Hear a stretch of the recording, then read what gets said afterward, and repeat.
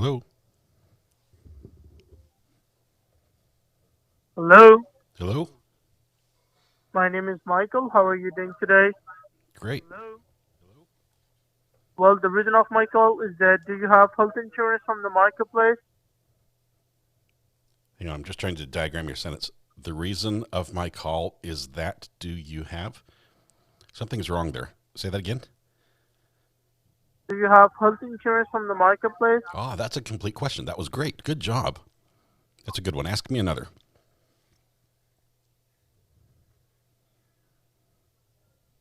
Hello? Michael?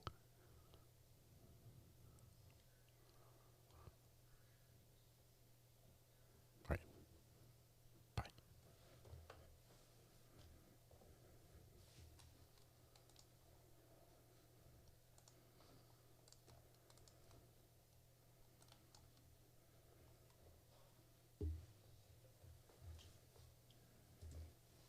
Sir, you're charged with especially aggravated kidnapping. You're also charged with aggravated assault, and you're charged with theft of a firearm worth less than $2,500. You're talking about stuff that is not relevant. Hello and welcome to the Court of Public Opinion. I am the Recovery Addict, and boy, do I have a case for you today. Why is the dog chewing on this guy? I think they have got the wrong guy They there. got the wrong guy. The dog was biting him. He roughing him up quite a bit. There's a lawsuit. 9 out of 10 judges prefer watching the Recovery Addict live stream in their courtroom. The fireworks are not done. Now we're getting commentary on the case. Dati mihi Anglican, please, service Latino. I didn't ask you to interrupt me. Is that correct? Oh, wrong seat. All right, Grammar Police back in action here. Welcome to the Court of Public Opinion. I am the Recovery Addict. It's wonderful to have you all here this afternoon. I have to tell you that I did not eat cold cereal. I made myself a hot meal. I slaved away over the stove, mixed the ingredients, measured. It was something to see. And by the way, that was some of the best macaroni and cheese I've had in a long time. All right, welcome. Good to have you here. Thank you all for being here. Let's see. Let's get this there and this there. Let's see if this will work. Lumia stream does not want to start.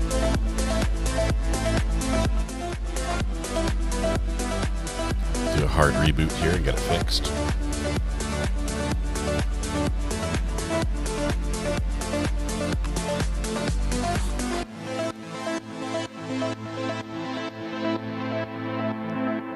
All right, it's rebooted. It's up. Everyone can take a seat. Everything's fine in the world now. Drama Llama Mama. Wait, you measure mac and cheese? Yes. You don't want it too runny. You don't want to use more than a quarter cup of milk with. Yeah, you can't do that. All right, Josh, who won the internet with hot dog? No, I didn't have any hot dogs. Who won the internet? Somebody wrote it down, right? Let's see. Marianne R65, congratulations. Everything IP related is your responsibility now. You won the internet, and so you're being punished appropriately. Thank you very much, Marianne. Sorry we didn't save your message. I saved Josh's because he's like, I don't want to retype this again in half an hour because that will be too much work. And so you do the work now and just remember the internet winner. So there you go. Congratulations, Marianne. Yes, you are the winner. We're going to go to court, which is going to start in moments. And what happened this morning, if you missed it, is the defense went first. Did you clean the kitchen? Yes, that's why I was a little bit late. I was like rinsing out the pan and washing it and putting away all the box and everything, throwing away stuff. And I clean up after myself. All right, good to know you accept it because there's no other option. It's not accepting it is not an option. Anyway, this morning the defense got up and basically started a PowerPoint presentation to beat all PowerPoint presentations, and not in a good way. This is a black and white, text only, cut and paste straight from the transcript PowerPoint presentation that is walking us through the entire trial. So we're reading the court transcript of court, and for some reason, which only she knows, she's highlighting everything that the state's also going to tell us. So we're basically getting a preview of the state's closing from the defense in the worst delivery mechanism known to man. And in the middle of that, which she is not done with, there was an IT problem. Good afternoon, please be seated. Thankfully. And so early lunch. Now we're back.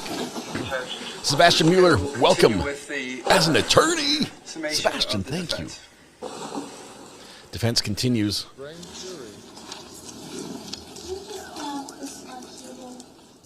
She asked for her table to connect to the screen again because she's not done with her PowerPoint yet.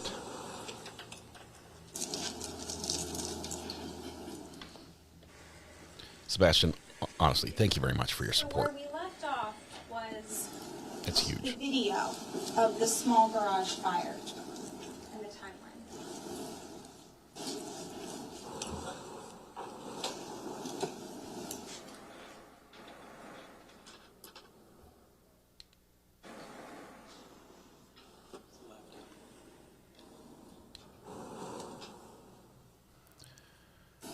Just waiting to see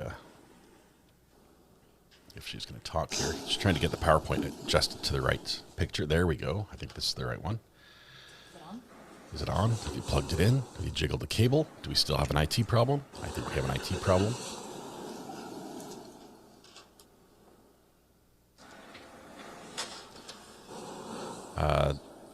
The problem here is that the defense attorney's entire presentation is the PowerPoint. She cannot proceed without it because it's also her script.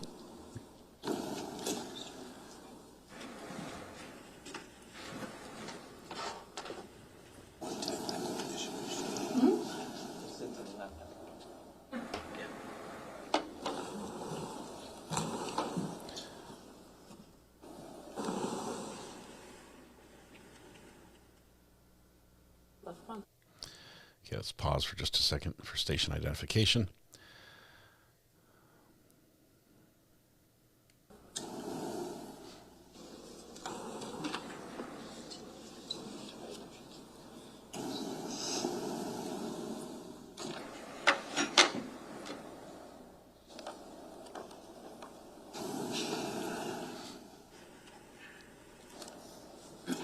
We're still stuck. We're waiting for Paul to look up at the screen. There we go. All right. Now we're good. Okay, so we're at 4:59 and 52 seconds. We're going to press play.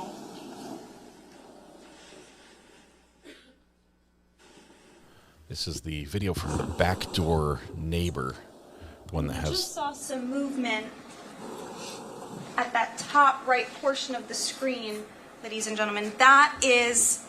Do you want to back it up one more time? No. Just a few seconds.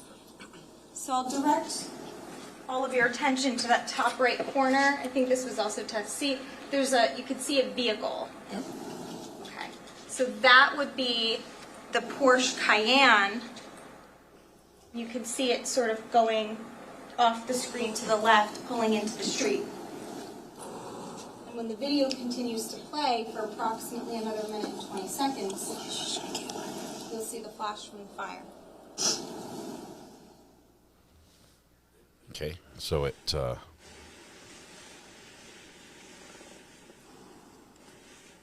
something exploded. Something lit on fire. Something broke. Something flammable ignited. This is after the fire started. So during the fire got bigger. This is the testimony we're hearing, or the evidence we're watching right now.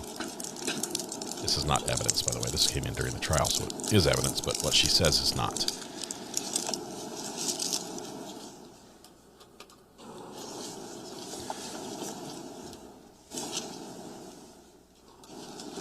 Yeah, this is Paul's car backing out of the driveway with his family, get safely in the car, and while they're in the car, the fire gets bigger. Is she trying to tell us that the perpetrator, the real arsonist, was still in the backyard trying to make the fire bigger?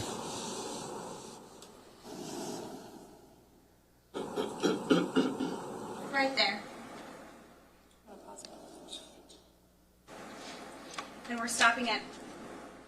5:01, 28 milliseconds. Can I have the right table again, please?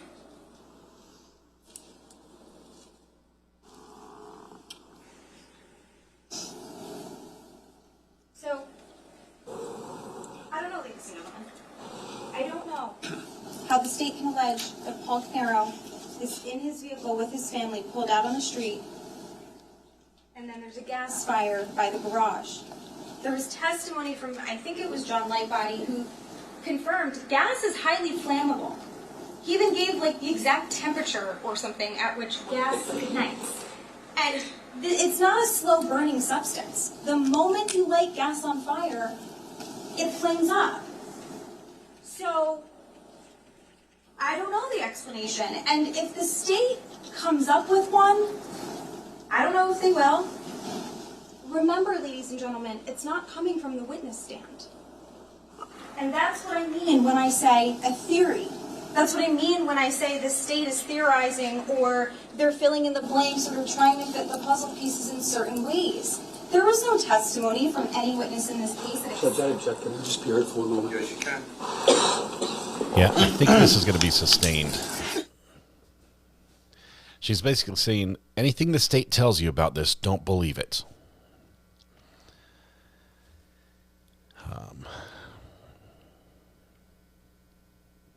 Don't believe it. The lighting is perfect. It's nap time lighting, isn't it?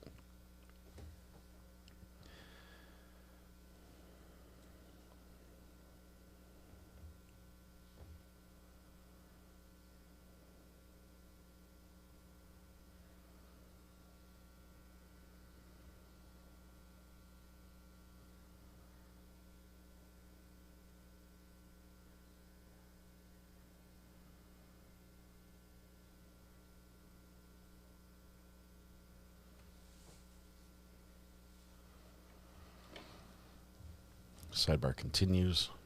Imagine it's spicy.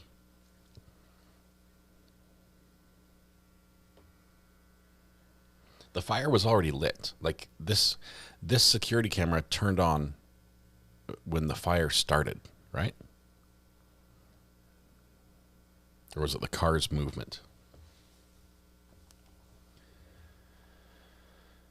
All right. If gasoline was poured, say for instance, if gasoline was poured outside the window well of the house to make sure the backside of the house lit on fire, and it was just poured out there, and then the fire was lit inside, knowing that it would break a window or there's some fumes would come through and it would jump out. Makes 100% sense. He's saying there's no testimony as to how this happened. No one was there. Right? If we knew who was right there when the fire was lit, we would ask them what happened. But no one was there. So saying, don't believe anything you were told about this because you didn't hear it on the stand. Ladies and gentlemen, remember with all these, you are to determine what happens and what happened in this particular case. Is you are the sole fact finders in this case. The attorneys are absolutely allowed to comment on the evidence. However, you will make that final determination and you look at the evidence. And you'll also learn when I give you the law that you will also be allowed to make reasonable deductions based upon that evidence. But again, the attorneys are allowed to comment on the evidence. You determine on how you accept that information. Does everybody understand that? Yes. Okay. We'll continue with the summations of the defendant. Now again, this ties into what was stated earlier about, are there two people? Where are they? It's dark out. What's happening? What we do know is at this moment, Paul Caneiro, and for that 1 minute and 20 seconds, is in the vehicle on the street with his family. We do know that he is not physically located at that garage when that fire started. We do know that Katie Caneiro said it was under a minute from the time that she saw her dad walking toward the garage and coming out of the car. The timeline doesn't make sense. Now, another issue in this case is where is Jennifer's phone? You heard testimony from Detective Miglorisi initially that there were multiple phone extractions performed in this case.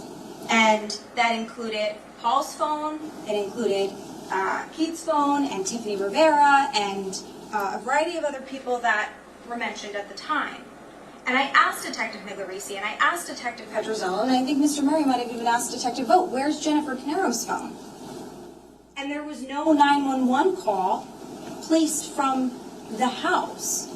You heard testimony from, I think it was Mr. Abraham, that said when the Verizon power is cut, you lose internet, you lose Wi-Fi, you lose power, but you don't lose cell service. Cell service isn't coming from inside of the home, it's coming from outside cell towers. So, again, I don't know what exactly they're going to say, but I do know that if the suggestion is that if one person is responsible for these murders, and Keith is murdered outside of his home, and there's gunshots that are heard 3 miles away practically, then we can imagine, by Dennis Corpora, then we can imagine that Jennifer Caneiro would have heard them too. And why was there no 911 call? Where is her phone? And more importantly, since we don't have her phone, why don't we have her phone records? I questioned Detective Miglorisi, I believe, and also Detective Petrozello about that. And when I questioned Detective Miglorisi, who did the cell phone extractions, he was very informative. And he explained cell phone extractions are very helpful because there's a lot of information in them, right? You can get the content of all the text messages, you can get contact lists and phone logs and all sorts of data that people keep in their phones, their calendars, basically their lives. Now, without the phone, we can't access that information. But Detective Miglorisi confirmed what we can access with phone records is other limited information. Call logs, text message logs, not the content, but we can at least access who texted who and when, and cell site data. Cell site data tells us the general vicinity of where the phone is. Might not be an exact location, but it's a general location, general vicinity of that phone. And why is this important? Because you heard testimony from Katie Caneiro that she continuously called Jennifer's phone because it was ringing. She said she called the house phone once and it went straight to voicemail. That's because the power was cut. She didn't bother calling it again because it wasn't working. She called Jennifer's phone repeatedly from the general time frame of 9:30 a.m. to noon, she testified. It kept ringing. Where was the phone? It was on somewhere. Why don't we have the phone records to know where? Was it in Colts Neck? Was it in a town outside of Colts Neck? Was it in a state outside of New Jersey? We just don't know. And Catherine Lachise testified that when she tried calling Jennifer at approximately closer to 12:31, she couldn't remember on the stand, but she confirmed that when she gave her statement at the time, it was off. She had a stripes skirt on earlier. Vertical stripes. If people are calling and texting her, we would have records of that. We would have data. We would have cell information, cell site. Wouldn't we want to know that? Because Mr. Caneiro didn't have the phone. He didn't have the phone. Where's the phone? They searched him. They searched his house 3 times. Remember that testimony from Detective Cavallona? First it was, they took photos on the 20th. Then they searched it on the 21st. 22nd was Thanksgiving, so they took a day off. They returned on the 23rd. They continued to search the home. And then they searched it again later that week. That Saturday, on the 28th or something like that. They didn't find Jennifer's phone. He never left police custody that day. We know that. So, I would imagine in an investigation such as this one, where you have 7 years and 3 months to get phone records, that's something that maybe we'd want to know. And no investigation is perfect, ladies and gentlemen. Let me be clear. I'm not suggesting that the investigation needed to be perfect. I'm not suggesting that every little I needed to be dotted and every little T needed to be crossed, because that's not the reality of life, and we know that. But something more than what we have. Because not even wanting to know where Jennifer's phone is problematic.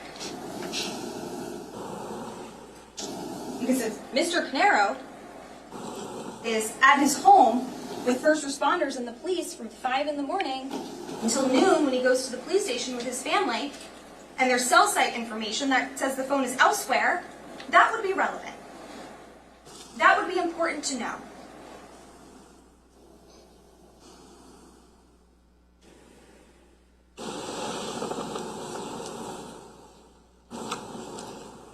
And in case the state suggests, well, you know, maybe the fire burned up the phone. Well, I think that could be called into question, and here's why. Number one,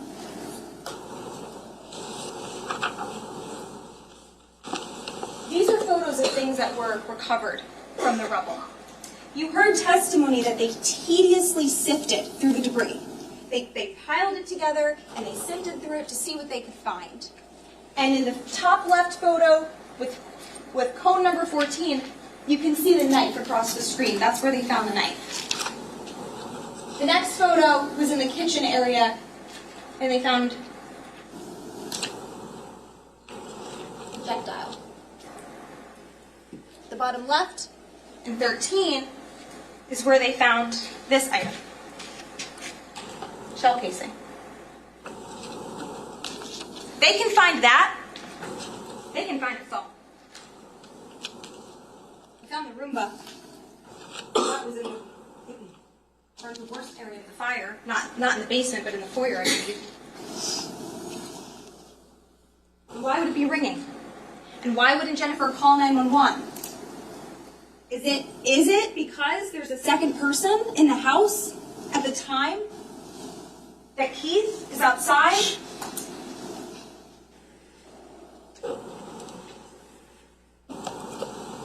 Where is the Ring doorbell camera from 15 Willowbrook? Now, I know we heard testimony from Detective Petrozello. He said he got a warrant for the information and he didn't receive anything from the front camera. And I asked him, well, did you follow up? Like, what do you mean you didn't receive it? Is it that it doesn't exist? Is it that something, they missed something, they didn't send it? I mean, did you follow up? And the answer was no. You received what you received. Okay, I mean, doesn't hurt to follow up. Detective Petrozello, again, he stated he followed the evidence. Yes, he did. There is evidence in this case. And the evidence does point to Paul because it's at his home. But did the police ever hypothesize whether someone else put it there? What did they do to rule out that theory? Because you have a man that I submit has no motive. You have a man who loved his family. And you have information missing. So why not try to rule out the theory that there's two people? Because there's certainly evidence to support it.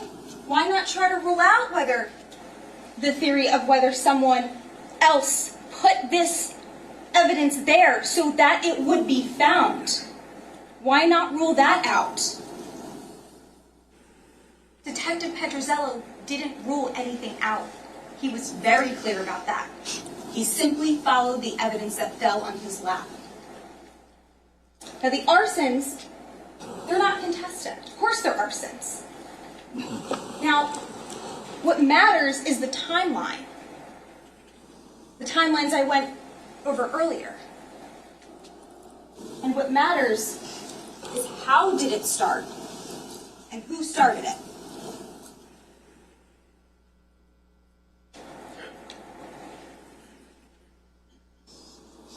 Again, this is the timeline from 15 Willowbrook. And 6 minutes is not a lot of time to do everything that the state alleges one man did, as far as cutting a cable and starting a fire and somehow getting across this large property to a vehicle, not parked in the driveway, but somewhere else. She skips the killing the 3 people. And somehow manages to get home without blood in the car.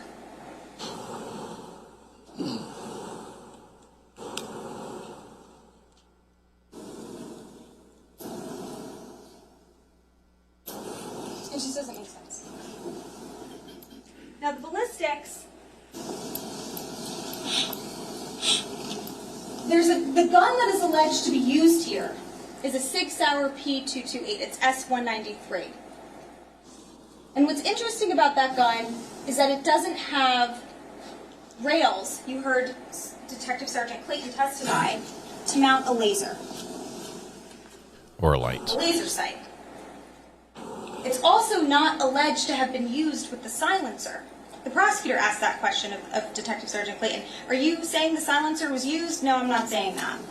And Mr. Murray followed up and said, well, because the markings don't match? Yeah, that's right. Because they were able to, through the ballistics, match tool markings with the barrel and the receiver, but not the silencer. You didn't hear testimony about that the silencer tool marks matched.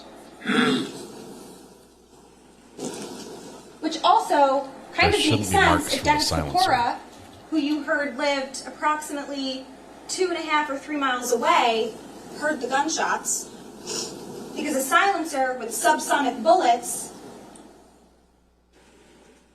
may not have reached that far. We also know that Paul owned a 1911 .45 caliber pistol. This is an unregistered firearm with no serial number. It's S189. And he also owned a second 6-hour P228, which was found in his bedroom. Now that gun does have rails, which means you can use a laser sight with it. Which means if someone was trying to shoot Keith in the dark outside, that might be a better gun to use. The barrel also fit that gun. So if the allegation is that Paul wanted to switch out the barrels, that's another option. It also could have been used with a silencer. And the reason I'm saying this is because truly we submit the fact that Paul Caneiro owns guns and is a gun owner is of no moment. But it's being used in this case to demonstrate opportunity and means. And I suspect they're going to argue that because Paul owns guns and has access to them, this makes sense. But if Paul has access to his own guns, wouldn't he use the one that works with a laser sight? And wouldn't he bring ammunition? Enough ammunition? And if the state tries to argue, well, maybe the gun jammed, maybe that's what happened, well then wouldn't Mr. Caneiro, with all of his knowledge and gunsmith, be able to unjam the gun? The other interesting thing is in the backpack that you heard testimony, people know Mr. Caneiro carries with him. Katie testified that Mr. Caneiro is like an extension of his wallet, and he's carried it around for the last 10 years. Another one of our witnesses also was aware of that. Mr. Caneiro typically had the bag, typically kept it in the car. So people who know Mr. Caneiro know this is his bag. In that bag, they found a silencer. The silencer that is not alleged to be used. In that bag, they found a FLIR, which is the thermal imaging application that you plug into a phone. We heard testimony that Mr. Caneiro's phone was at his home the entire night, plugged in. They even contacted the FBI to try to make sure, beyond just a normal extraction. The FBI confirmed his phone was at home. So why would Mr. Caneiro go to a crime scene to commit crimes that he has no motive for, and bring things with him that he can't even use? He's bringing a thermal device he can't use with his phone because it's at home. A silencer that the issue with the silencer, I forgot to mention, Detective Clayton testified, is the silencer with the P228, the alleged murder weapon, it blocks the sights. That was the issue with the silencer. So you can't, if you wanted to use the sights of the gun, which you would need, you can't use it with the silencer. And that is something which just doesn't make sense.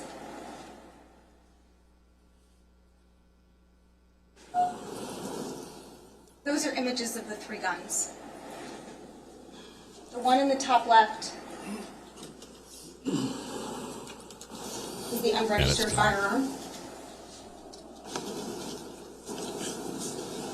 And those 2 are the 6 hours.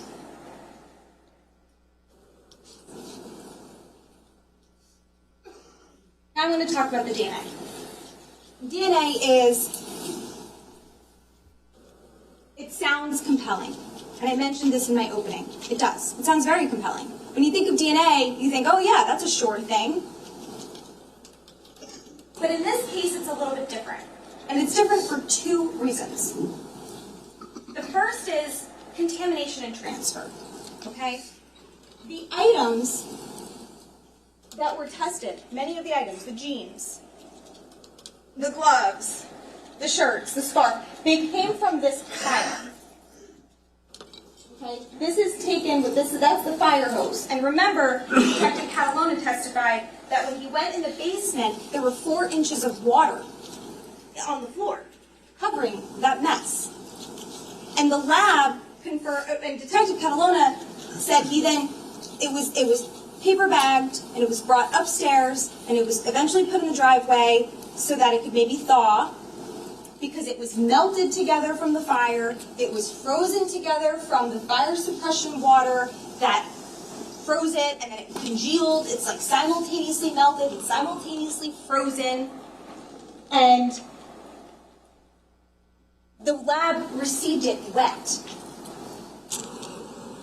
So you also heard testimony. Put that aside for a moment and compare that with the testimony you heard, the extent to which any crime scene forensic person, such as Detective Catalona, Detective Vogt, they're constantly changing their gloves. They explained that on the stand. Why? To avoid contamination. Because if you touch one item with a glove and then touch another item with that same glove, that is potential contamination. You want to avoid that. And then you heard the excruciating procedures of the DNA lab. You heard they have secure facilities and hairnets and goggles or masks, and they have coats. Of course, they wear gloves and they clean their stations in between each testing with bleach or ethanol. They cover it with different paper. They want to make sure that there is absolutely no ability to contaminate what they're testing. There was testimony that, there's contamination by touch and transfer. There's contamination potentially by breathing. That's how sensitive DNA is. And you heard testimony that the DNA kits, the instruments that they use, they're highly sensitive. I think it was either expert witness Christine Schlenker or Reed that testified, we're talking like 20 picograms is how sensitive these DNA instruments are. So imagine if DNA transfer is that sensitive. Those are precautions that you would take, that anyone would take to prevent transfer and contamination. Imagine what is happening here. We're approaching 3 where hours. Everything is piled on top of itself, melted, congealed, wet.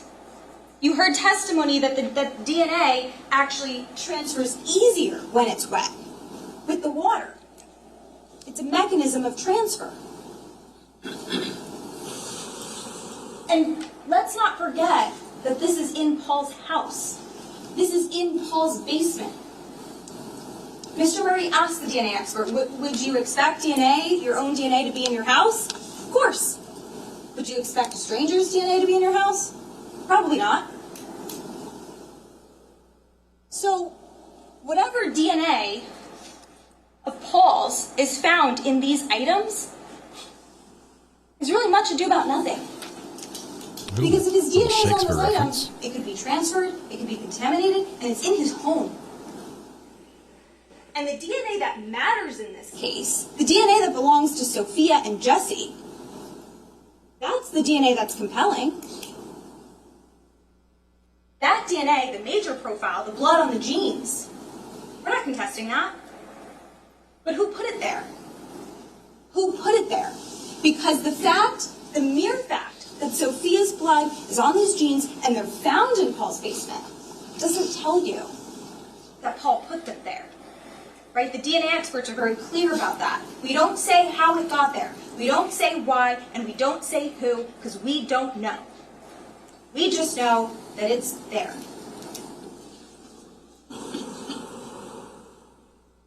These were some other images of these items and how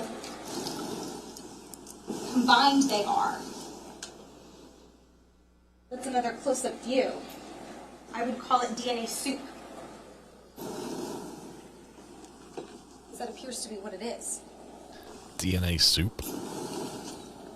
Now the next issue with the DNA. So the first issue with the reliability of the DNA. When I say reliability, I really just mean more colloquially, can you rely on this DNA evidence to say that this man is guilty? The reliability of that is called into question by the transfer and the contamination I just mentioned. And it is also called into question with the fact that when they used the StarMix software for certain samples, they did not test anyone else's DNA against it other than Jennifer, Jesse, Sophia, Keith, and Paul. So I know it's a lot of information, but when we look at EO7A1, for example, the analyst, the number 2 is circled because that's how many contributors there are, right? There's two contributors to that sample. But when you go across the chart, every single person has a likelihood ratio. How does that happen? The DNA experts explained that when you're dealing with StarMix and likelihood ratios, you're simply asking one question. Technically 2 questions. You're asking the software to compare 2 hypotheses. Hypothesis 1, this person, whether it's if you're focusing on Jennifer, Jesse, Sophia, Keith, or Paul, one person at a time. What is the likelihood of this hypothesis, that this person's DNA is in this mixture, versus the likelihood that it is not? That's all it is. It's not whose DNA is in this. It's what is the likelihood that Jennifer Caneiro's DNA is in that mixture versus it not being in that mixture. And based on the information that it had, the data, the alleles, the electropherograms, the likelihood that it was in the mixture is 2,600. Moderate support. When you do the same thing for Jesse, it's 85. Limited support. When you do the same thing for Sophia, it's 48 billion. Much higher number. And when you do it for Keith, it's 9,000. Which is a higher number than for Paul, 1.9 thousand. But both moderate support according to their verbal scale. Why does this matter? Because we don't have, for example, Corey's DNA. We don't know what the number would be for any of these. without Corey's DNA. Corey is a family member. He shares a lot of alleles, at least 50%, possibly more, possibly closer to 70%, like Keith and Paul. We just don't have answers to questions that aren't asked. And as you can see, when we have a number like this, 21,000, or 400,000, or 43,000, or even 200 million, or compared to sextillion and septillion, what if someone else has a higher number?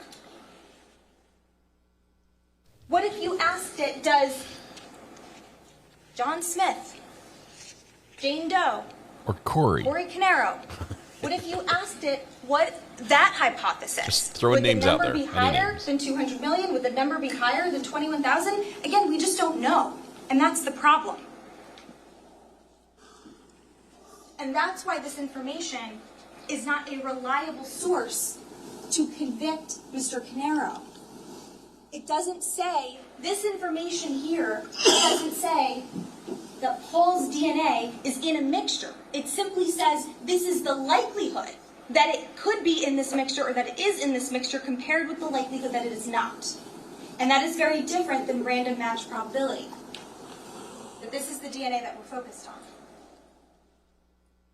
And you saw from the deconvolution reports that I went through with the expert witness, Ms. Reed, there's a lot of information missing. I won't do it again. But when we went through page by page, if you recall, we were going line by line, and StarMix comes up with probabilities for each allele.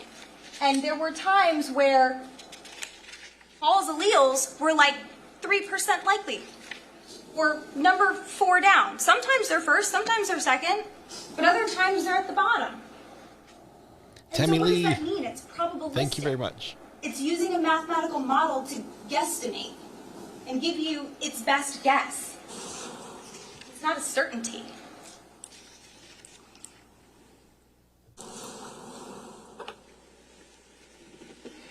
We're missing information, ladies and gentlemen.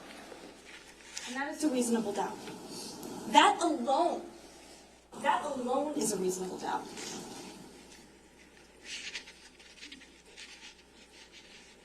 Now, at 15 Willowbrook, there were 4 DNA samples that were taken, that were testified to. These are them. You were shown photos. These are them. There are areas of blood located in the general kitchen area. They took these samples in February of 2020. Why over a year later? I don't know. But why so long after, and why only here? I mean,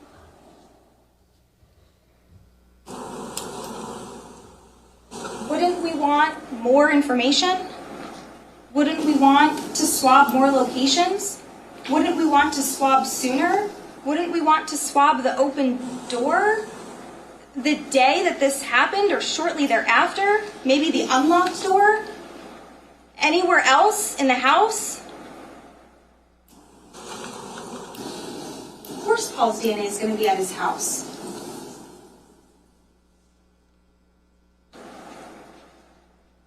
But what about 15 Willowbrook?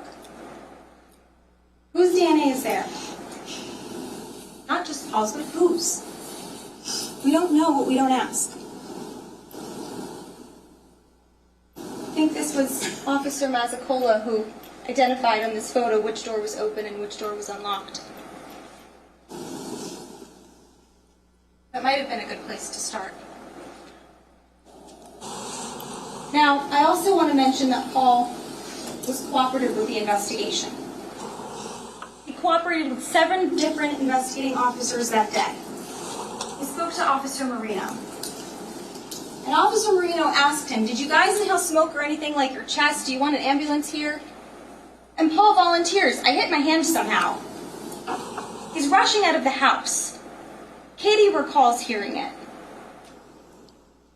Marino says, do you want an ambulance to come check you out? Paul says, what do you think? Officer Marino says, it's up to you. Paul's not hiding anything. He's cooperating. He's offering up information. Information that I suspect is now being used against him to suggest he's guilty of something. And you saw the injuries, alleged injuries. You saw them. A bruise on the toe or something, a mark on the arm. There's some additional, there's no expert that's testifying as to the age of the bruising. We don't know how that bruising got there. It's nothing that is clearly fresh and compelling as far as injuries. You heard testimony that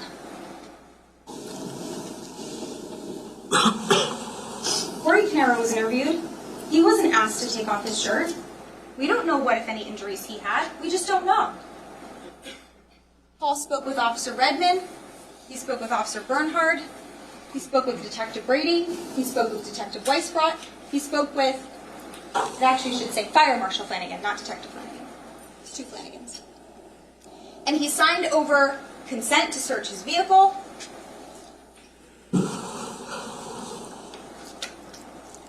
He signed over consent to search his DVR. Paul had something to hide. Why would he be so cooperative? And he reported to the police station despite wanting time to change and get cleaned up, change his clothes. He still went. They said, no, you really need to come now. They went, including Paul. He didn't leave. Could have left. I mean, Katie and Marissa left. They went to go get bagels. They came back. Marissa went to her boyfriend's house to bring the dogs there. Then she met them at the police station. He didn't leave, he stayed with his family. And then he went to the police station when he was asked.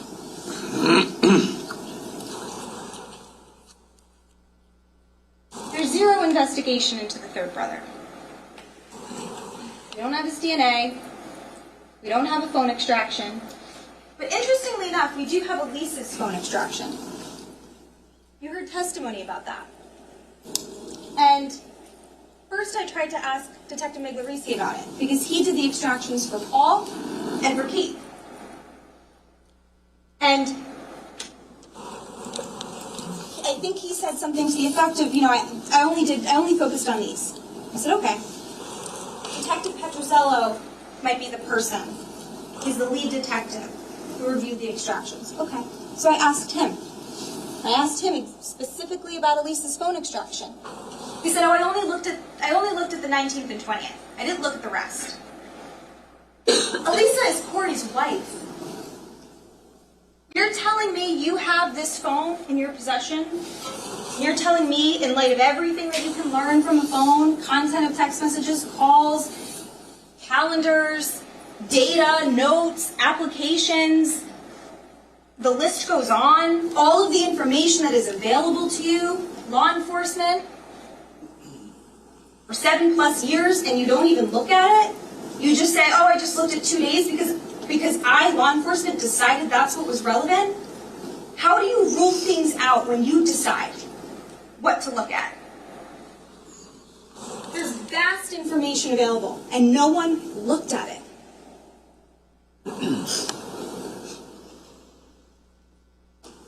Didn't get surveillance footage from the area of Corey's house.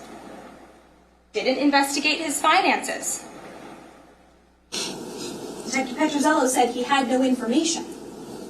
But he also said he didn't look at the phone. Didn't investigate Corey's knowledge of the trust.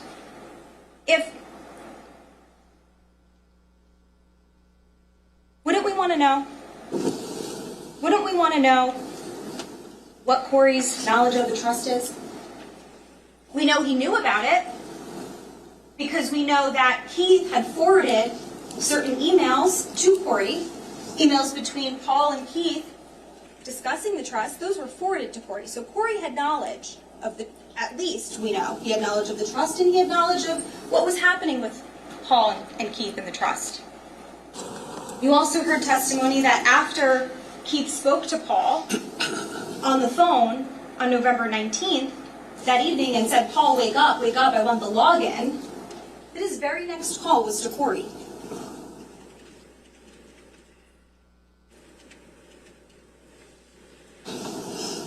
And they didn't investigate his claim that he couldn't drive at night. You heard testimony that he told the detectives, I can't meet you in Monmouth County because I can't drive at night, I have an issue. But you also heard testimony from Katie Caneiro that he arrived on scene at Paul's house at around 6:15 in the morning. Still dark. You heard testimony from the officers that it was dark, it's November, for at least a couple hours. 5 to 7-ish, maybe? Corey's driving in the dark. So what are we doing with that?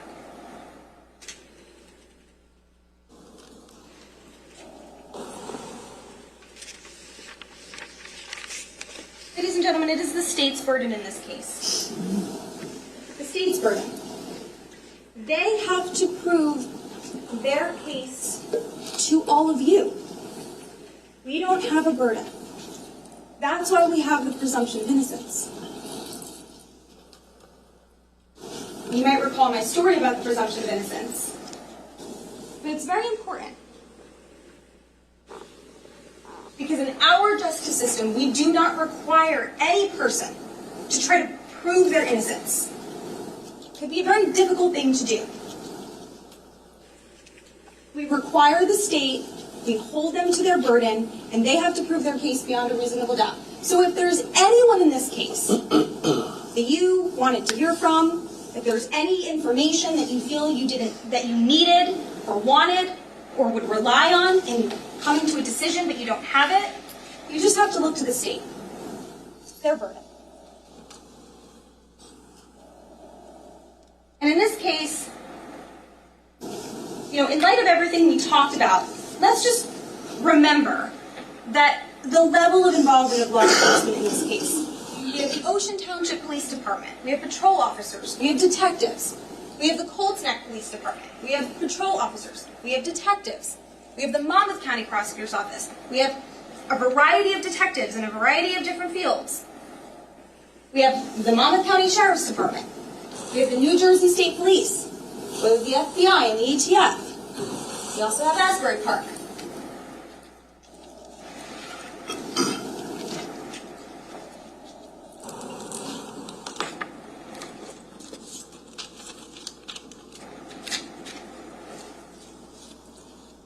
Detective Brady, Detective Zarillo, Detective Weisbrot, Detective Mahoney, Detective Catalona, Detective Vogt, Detective Bassiter, Detective Cordoma, Detective Wayne Rayner, Detective Kevin Condon, Detective Andrea Tozzi, Detective John Saucian, Lieutenant Mueller, Detective Robert Flanagan, She's doing roll call. Detective Scott Valenti, Detective Sean Murphy, Deputy Chief Wilbur, Detective Nareth, Detective David Sidorakis, Detective Kristen DeVito, Detective William Anton, Richard Shin, and Jose Cruz, and a name I can't pronounce, and Scott Samus. A name I can't pronounce. I think I asked Petrozello, are these all the detectives that, to your knowledge, are involved in this case? I gave him that same list, and I think to most of them he's acknowledged yes. All of that, all of these resources, you can't look at a phone extraction longer than 2 days. You can't get someone's DNA who's related to this family. You can't investigate more. You can't do all of the things that I just mentioned. Traditional investigation outside of the science. That's what they're relying on here. It's not enough. Investigation outside of the science? It's not enough.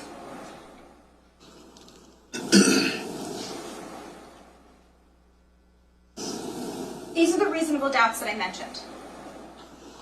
These are the main categories. There are subcategories I went through a lot. And this is a non-exhaustive list. It's not, there could be more. This is what I'm presenting to all of you. Paul loved his And if family. there is any reason to doubt in this case, you don't need to find all of these to be reasonable doubts. You just need to find one. That's what our system requires.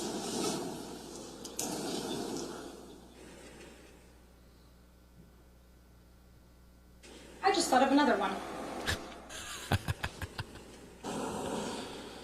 Yeah? You're going to wing it? Where is Keith? If Keith is outside of his home, and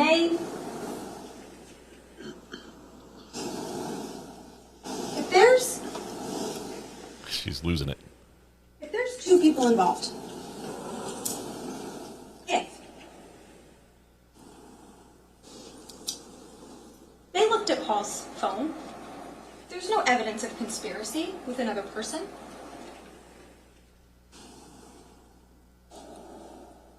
If you find the evidence in this case compelling that there's two people, well, there's no evidence that Paul was involved. Excuse me? All of these facts, all of the missing information, the lack of investigation, the missing evidence, and the remaining questions that have not been answered are reasonable doubts. Now, there's three principles of law. I'm almost done. I'm going to sit down soon. We talked about the presumption of innocence. I'm not going to repeat that. We know what that is. I trust every single one of you know what that is. The burden of proof, we talked about that. It's on the state. So the last thing I want to talk about is standard of proof. What does proof beyond a reasonable doubt mean? In our justice system, we have sort of a scale of burdens, of standard of proof. The lowest level is probable cause. Probable cause means there's some evidence. Beyond a reasonable doubt is the highest standard, and it's all the way at the other end. If you find that there's some evidence in this case that Paul Caneiro is responsible for these crimes, you can't find him guilty. You'd have to acquit. Next is preponderance of the evidence. It's used in a lot of civil cases. And it basically just means that instead of being here, equal poised, we're here. It's more likely than not, which could be 51%.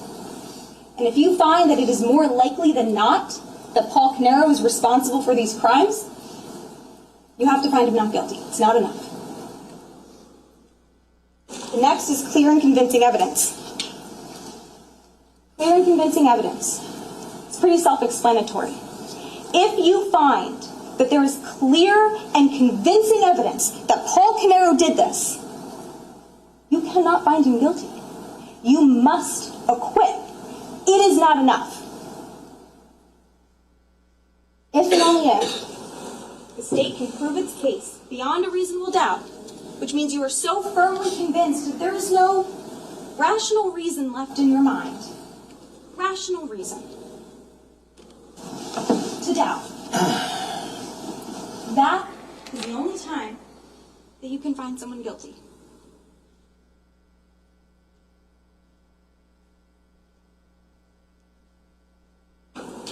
There's a saying that justice is blind. I made the slurping sound. The My reason mic was we muted. say justice is blind is because justice is fair, blind it's squirrel impartial, finds a nut every it's once in a objective, while. and it is blind from bias and prejudice and assumptions and subjectivity. Justice, and sometimes we see the Lady Justice and she's holding the scales. Justice is blind because justice doesn't judge. It weighs. That's why we have the scales.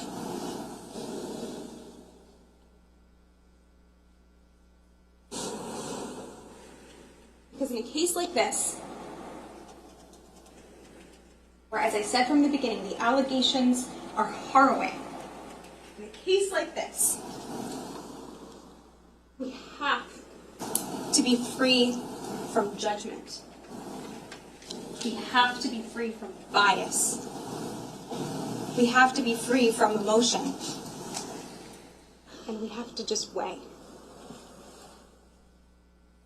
And I submit to you, ladies and gentlemen, that when you follow your oath as jurors and you weigh the evidence in this case, Big finish. you weigh whether the state has in fact met its burden, whether we're here or here, I submit to you that they have not met its burden. I submit to you that they have not proven their case against Paul Caneiro beyond all reasonable doubt. Reasonable doubt. That's not the standard. That is not the standard. Ladies and gentlemen, I'm going to give you the law as it relates to reasonable doubt. Only if the attorneys want to discuss the law, if it does not comport with what I tell you, it's what the law as I give it to you, not based upon what the attorneys say. She must Go ahead. Beyond a reasonable doubt. A doubt.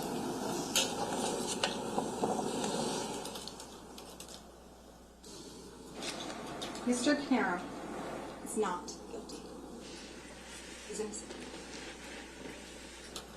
She should have started with what she should All right, have ladies and finished with gentlemen, what what she we're started going to with. do, we just went at it for almost another hour. We're going to take a break for about 15, 20 minutes, give you a chance to go to the bathroom or whatever you need to do.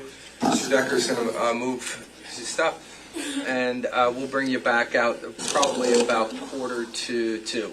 Okay. Thank you. Please don't discuss this case. Okay, so she got a sustained objection on her second to last sentence in her. Oh my goodness, worst timing ever. Your big finish. What she should have said. She should have started where she should have ended where she started, and said they got the wrong man. Whatever she had up on the screen. That was her closing. That was the only way to put a bow on it and show that she was done. Instead, she tripped her way across the finish line. Because he's the guy. She spoke for so long, I think she's trying to convince the jury that there is a doubt, that they have a doubt.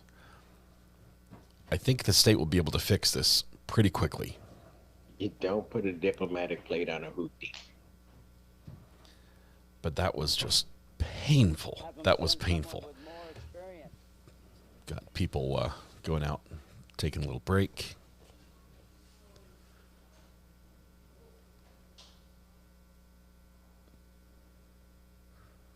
Lots of people here walking by the big-handed judges. I think I'm about to catch a whooping.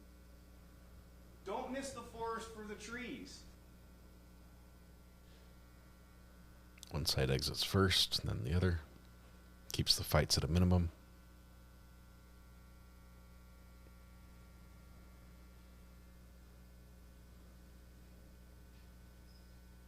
Not seeing the guy that got kicked out of court earlier, so he might not be there at all. Oh, man. I told you at the beginning, they're going with the filibuster defense. And everyone's like, well, she just started. Be nice. Nope. I could smell it from a mile away. This is the rare filibuster defense where you speak until one of the jurors dies, presumably of old age. And hello. It was painful. I'm not against a long closing. If we have a complicated case, if we have a fact pattern that is just really twisted and connected in weird ways, and you have to follow all the strings and put this together. You have to logically assemble the facts because it's so convoluted. Give me a long closing, but we don't. We don't. It's not complicated. As a matter of fact, she admitted all the evidence points to Paul. States can tell you it points to Paul because it does. It points at Paul. But they didn't look at anyone else. That's because the evidence didn't point anywhere else. They followed all the evidence and it all pointed to Paul. So she spent, I don't know, what was it? Over 3 hours, I guess. Maybe even 3.5. I don't know. It seems like forever. It seems like it was trying to tell us that what they didn't look at would have yielded results, which we don't have because they didn't look. The evidence that she wants the police to follow, or the lead she wants them to follow, is weaker than the leads that point to Paul. They're saying Paul. She says Paul doesn't have any motive. No motive. Nothing. Why would he try to kill them? But follow the money. Who was going to inherit that money? That's Corey. It was Corey and Paul. 50-50. You can follow the money right to Paul. But she wants to take the idea that, because Paul didn't get the money, because, charges of murder and stuff, and Corey's in charge now, that means that Corey must have done it, which is just backwards circular logic. All right. I think Donna Adelson's closing was worse than this. It was pretty bad. It's always about the money. I took issue with the fact that she says there's no evidence that there's, that he's guilty. That there's no motive on this one. There's plenty of motive. Corey wasn't stealing from Keith. Paul was. I don't think the prosecution can tell us anything about Corey beyond what we heard in the trial, because they are limited to the evidence that was admitted at the trial. I thought that possibly the defense's witnesses with the family and everything might have sort of forced the state's hand into calling Corey as a rebuttal witness, but they didn't. There was no rebuttal. Maybe that was a mistake. All right. Do we know if Paul was military? I don't recall. Paul wasn't stealing. He was borrowing. You can't borrow from someone without their permission. If you don't have a right to it, you cannot borrow from it without permission. Even if he pledged to pay it back, like he had every other time he had borrowed and gotten in trouble. Josh, Courtroom Confidential, has changed his time. He's doing it at 2 p.m. today. 2 p.m. Eastern. I think that's because he's working with Fox. Isn't he in Arizona right now? I think he's in Arizona. Or maybe he's up in Utah. I know they sent him for Corey Richens, or they sent him for Tyler Robinson. Maybe they send him up to Corey Richens, which we believe that Corey Richens has. Josh is in Arizona. Okay, we believe that Corey Richens has a jury seated right now. So glad you were on Josh's channel. I found yours. Oh, that's awesome. Josh is amazing. Good friend of the channel. He and his wife and Kai are absolutely incredible. What they do on that channel is just amazing. It's the reason they say it's the fastest growing channel in LawTube, basically. Let's see. My cake is in the oven. She beat me by about 5 minutes. You were almost able to bake a whole cake during that. Plus your voice is... Thank you. Thank you, Lori. Appreciate that.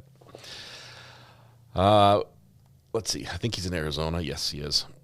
Did you say Corey got a jury? Selena, you told me that Corey got a jury. I was looking for confirmation from that one. Give me just a second. Let's see if we can find that. Pretty sure that's going to be easy. Let's see. Corey Richens. Yep, jury's been selected. Openings are still scheduled for February 23rd. They have a 12-person jury. That's amazing that they were so quick. Because of all the jury pool, and I think they had hundreds. It was like over 700, letters that went out. Like 70+% of them had heard of the case. So they must have really whittled them down quickly. State was wise to let defense close first. I think the judge chooses that. And it's not all states. Most states, the state goes first and the state goes last. They bifurcate the closing. Defense goes in the middle, which gives them the time to respond to the first stuff. But the state, who carries the burden, has the higher level, responsibility, gets the final word. So a little different here in New Jersey.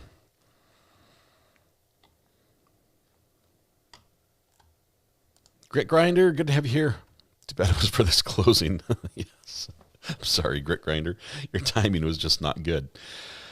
Why do you search Twitter? Google has those answers much easier to find. Because on Twitter, I follow public information officers, law enforcement groups, trusted media representatives, and everything, where I can filter through everything without the gatekeeper, which is the news media, and get it's a faster access to direct information where I can weigh and determine the credibility.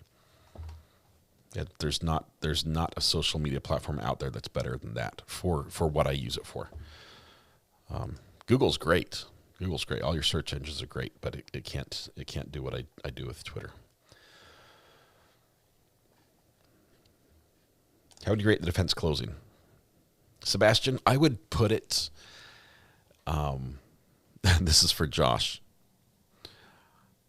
I'd put it a B-. And I realize that's a really good score. And some of you are saying, what? I was closer to F. No, I think, and we use letter grades in the United States. That's why. So it goes A, B, C, D, and F at the bottom. I would put it at a B- because of the pace and the length. But honestly, for a defense counsel, she pretty much hit what she needed to hit. That's look at what she has available to her. She's got a terrible set of facts with a witness who looks like he's been caught red-handed, quite literally almost. And what do you do with that?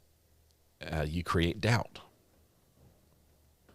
And I think she spent the entire time doing it. I think she spent way too long doing it. But I don't know what else she could have done.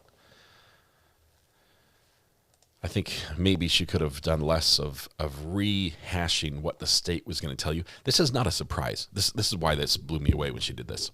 Maybe we'll go to a C, Josh, just for you. When she stood up and she started saying, the state is going to tell you, and then she literally basically went through the evidence that proves Paul's guilty, right? Everything that they're going to tell you as to why you should convict. Why would you do that?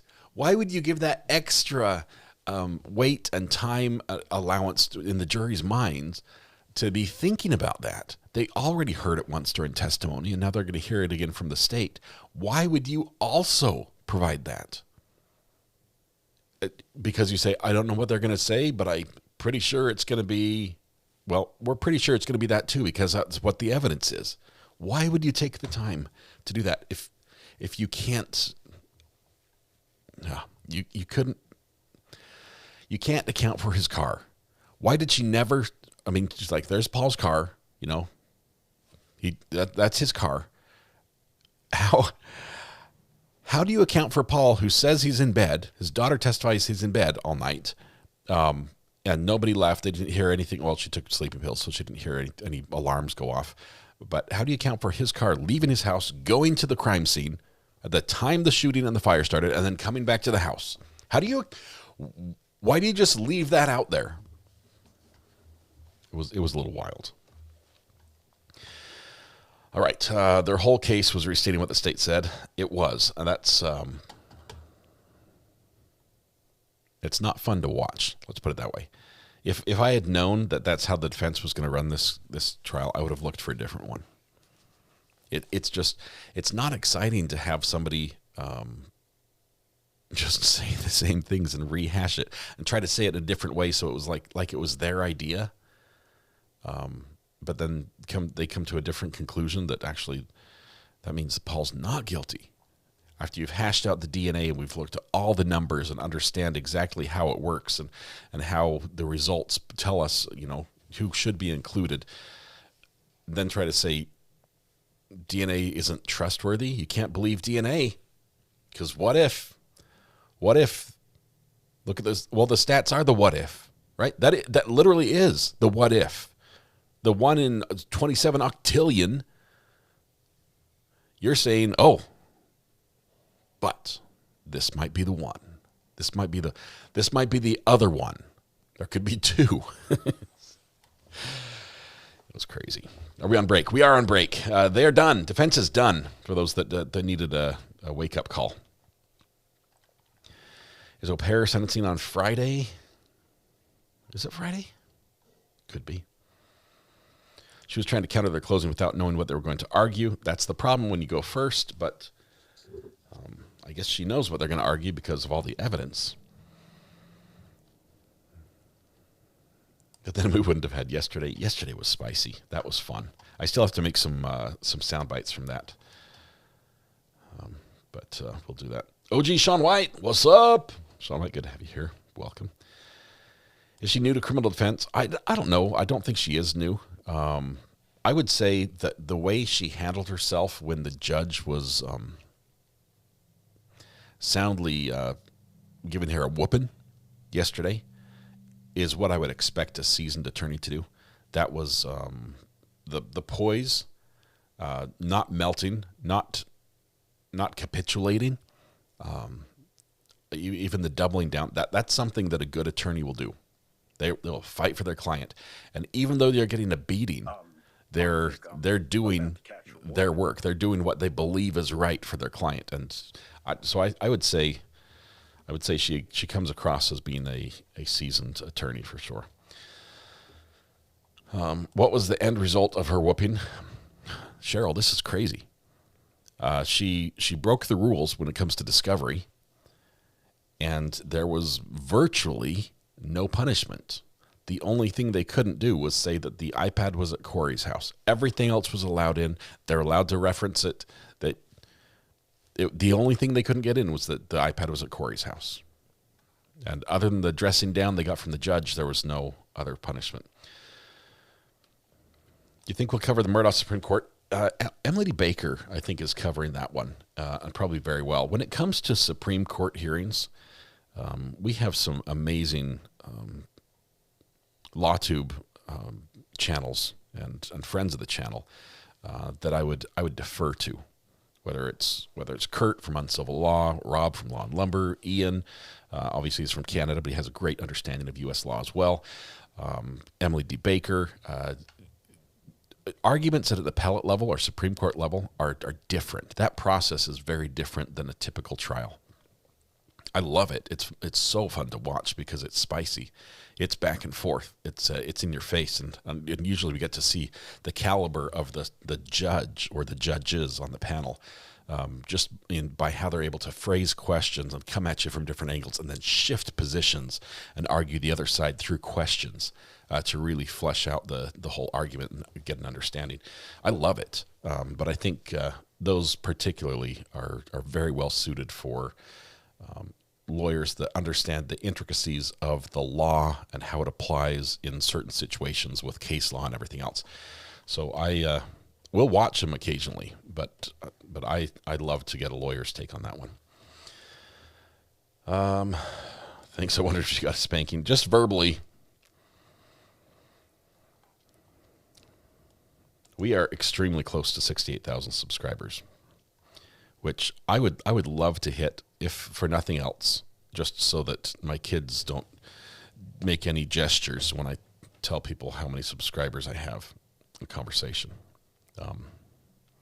Because right now it's a 6 followed by a 7. So if for no other reason, either a bunch of you have to unsubscribe or we need a few more people to subscribe just to get me out of this situation. But Peter's covering it too. That would be awesome. Peter Tragos, the lawyer you know. There's a good one.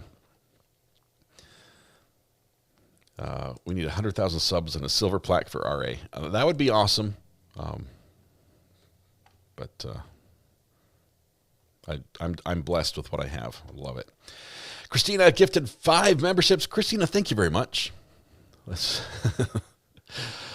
Northwest says, I'm unsubscribing now to help. Thank you, Northwest. I appreciate you taking one for the team. Let's see. Question, says Dennis. I'm going to France in the summer, and I'm thinking about buying a couple AirTags for my bags. Thoughts? Here's what I'll tell you from my experience, because I use AirTags to track equipment when we ship it around to different people around the country that are helping us on scene.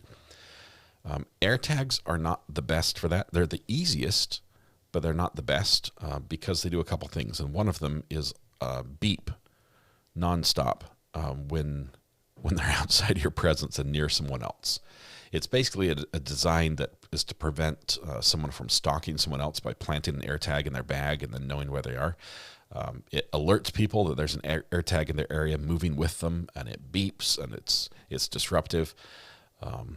When I shipped, say like my live view to Trial TV Live, we shipped an AirTag just so I could make sure it made it through the mail. I knew where it went.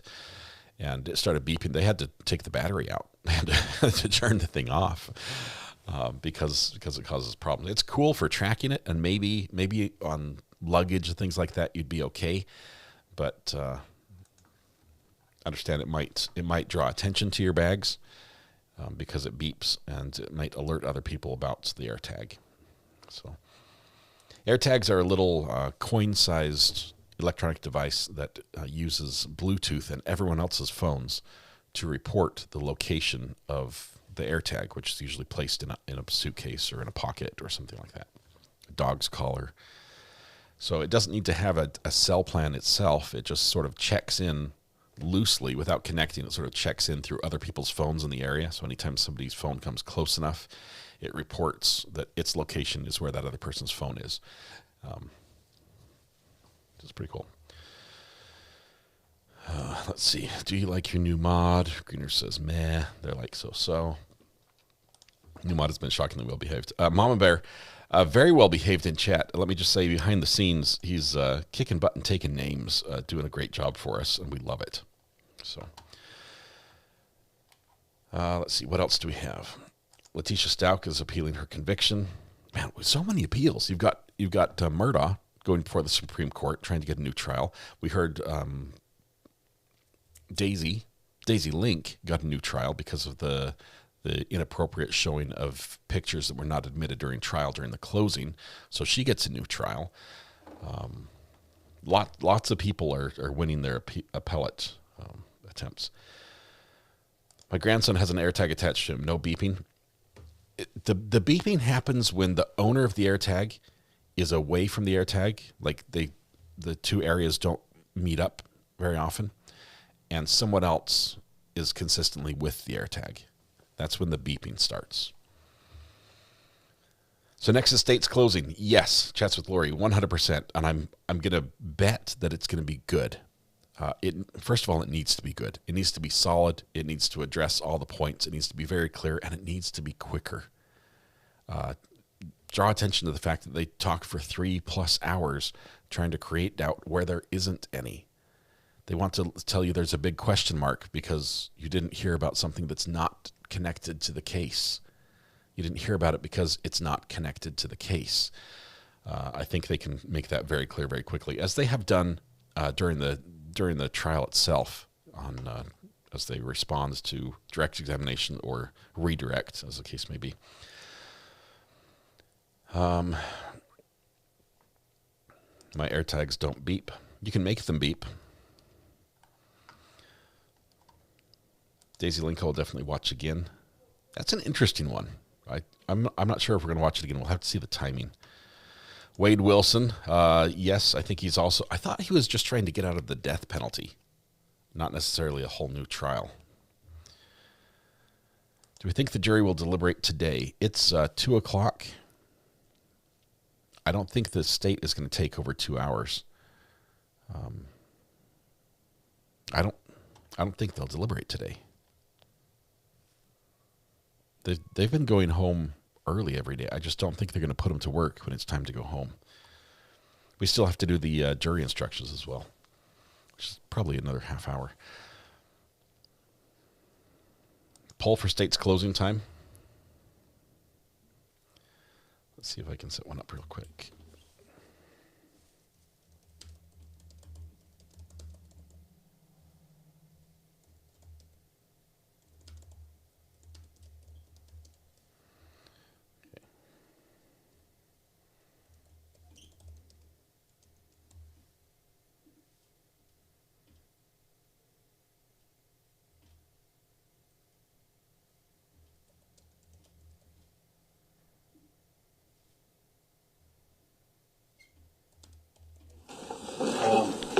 This video, let's see.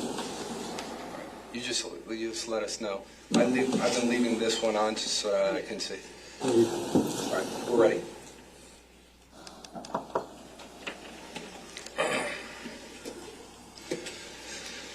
Mr. Decker, just put that down just for a second.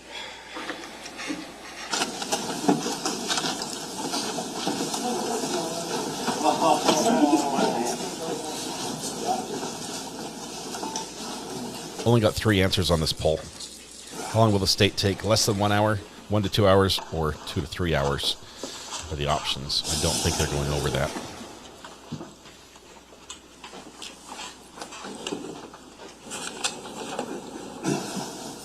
Guys get all stretched out, ready to go? Oh, yeah. All right, good stuff. You can be seated. Back on the record, we stand in New Jersey versus Paul Caneiro. We will now have the summation from the state. Mr. Decker, when you're ready. Thank you, Judge.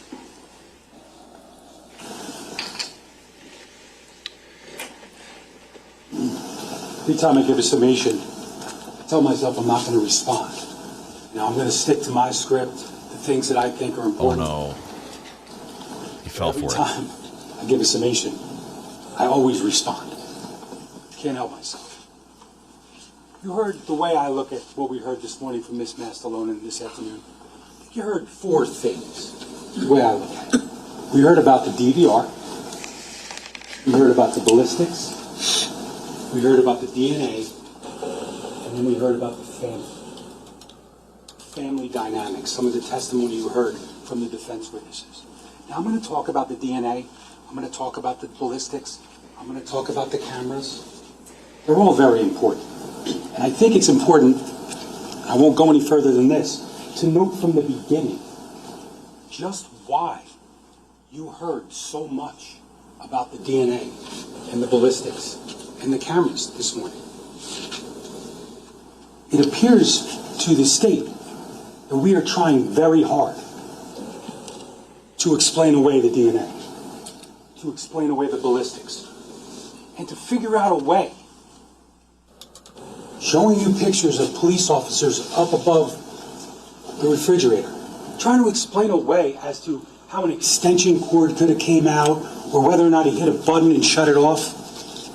Ladies and gentlemen, there's no explanation for him, and we heard it for the first time today, that it was actually him in that garage shutting that off. There is no explanation for shutting that off. We'll talk about the Wi-Fi later. At 1:30. When we talk about family, we heard the testimony, and I don't demean anyone who came in here and testified for Mr. Caneiro. That is their right. They're longtime family friends. They knew some of the dynamic, right?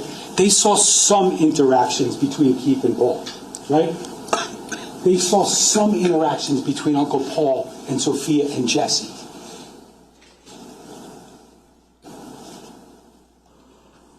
But all of them didn't hear what they didn't hear.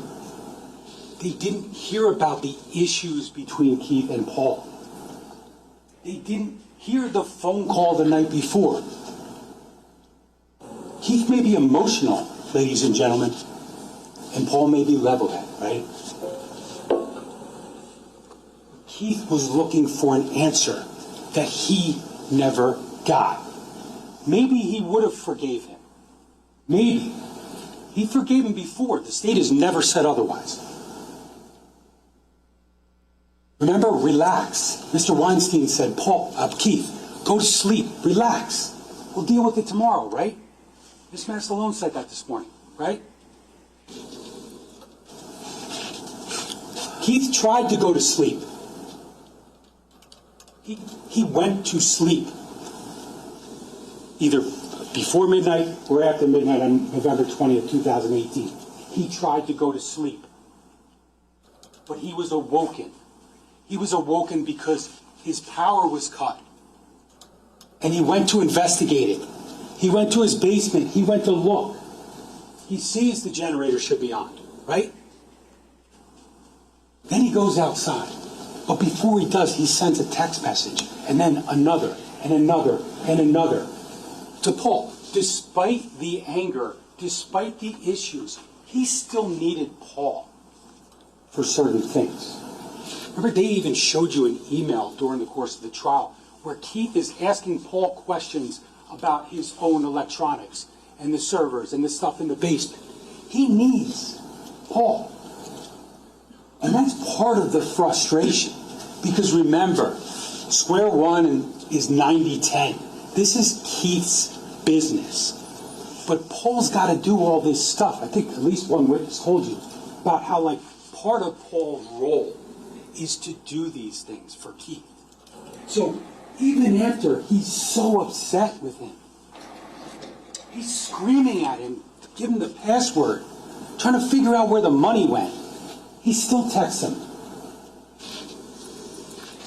But ladies and gentlemen, what kind of a man, what kind of a family man shuts off his cameras and drives to Colts Neck, New Jersey in the middle of the night?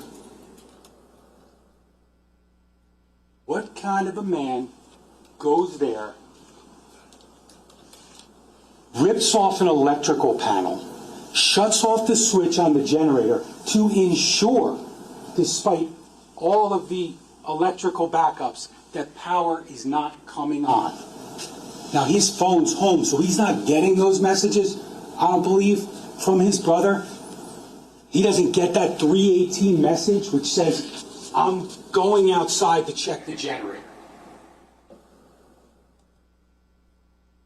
What kind of a man, what kind of a family man, what kind of a brother lies in wait for his brother to come outside in the dark, only to be shot 5 times? Only to have his older brother walk up, likely very calmly, place a gun to the back or side of his hooded head and pull that trigger one last time. What kind of a family man is that? As if that was not enough, what kind of a man then chooses to go inside that house in the darkness to go and find his sister-in-law and 11-year-old Jesse Caneiro and 8-year-old Sophia Caneiro? Couldn't he have just stopped with his brother? At least he did that quickly and painlessly. What kind of a man does this? Now, one of the things that was brought up, kind of harped on, was the fact that why would someone kill for relatively small amounts of money, right? You know, the thefts and all that kind of stuff. Why would that happen? Well, one of the things that Miss Wallace told you in opening is that she said, we're here. Paul Caneiro is here because of the evidence, not because of the motive. And I'm going to talk about it as I go, but the motive is learned later. That's not something that comes up. He's not suspected and arrested, etc., because of the motive. Lieutenant Petrozello said it best when he said, we followed the evidence. I'm a little sick of hearing about 2 people, which is sort of the first time today. I'm a little sick of hearing about Corey Caneiro. What did you hear about Corey Caneiro during the course of this trial? You heard he was a brother. Okay? He's the youngest brother. You heard he's bald. You heard that he was a contingent beneficiary to the Keith Caneiro irrevocable trust. Right? Him and Paul, 50-50. Now, what's interesting about that is what you never heard in this courtroom. And that is that Corey Caneiro had any clue that he was a contingent beneficiary to this trust. You never heard that. He knew about the trust because, as they pointed out this morning, Keith would complain to Corey a lot about Paul and his thefts from the trust. But Corey had no idea, based upon the evidence in this case, that he stood to gain either 50% or 100% or whatever was on that screen earlier. Now, there's some questioning during the course of the trial where I think it was intimated that maybe Paul Caneiro didn't know that he stood to benefit as a contingent beneficiary. Well, ladies and gentlemen, in 1999, Paul Caneiro signed that trust. He is the trustee. To argue that he did not know is ridiculous. But like I said, we're not here because of the financial motive. You did hear a lot of testimony, and it is important. But murder doesn't make sense. I'm not going to stand here this afternoon in front of 16 people who have spent a lot of time and a lot of attention and sacrificed a lot and tell them that because he got caught stealing somewhere probably under $75,000, we acknowledge, that was a good reason to kill. What I'm going to tell you today, and what Ms. Wallace told you earlier, is that it's not about what he stood to gain. It's about what he stood to lose. And we will talk about that. But I wanted to start off, now that I digressed enough, with some questions, like rhetorical questions, regarding the evidence in this case. And the first one I want to talk about is, why would Paul Caneiro shut his DVR off at 1:28 a.m. in the morning?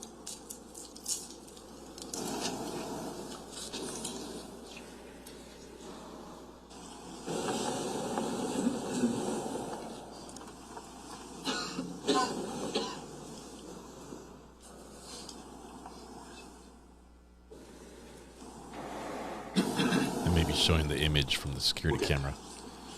Shirtless Paul. Why then would he go down to his own basement and shut off the 2 Nest cameras, those 2 Wi-Fi cameras in the basement? Now those are Wi-Fi, okay? I think we all get that. What's in the garage, as we've heard a lot of testimony about, were hardwired cameras. I showed F418 at one point, the power box right above the QC DVR, the power for the QC DVR. Now, we're going to talk a little bit about some of the things that Mr. Caneiro said to the police on scene that day when he was cooperative, okay? But now we're talking about Wi-Fi cameras. He's gone to his garage in the middle of the night when he's told police he's sleeping, and he's walked up, faces the camera, and all of a sudden it shuts off. If there's another explanation for what happened there, I have no idea what it is. But there's only one reason you would shut off your cameras 30 minutes before you drive to Cold Snack and kill 4 people. Now, we're going to talk about this as we go, but when we look at the 2 Wi-Fi cameras, okay, these are notifications from Nest, right? They're emails that Mr. Paul Caneiro received at 1:31 or shortly thereafter, which indicates that those 2 cameras were shut off at 1:31 a.m. in the morning. Now, the first one has a specific area in the corner of the basement near the egress window where the fire started, right? And we'll talk about this specifically as we go. The second one is that basement work area, right? And that one, it actually captures his picture there when the electricity is shut off to that camera. That's the last thing that camera saw. Mr. Caneiro, shirtless like he just was in the garage, shutting off the cameras in his basement. Now, sometimes we get ahead of ourselves, but I did say I'd do it later. But the locations of those 2 cameras, ladies and gentlemen, you cannot escape from if you're Paul Caneiro in this case. We're going to talk a lot about evidence found in that basement. We're going to talk about that pile of clothing. Where was that pile of clothing found? Heads up, slide on the left, S273. Where are all the guns? Where's the gun locker? Slide on the right, S274. It's easy now to try to make up an excuse for why you would shut off your cameras when it really, really looks bad. Why, ladies and gentlemen, we talk about guns and whether he would have used the one with the rails for the laser sight. I don't know why that is necessary. I don't know where the testimony with regard comes from. He chose to use the gun that he chose to use. He didn't need a laser sight on that gun. There is lighting outside of Keith's house. You saw it on the video when he's jumping up trying to shut it off. I don't know, does he have a flashlight too? I don't really know. But I don't know what the point of the gun that is not registered to him with no serial number or whatever, why that has anything to do with this case. But we can talk about... Luca, thank you very much. 26 months. OG. This gun. Now, this is not the murder weapon, okay? He's just waving that This around. is the other Sig Sauer, right? This is the one that's found in Paul Caneiro's basement, Paul Caneiro's bedroom, in the drawer, right? And when it was tested by Sergeant Clayton from the state police, one of the things he noted in his report is that in the chamber was this laser sight, laser bore sight, which is something that you use with this. It's a laser target, it's a laser light, laser target. It's a training system, okay? And we'll talk about like when this was used and why it's relatively important. But sometimes the murder weapon isn't the only weapon that actually matters. We talked about it, like they talked about it this morning, about how he's a firearms owner, right? Now, we talked about this during jury selection. I'm sure you all remember it. People have the right to bear arms in this country. We all understand that. I'm not, and Miss Wallace, we didn't show you these guns. He's using it as a to pointer. belabor the point that he's got a lot of guns, ladies and gentlemen. He must have done it. That's not the purpose. The purpose is this is a sophisticated individual who owns a bunch of guns. He's got a ton of ammunition. He's got gun cleaning supplies. He's got targets hanging up next to those. He's got rifles, everything. But he's also someone who knows how to use it, right? He knows how to use this gun. And this is going to come in a little later, where we found this and why it's important. He's pointed at the jury.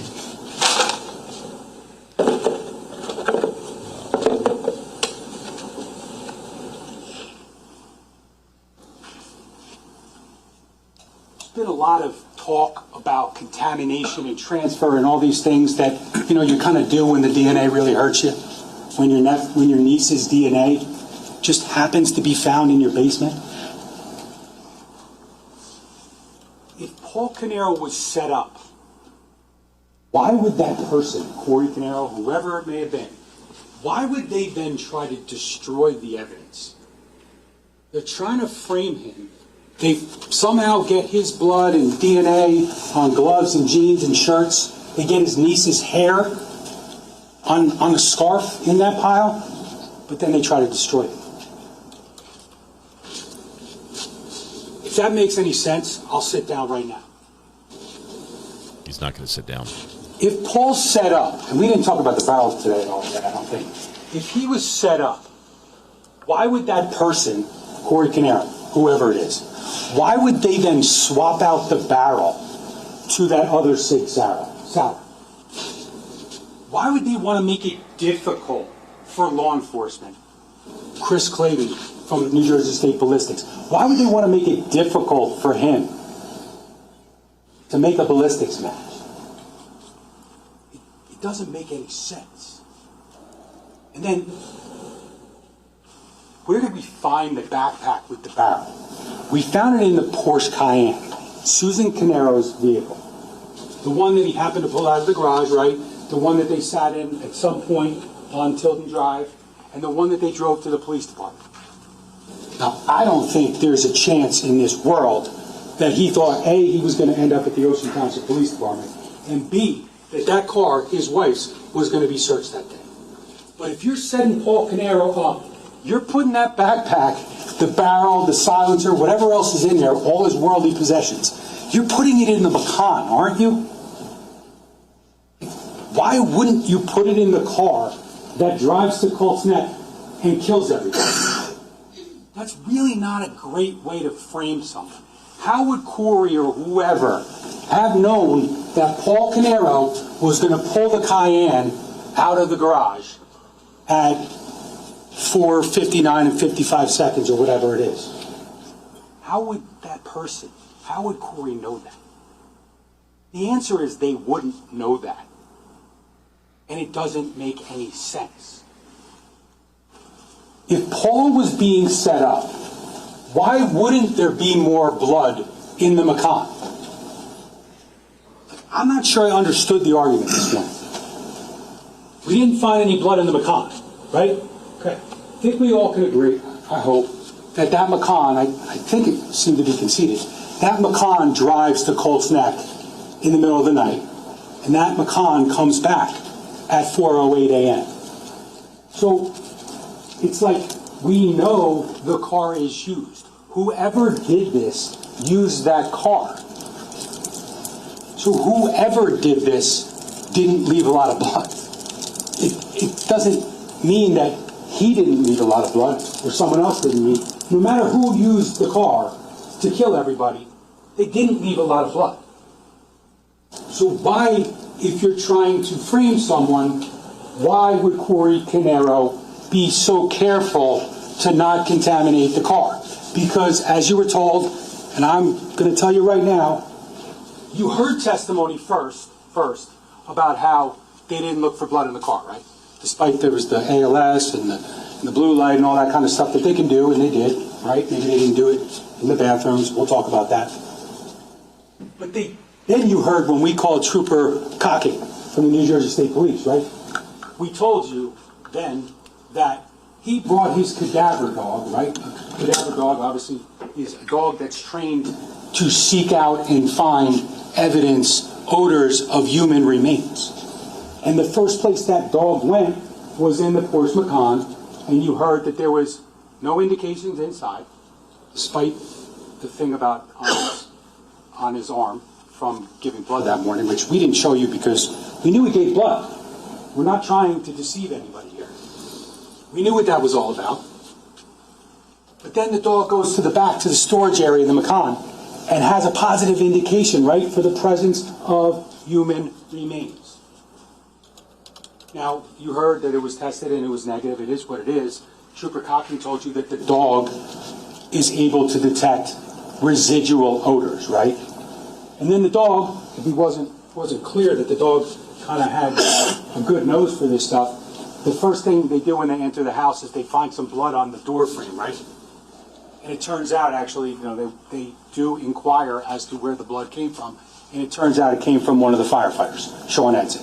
Got a buccal swab, and ultimately it was tested, confirmed to be his DNA.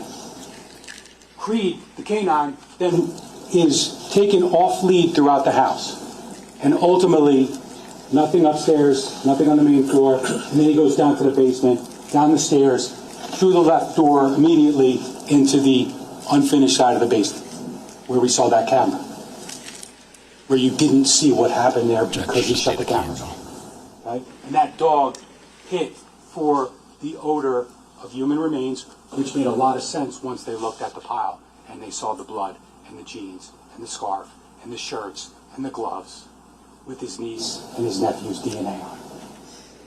So it's not like they didn't look. It actually took the dog to make sense of that. So why, if we're framing someone, are we being so careful?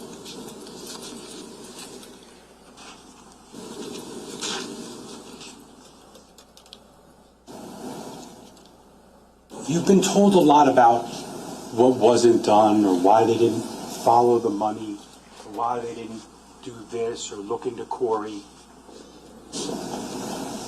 But the evidence that you have, the stuff that they're really trying to get out of, trying to get away from, they didn't shut off the DVR. Man, it's transfer evidence. Oh, the ballistics, I don't know. The ballistics is pretty conclusive, I think, based upon the testimony. I'm not sure exactly where that's going. But what do these things tell you? And they tell you investigatively that Paul Caneiro did this. It was discussed that the state has the burden of proving this case to you beyond a reasonable doubt. Absolutely. That is our burden. Miss Wallace and I, we readily accept that. That's the way the system works. But it does work both ways, right? You have to understand what the standard means and what reasonable doubt means. It's not just one little thing that wasn't done. It's an honest and reasonable uncertainty as to the defendant's guilt. But there is none, ladies and gentlemen. It was not set up. You heard a lot of testimony recently about how he was a smart guy, he was a tech guy, meticulous, level-headed, etc., etc. And in the opening, and again this morning, Miss Mastalone said to you, and I get it, she's doing her job. She said, Objection. Overruled. What she said was, why would Paul Caneiro do this, but then lead the police to his house by setting a fire? And the answer to that is,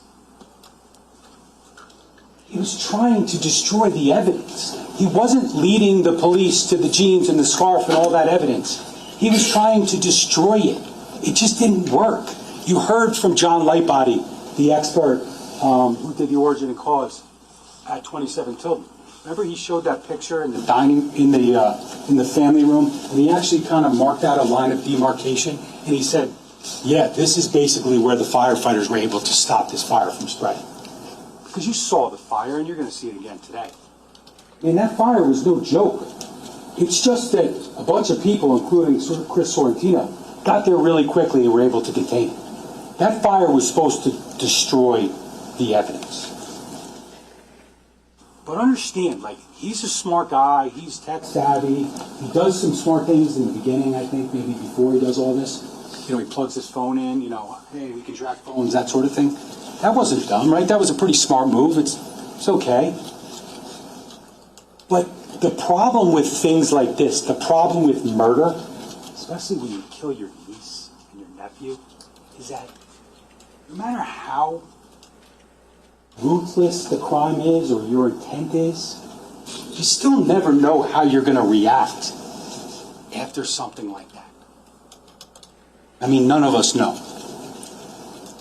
He just annihilated his nephew and his niece. And then he's got to get the hell out of it. We'll talk about the timeline. 6 minutes. We'll talk about that. Not a problem. But he's now left Colt's neck after doing what he did and setting the fire and cutting the Verizon line. And he's driving home and they're asking, well, why didn't he get rid of the evidence? He could have thrown it here. He could have thrown it there. He's not thinking rationally, first of all. And second of all, there's one thing that you really need to understand. These guns, these two 6 hours, okay? You heard they're registered to Paul Caneiro. He is a lawful gun owner. So this and that and all the other ones we showed you, they're on file with the state of New Jersey. Okay? They're registered firearms. So if he ditches this gun, the first thing the police are going to do in Ocean is go, hey, where's the 6 hour? 229. So it's not that simple. So he can't get rid of the gun, and he tried to get rid of the DNA. It just didn't work. I mean, he didn't call 911, right? Caitlin Caneiro, his daughter, called 911. He didn't call. You think he wanted that to not be destroyed? Think about that, okay? It's disingenuous, like a lot of the other things when he was cooperative that he said to the police that morning. It's kind of like not wearing shoes, right? It's kind of screaming like, hey, look at me. I was asleep. We'll talk.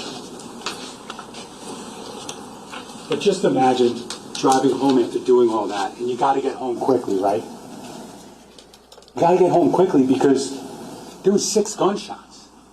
So Lord only knows who's calling 911, right? So he's got to get the hell out of there. And he's driving home, and he chooses to bring the evidence home and set him on fire. And he's got that voice in his head, right? He's thinking about that special bond with Jesse.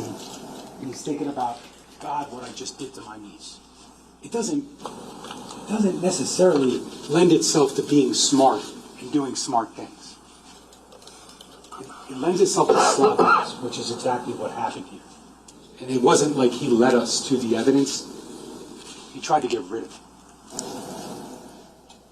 Now, when we talk about what happens in Colt's Neck, we talk about the relationship between Keith and Paul, you know, Keith being his younger brother, and the way that he executed him. The years of, I would submit to you, somewhat jealousy. Because Paul Caneiro's mind, he's putting in a lot of work into Square One and EcoStar. I think you saw that from the messages. And I think he feels underappreciated. He's not getting his share, and he's doing all these things for his brother.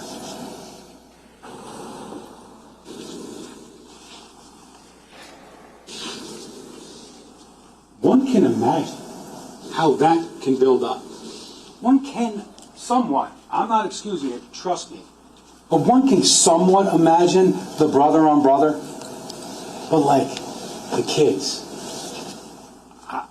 I can't give you a motive. Financial, otherwise. I can't come up with a motive that would ever justify him or anyone doing that to Sophia and Jesse and Jennifer. So I believe they're overstating the motive, the financial motive. But remember, he did stand to lose a lot.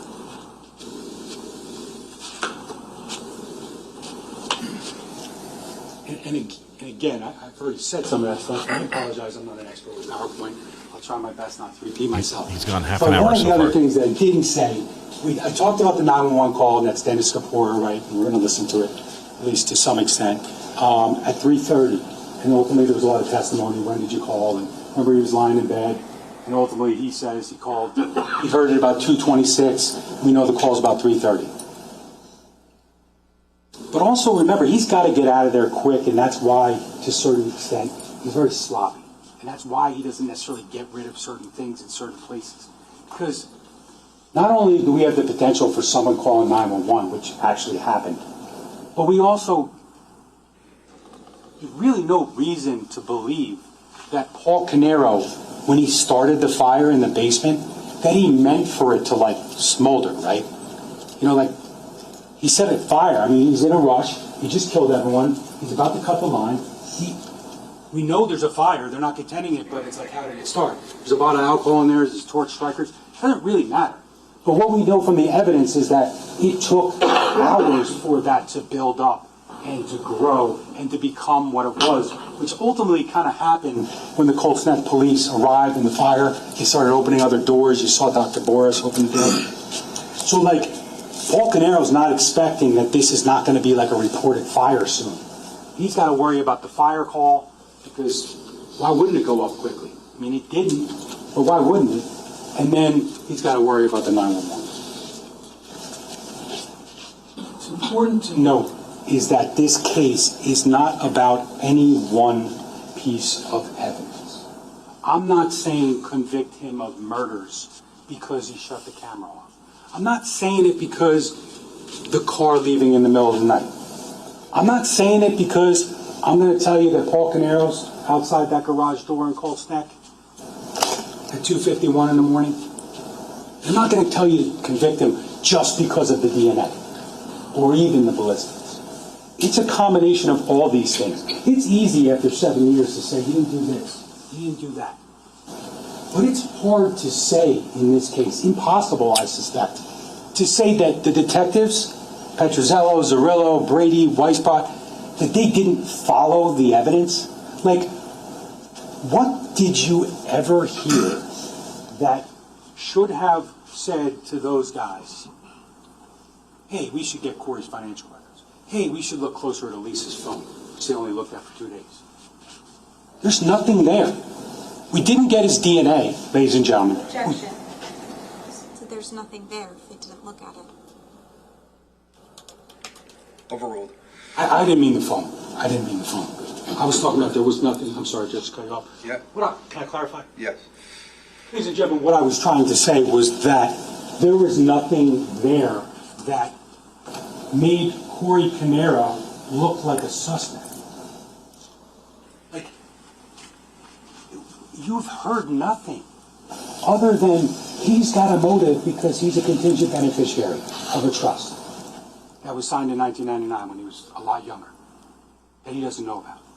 That's all you've heard. And interestingly enough about that is the fact that they're arguing to you that Corey's got this motive, right? He's got this financial motive. He stood to gain $1.5 million or $3 million, Slayer statute, whatever it may be. But then in the same breath, they're saying that our motive for Mr. Caneiro to do this isn't good. But you can't have it both ways. I mean, it's the same motive, right? It's just that Corey Caneiro has that one motive, and then Mr. Paul Caneiro has all the evidence stacked up against him, the motive because of the trust. And also, oh yeah, he stole from his brother 19 times in 2018. Did you hear any evidence that Corey Caneiro ever stole $1 from Keith? Did you hear Keith call Paul, or did you hear Keith call Corey and say, Corey, where's the money? What'd you do with it? Why are you taking my money? You didn't hear that. So you don't get someone's DNA. You don't go get DNA just because. Like, you talk about family relationships, right? Dr. Reich, and we'll talk about it. I'm probably getting ahead of myself, but we'll get there. We heard from Dr. Reich about, like, allele sharing, and we all share DNA, and we actually share like 99.8% of family, but that's why we look at certain places, and we know Keith and Paul shared about 72%.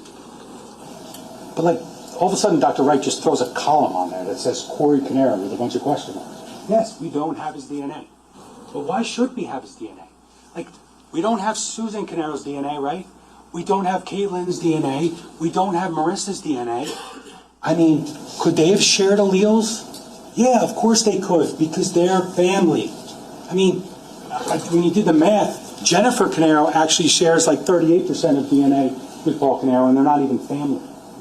So I don't say that because I'm telling you that Miss Caneiro and her daughters had anything to do with this, to be clear. I'm just saying that it's no different than Corey Caneiro. What if there was a fourth brother? You don't just ask for DNA and send it out because somebody stands to gain something that they don't even know about. Because let's just put it in perspective what we're talking about here. The Keith Caneiro irrevocable trust. Keith dies, money goes to Jen. Jen dies, money goes to the kids, right? The kids die, as Mr. Cardenas told you, it actually goes to the grandkids if they exist, right? Because remember, when this was created, the kids didn't even exist. Jen and Keith weren't even married yet. You think about all the things that actually have to happen before either Paul or Corey could ever see a dime. It wasn't designed for them. Mr. Cardenas told you that. It was designed to benefit the children. That was Keith's intent. So it's a pretty far-fetched argument to make that we should have accused Corey of murder because he stood to gain $1.5 million that he didn't even know about.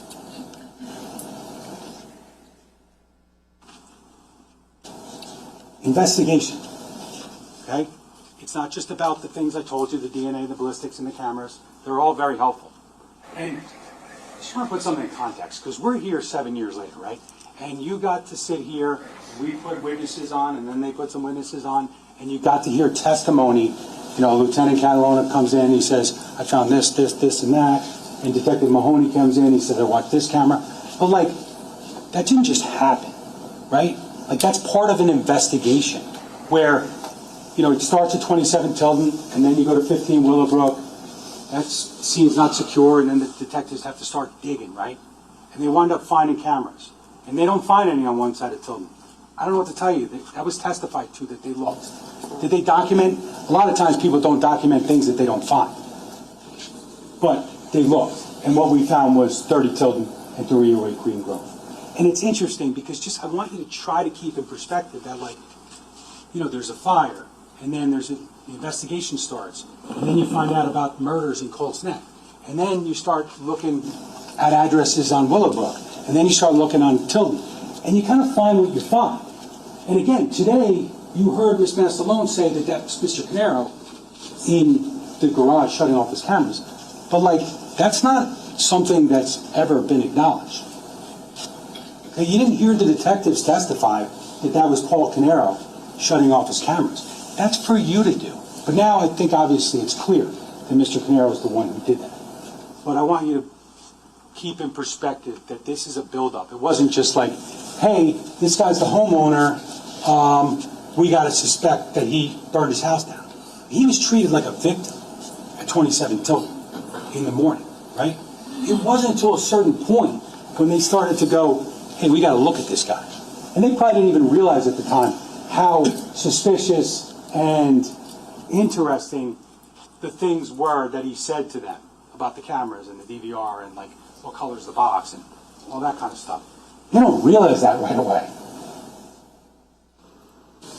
And then we start to look at things that are found that maybe, like, they didn't really talk about it, but, like, when we talk about ballistics and why ballistics is important, I think it was on cross-examination, Sergeant Clayton, the ballistics shooter, got asked about Fiocchi ammunition, and they started asking him, is it rare? Yeah, it's rare. I mean, but think about how we go from one place to another. It's not like zero in, tunnel vision, like they're arguing. It's like, hey, we found a bunch of bullets. We found a bunch of shell casings at 15 Willowbrook. And they just all happen to have the same head stamp.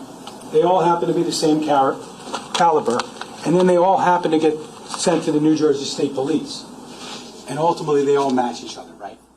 And then we'll talk about those cross comparisons, about how these are linked to guns and barrels.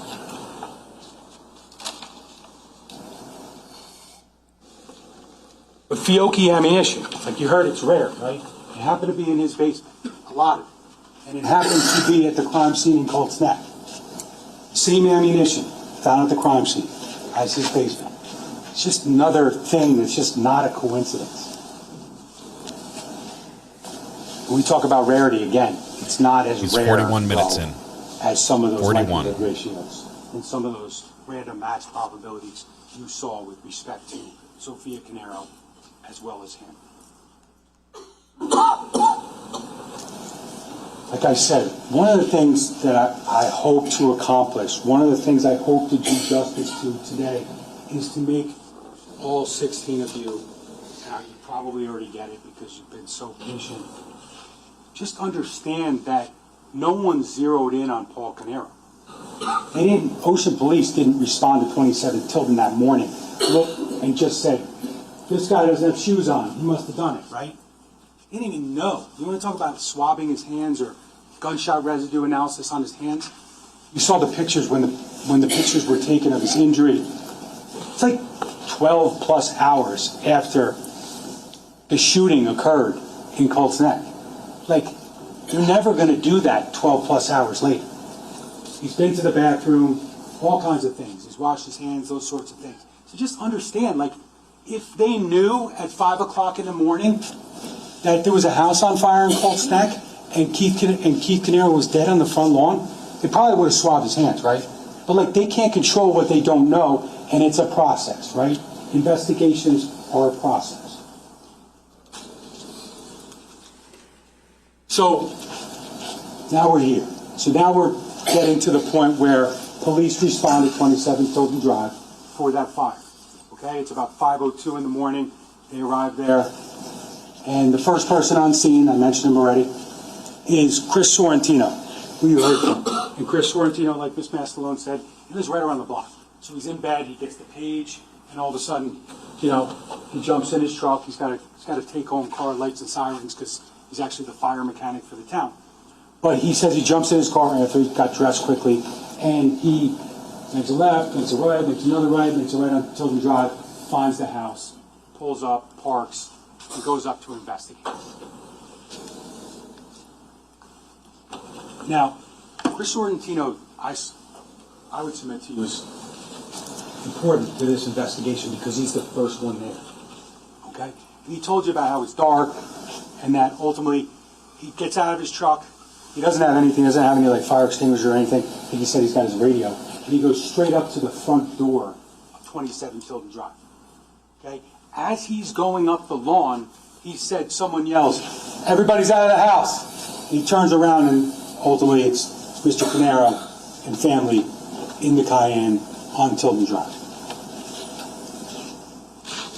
Sorrentino then goes inside to investigate, and he realizes when he looks through the living room window that the fire's outside, goes back to his truck, probably pretty quickly, right? And he's grabbing these 2 water cans, right?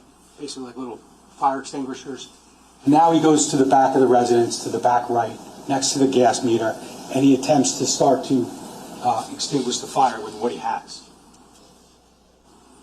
Now, you saw this previously, and we're just going to watch it pretty short. But this is ultimately what we're seeing upon Sorrentino's arrival to the backyard and the police arrival.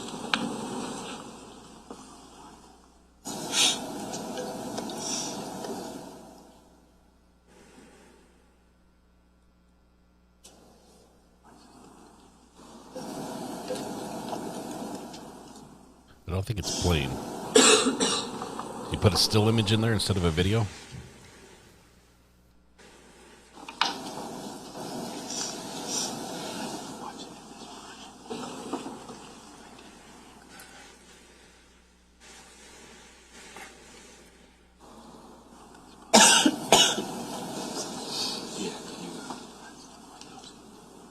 We'll skip past this. We'll come back to that in a break. It worked last time. Tech issues, we skip it. Now, one of the things, though, in this video, what you're going to see is this is when you see Chris Sorrentino, you see what he's wearing. He's wearing dark clothing. He's wearing, like, jeans and a hoodie. He's got these water cans. And ultimately, when he gets to the back, and I think at this point he's basically now going to get water cans 3 and 4. And you see from this angle, and basically where this is taken from is a body-worn camera of one of the officers. And he's standing near Marilyn Klein, the neighbor's driveway. Remember, there wasn't any cars in the driveway yet. But what you see here is basically one of the first responders shining a flashlight, right? And what they're shining a flashlight at, ultimately, is that fire that you can see there. And it's probably about 5:05 now a.m. And you see that fire in the rear of the home. I say that because it's been argued extensively this morning and in the past that we ignored Heather Capp and we ignored Jonathan Harrington's information. You know, the 4:30 thing. I'm going to say first things first. You don't tell people what to say. I think that's clear based upon the investigation. We don't try to change times. I never asked either one of them during their testimony, are you sure it was 4:30? No, because that's what they said. It's not right for us to try to correct things that we know are incorrect, but it's not their recollection. So ultimately, I would tell you, ladies and gentlemen, that we followed the evidence. We evaluated, the detectives evaluated what they said, what they saw, what they heard, and they came up with a conclusion. Now, Ms. Mastalone summarized Ms. Capp's testimony. But what I would suggest that you keep in perspective is what is extremely clear. I'm not here telling you that she didn't say 4:30. She did. But what she's very clear about in her first statement to the defense investigators, then to the police, and then at trial was that she hears something. She's in bed, right? It's 4:30, whatever, 5 o'clock in the morning. She's lying in bed and she hears something. And based upon that, she goes, gets out of bed, she says something to her husband, and then she goes and looks out the window. And what she's never deviated from, and she did not deviate from here, is that when she looks out that window, first of all, it's dark. Second of all, she sees the guy by the front door, and she sees the guy pointing the flashlight over by Marilyn's driveway. And she does see people run back to the street after that. We'll discuss that. But I asked her, when you looked with the guy with the flashlight, did you look where he was pointing the flashlight? Yes, immediately. And what did you see when you looked there? And what she saw was fire. So people are wrong about times. It happens all the time. And I'm not saying it makes her a bad person. I'm not saying she's lying. I don't think she is.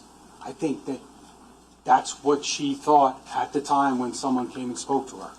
But she's very clear that one of the first things she sees is a flashlight and a fire.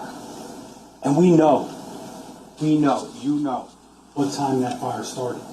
It shows up on the 19 Oxford Drive cameras at just about 4:57. That's when it first becomes visible. And I'll show you in the presentation at some point the words. Exactly what you can see. Remember there was some daytime footage from 19 Oxford? And you can count. We counted the windows. 1, 2, 3, 4 windows on top 27 Tilden.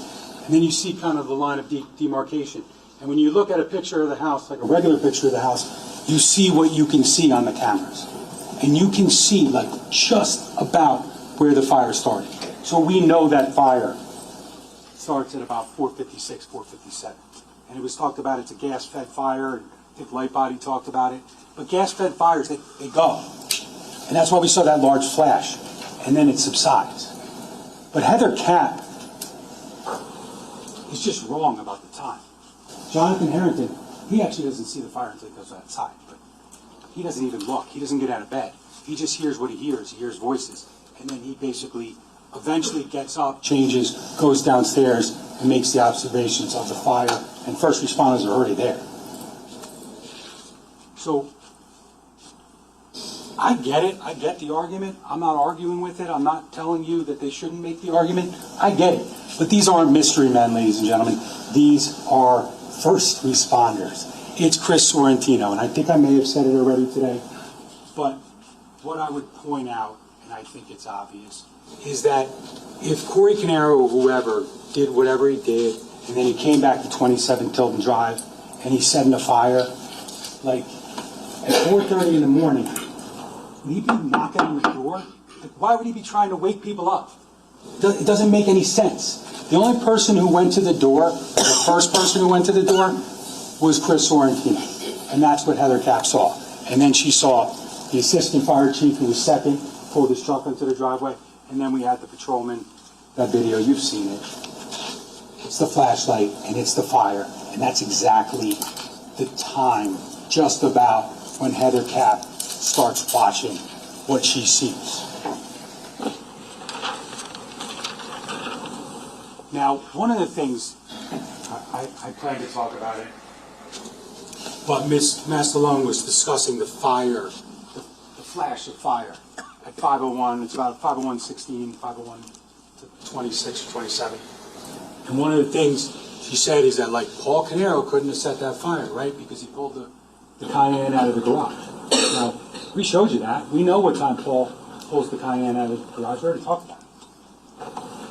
But to argue that he's outside in the street with the family at now it's about 5:01 and change, right? So then the same people that are there at 4:30, the same two guys, are there at 32 minutes later, and Paul and his family are already out of the house, sitting in the car in the street, and then these people are sticking around to set a fire? That doesn't make any sense. It just doesn't make any sense. I'll talk to you about how that fire got set as we go forward. I think when you watch that video, you see movement around that time on those cameras. You know, Ms. Messalon argued that Mr. Caneiro was in the car with his family the entire time. I think she even said that the state told you they were in the car together. They were in the car together. We didn't tell you exactly what point in time he pulled the car out, parked it, and every single person went into the car. I mean, because, you know, Mrs. Caneiro went in, she got the dog leashes, right? You know, she got shoes and all that kind of stuff. So, like, it's not like everybody's around. Like, it's easy enough to be like, hey, I got the car out. Oh, I left the garage door open. Let me go back over there. Or maybe he lit something when he was before he pulled the car out. And it just didn't catch right away. I mean, the fire, obviously, I guess it did. I guess there is spontaneous combustion. We heard about that in ruling out fire. But it wasn't someone else. I mean, Mr. Caneiro and his family didn't see anyone else, right? They never told the police that day that I was over by the garage or I wasn't over by the garage, someone was over there. So, like, we'll talk about that in a little more detail when we look at the video. But we know, based upon the investigation, it wasn't like it wasn't challenged or investigated, but we know that Heather Cap and Jonathan Harrington saw the first responders because we know what time the fire started. And they're crystal clear that her first observations, she sees the fire. Remember, she's on a diagonal across the street. She's actually kind of looking into the back. The fire's actually, by her testimony, the fire's not even above the roof yet.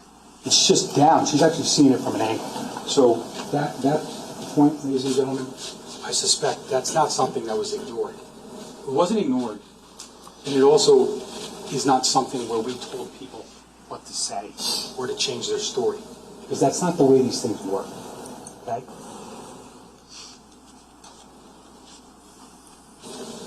And also, I'll get to the point where I'm able to show that video.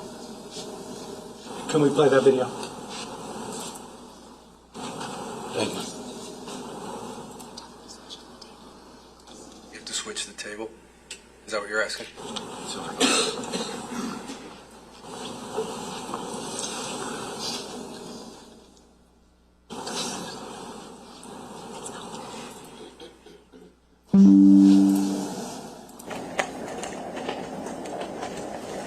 Hey, is everybody out of that house? Yeah, George Street. Watch your head, watch your head. Yeah, guys, moving down the street.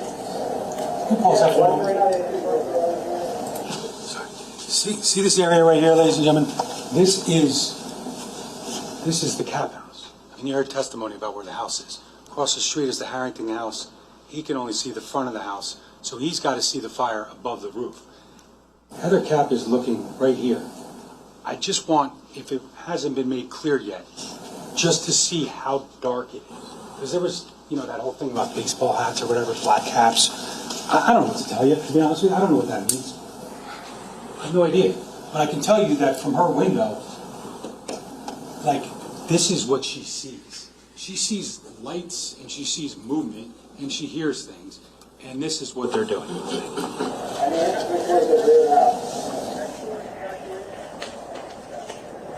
Nobody's here.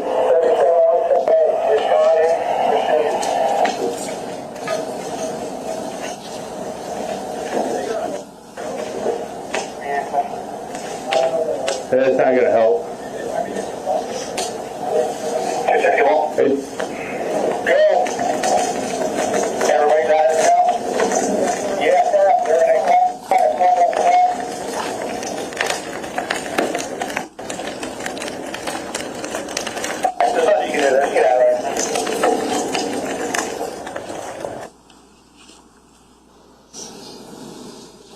Can we go back to this table?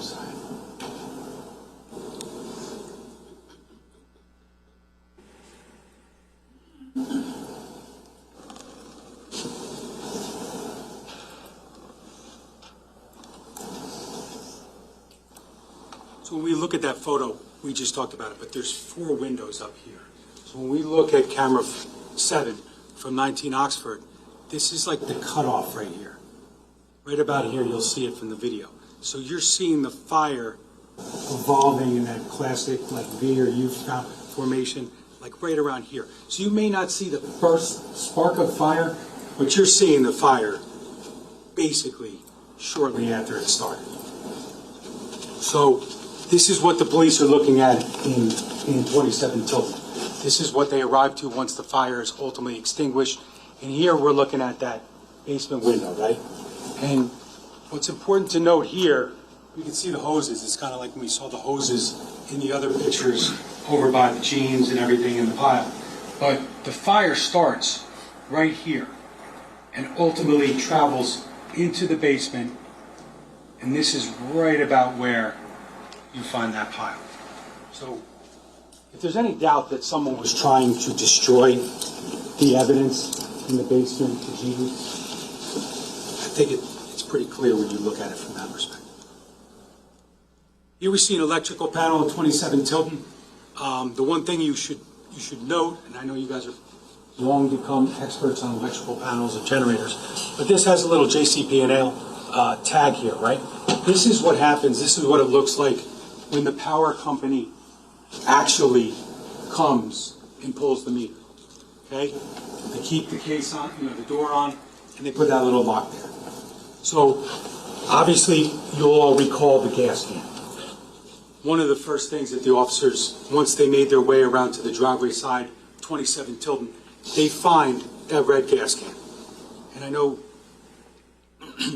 you saw the video where one of the officers, I think it was Monkowski, might have been Redmond, actually extinguished it right away. Right? It's a small fire by the time they get there. You saw it already grow. You've seen the video. You saw the way it flashed out.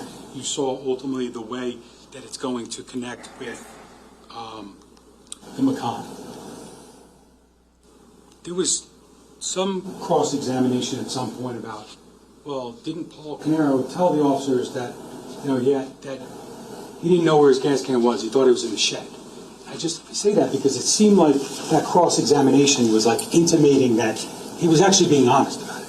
Because he is asked a lot of things by the officers. We know about the DVR and stuff. But they asked him the last time he was in the shed, and he couldn't remember. And he said he had no knowledge of this gas can out here. I mean, I'm not saying that's the smoking gun. What I'm saying is, it's not like if he left the gas can there, he's just going to say, oh yeah, I left the gas can over there like a couple minutes ago.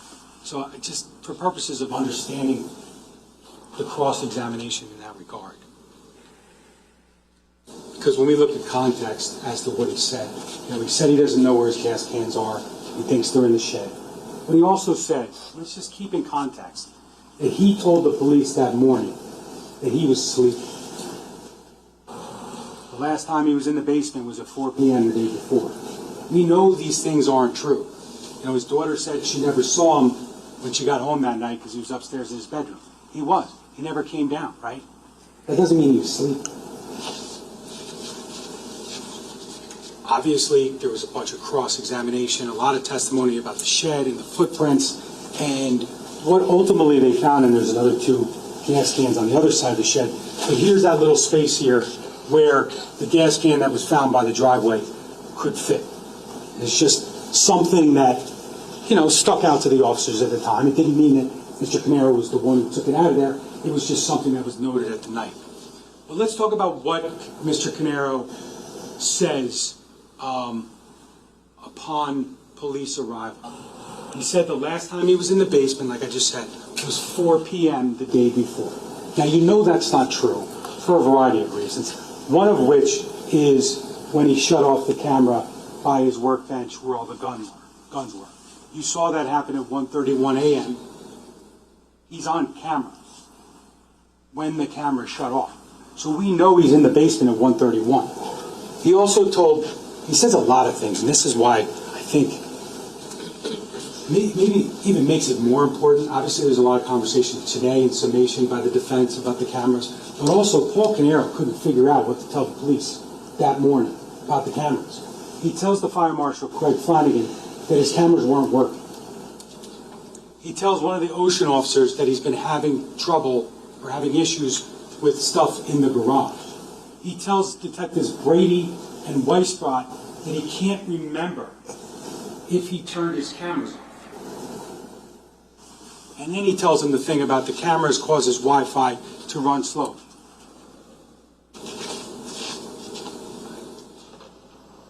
There's a big difference between the types of cameras. The hardwired, the only effect the Wi-Fi has, and there was testimony about this, is if they want to watch the app. If he wants to watch the app on his phone for his QC DVR, he could do that. And he could do it through Wi-Fi on his phone. But the Wi-Fi has no effect on that. He shut it off. And it's really, really a damning piece of evidence.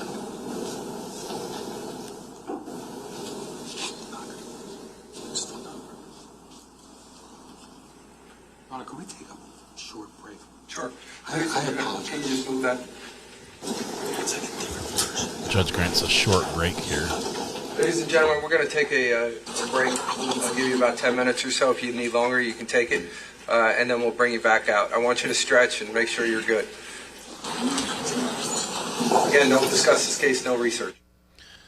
No research. Don't discuss the case. Don't do any of that stuff. Knock it off, people. We have 1 hour and 3 minutes, 38 seconds, 38 and a half seconds on the clock so far. So less than a third of what the state has taken so far.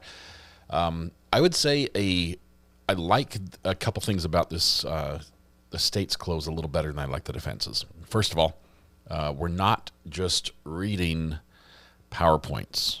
Oh my goodness. The PowerPoint is not to just reinforce the exact same thing you're saying, right? The PowerPoint is to show, to illustrate something, to make something stick in their mind while you narrate and give it context and everything around it. He's doing a good job there. I love what he's pointed out about the logical inconsistencies in the state's closing, basically.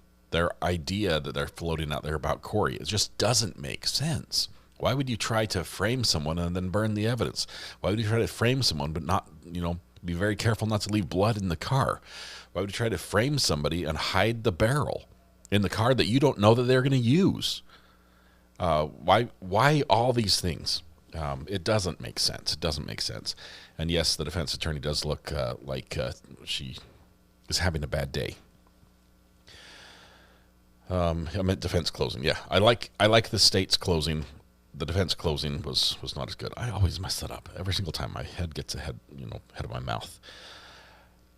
Why not put a time limit on closings? Oh my goodness, this judge maybe in the future will, but if for nothing else, to keep the jury fresh and engaged, to let them know that this is how long they have, that they can stay focused for that long. Because after hour 2.5 and we're not done, we're still going. That is just, it is excruciating.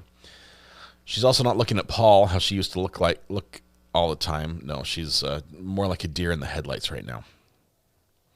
Longest closing in history was 12 hours in 1924 by defense. That is a filibuster. We are on a short break, probably 10 to 15 minutes. We'll be back with the rest of closing. But all the lawyers are very tired. Oh, they're going to sleep for the first time in weeks this weekend. He makes more sense, but clunky. I think he spent too much time addressing the Corey issue. He fell into the trap. The defense wanted that, but I think he did address it well. So I had they not addressed it, it would have been a question mark that still sat out there. So he had to do it, but I think he spent too much time responding. And that's an issue we see with lawyers who oftentimes will take a case quite personally and be personally offended and have to respond. Well, you said I said this, and I have to correct the record because I did not say that. It's like, if it's not, actually attached to the case in some way, okay, just let it go. Let it go. Don't fall for the bait. She actually looks more bored and annoyed to me, says Book Dragon Jen. I think the time limits for people who like to argue makes them more sharp. I think it requires them to be more concise, for sure. James Vanderbeek has passed away from Dawson Creek, only 48. Oh, I'm sorry to hear that. I remember when RA covered that 1924 defense closing. Oh, that was great. Live streamed the whole thing on YouTube as well, 1924. There have been multi-day closings and trials. Well, 12 hours would be multi-day.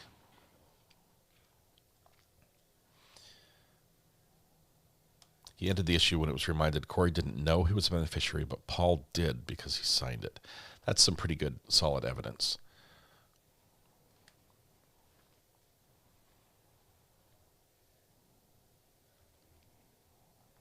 Let's see. In Fulton, 180p. I think we were using EGA graphics at that time, not VGA. It was way back in the day. 8-bit. Ali says, okay, I was getting my nails done and just left just left hand jail. Is that what you call it? Hand jail? Again, I didn't watch the trial. Is that just defense attorney's face, or is she very disgusted with his closing? I think she's disgusted. She has objected twice. It was sort of summarily dismissed both times, overruled. One of the comments she objected to was something that seemed somewhat personal. But it was pointing directly at her and named her in the comment. And she's like, objection! And the judge like overruled. There was no, I don't even know what the legal objection would have been there or what she was insinuating, but the judge, whatever he said, was like, this is fair game. So since that moment, she's been a little upset. She's just doing her job. And I think she did it pretty well.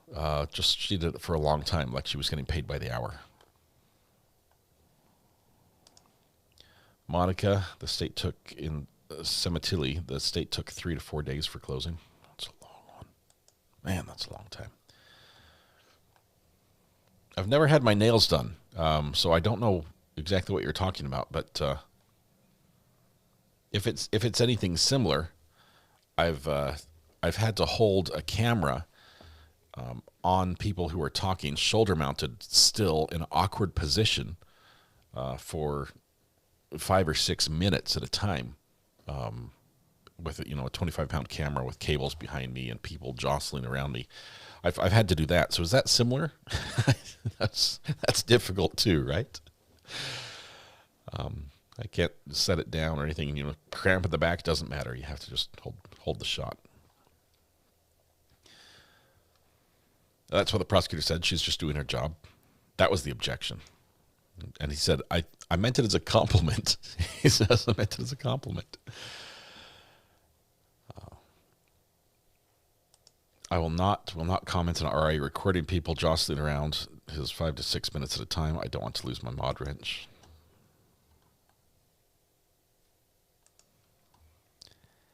NCAA basketball halftime. Greeners.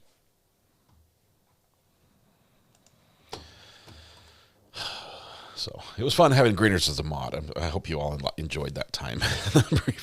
Just kidding, Greeners, you're good. That was my second guess. First guess doesn't count. All right. A few minutes of a little timeout here. So NCAA basketball. Yes. I used to film for college basketball as a cameraman. And when we had TV personalities there, we'd set up on the court. And sometimes because of the timeouts and the practice and the warm-ups and everything else, we weren't allowed to set up a tripod on the court. So I'd have to be shoulder-mounted as these anchors on screen were talking. And your two commentators as they're talking on screen, I don't always get what's called the live feedback. I don't get to see. There's some cameras, sometimes when you're filming, you can push a button and see what actually is going out over the air. So you can see if your camera's live or not. You could just switch and your camera will flip and show you, what the actual shot is they're showing. So whether it's B-roll or something else or some other camera. I couldn't. And I got nothing from my director. So for all I knew, my shot was live the entire time, which means I have to hold it. I can't shake. I can't pan away. I can't set it down. I can't rest. And it's when you're in an awkward position because you have to hold a shot. You're sort of like half squatted down because the talent is standing on boxes to be tall as equal to each other, and you have to make them look a certain way and frame the shot. It's difficult. Who should I watch from the boring parts to be caught up with everything? I happen to watch everything today. Christina, I would only watch I would watch the first 5 minutes of the defense today because they pretty much spelled out what they were going to do the whole rest of the time. And I would watch all of the state from today. Also, I would watch pretty much all of yesterday, the Spice. That was incredible from when we first joined up the live stream till now. Show your old TV spot. No. That was my college class video, which is very different from what I did professionally. I worked as a cameraman for college basketball for years after I graduated college.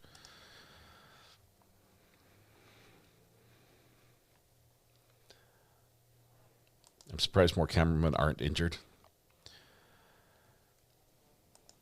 I love it. I wouldn't trade it for. It's my favorite thing to do. It's my favorite way to watch anything is through a camera, because I can not only watch it, but I can also tell the story with how I'm shooting it. For me, The Spice was worth watching today. I did like it today. It was good. All right, I mean, for detectives with video and the proof, he's guilty.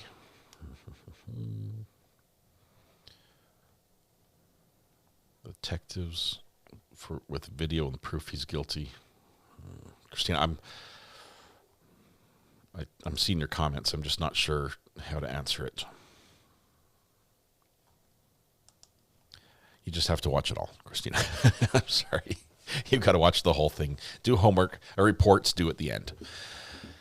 Husband is a photographer for college basketball. Love it. It is a blast. It's my favorite thing to work on a crew for games. She was a subcontractor with DNN.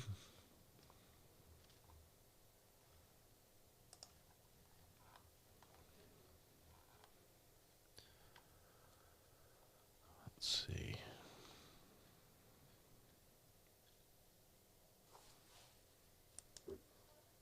How'd you come up with the name of your channel? Aaron Fraser, a couple things. First of all, I built this channel long before I started live streaming true crime. This channel began as a metal detecting channel. Like I have way too many. Shh, don't tell Mrs. Ari. I have way too many metal detectors.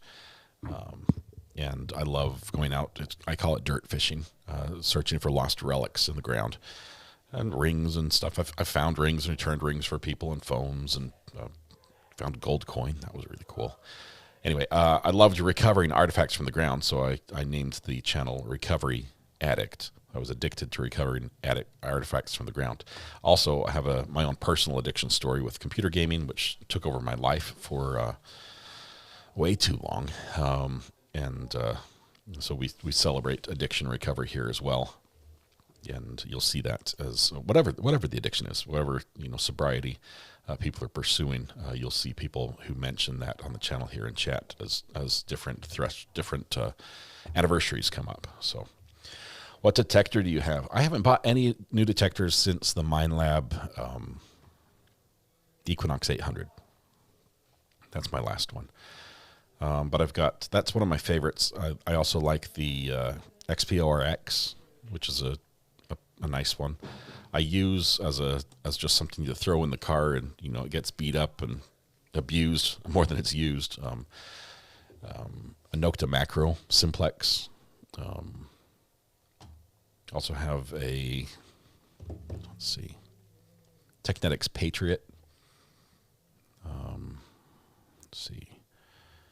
And another one. I've got an off-brand one, and then I have a couple pinpointers as well. So. Swap your addiction for an addiction. Yes, that's basically what happened. Tried to make it a healthier addiction.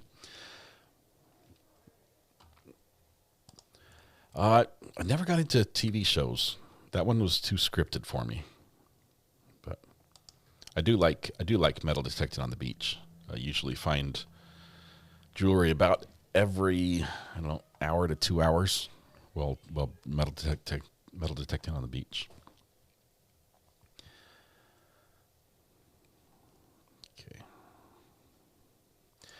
Carolyn, no, defense is done. Defense is done. We're on to the state now, and we're back, actually. So let's focus. Everybody can be seated. Ready to go? Thank you, Judge. Yes, appreciate the time. We're just talking about the things that Paul Caneiro said to police. That was my first one. The morning of the fire, 27th. So obviously, these videos and these interactions, they're before police develop any sort of suspicion of Paul Caneiro, right? All these conversations are before they see him shutting off the DVR in the garage. They're all before we see any video of his car leaving. So these police officers and these detectives, they're just trying to figure out if he knows anything about what started the fire. We see cameras on your house. Might be nice to see what we see on them, right? Because we know, and we'll probably talk about it, but you all got a sense of, there's 2 cameras by the driveway in the garage. There's one in the front and there's one in the back. So I mean, any officer is going to find out, do they show anything? So what happens when those conversations happen?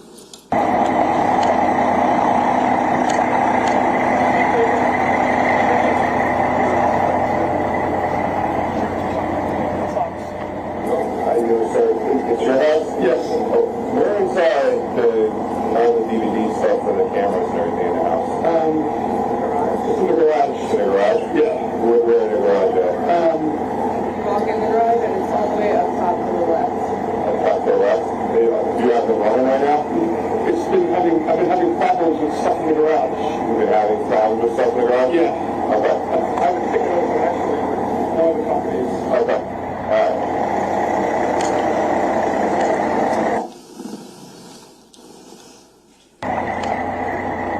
Is the DVR for the cameras a white box? I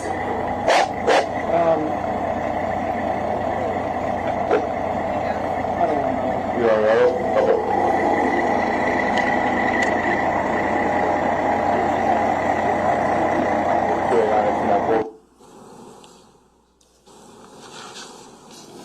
I'm not trying to be cute here, ladies and gentlemen.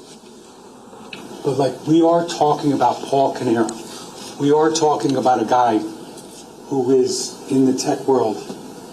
It's what he does for a living, right? You heard from Dr. Gould, his neighbor, that he helped him with the hard wiring of his cameras. He's got all this stuff in his basement. He helped his brother put the servers in. He helps him with the generators and all kinds of stuff. But the police ask a simple question like, hey, where's your DVR? And all they get is, and then he looks to his daughter, Ayden, who testified. I mean, really, should she be the one answering that question? Shouldn't he just say, hey, it's in the garage above the fridge over right below the camera that's in there? Because there's a camera in there too, as we know. And the next response is sort of like, oh, I'm having trouble with stuff in the garage. And then he gets asked, is the DVR a white box? I don't remember.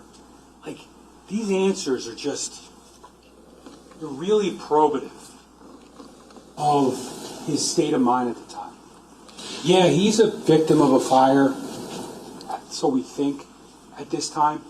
But he's just being asked simple questions. And it just seems like he's trying to do one of these. Let me back away from this DVR. I don't know anything about it. Could be on, could be off. I don't know. Just remember when they actually download it later, Detective Weisbrod told you that they looked back to see if there were any issues. So, it's not like it wasn't investigated. They pulled the video, the DVR, and then they looked back. And you may recall, you may not, it's been a long trial. It ran continuously without interruption since October 15th, 2018.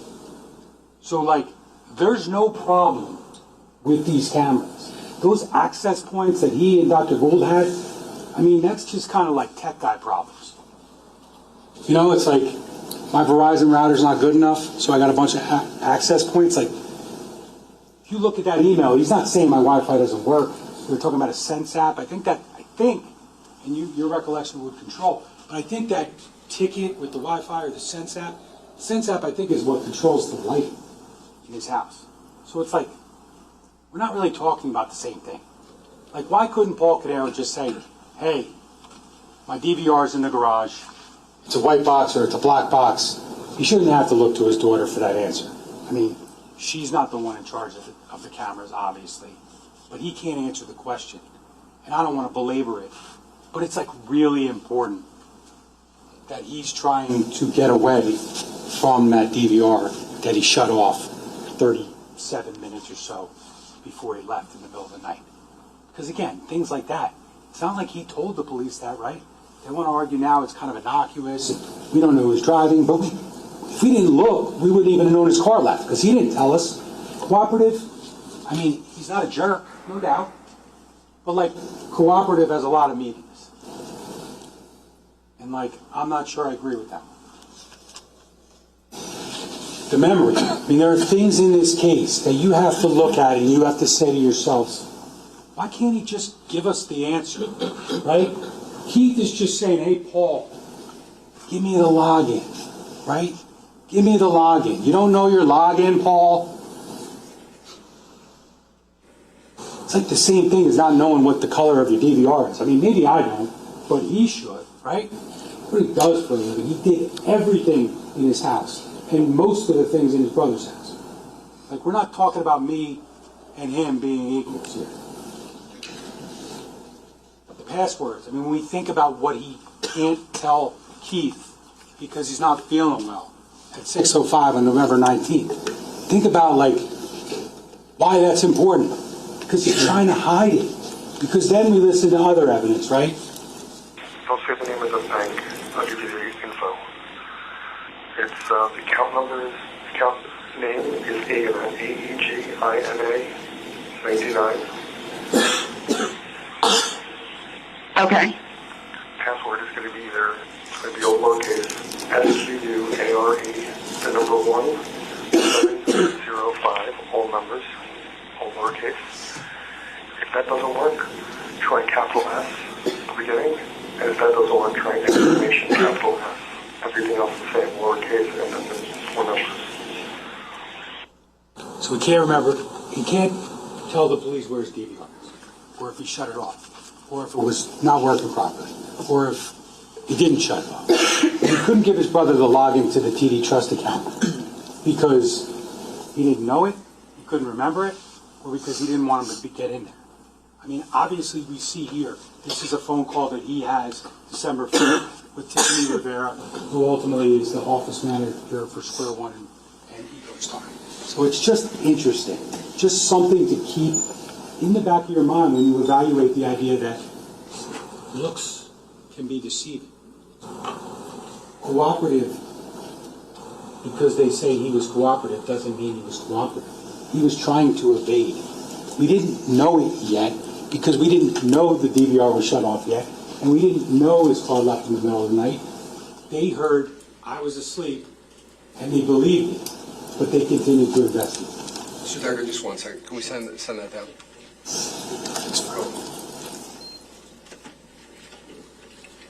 I'm sorry, go ahead. No, Judge, I'm sorry. When we talk about this, and we'll continue to get into it as we look at these phone calls between Keith and Paul, but we're looking at here the fact that he's spouting off his password to Tiffany Rivera because he wants Tiffany to get in there into something that, like, he didn't want his brother to get into, because then we would have had the realization that we ultimately saw with the forging of the bank records and all the thefts. But think about, he can't give his brother the password on November 19th, 2018, about, what, 9 hours before he was murdered? He murdered his brother. But in 2018, Paul Caneiro logged into the TD Bank Trust account 19 times. 19 times. He went into the trust account and said, I'm going to transfer it not to Canada Life, but to myself. Like, there was a lot of discussion this morning about, like, this is a family business, and Keith takes money and Paul takes money. Yeah, we did hear that. There is that. It's a family business. And they put a lot of stuff on credit cards and this and that. But that was not an invitation for the 10% owner to take money from the trust account.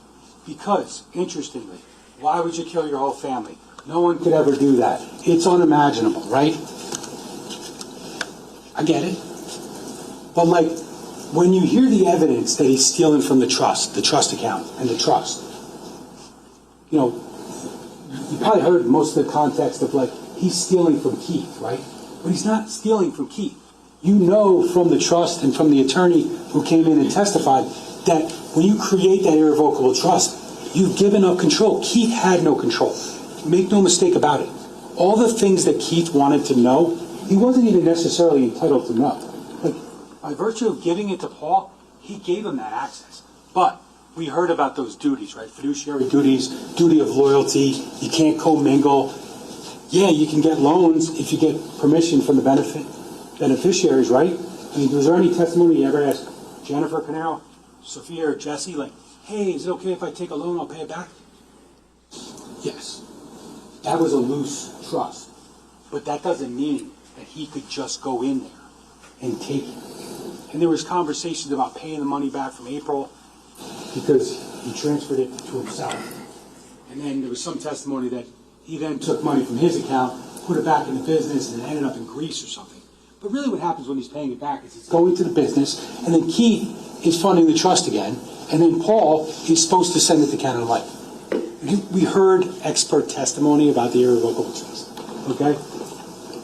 Mr. Cardenas explained it, broke it down. We tried to keep it pretty relevant. But understand when we're talking about this trust, like, there's a lot you can do with the trust, right? You can invest it in real estate and all that kind of stuff.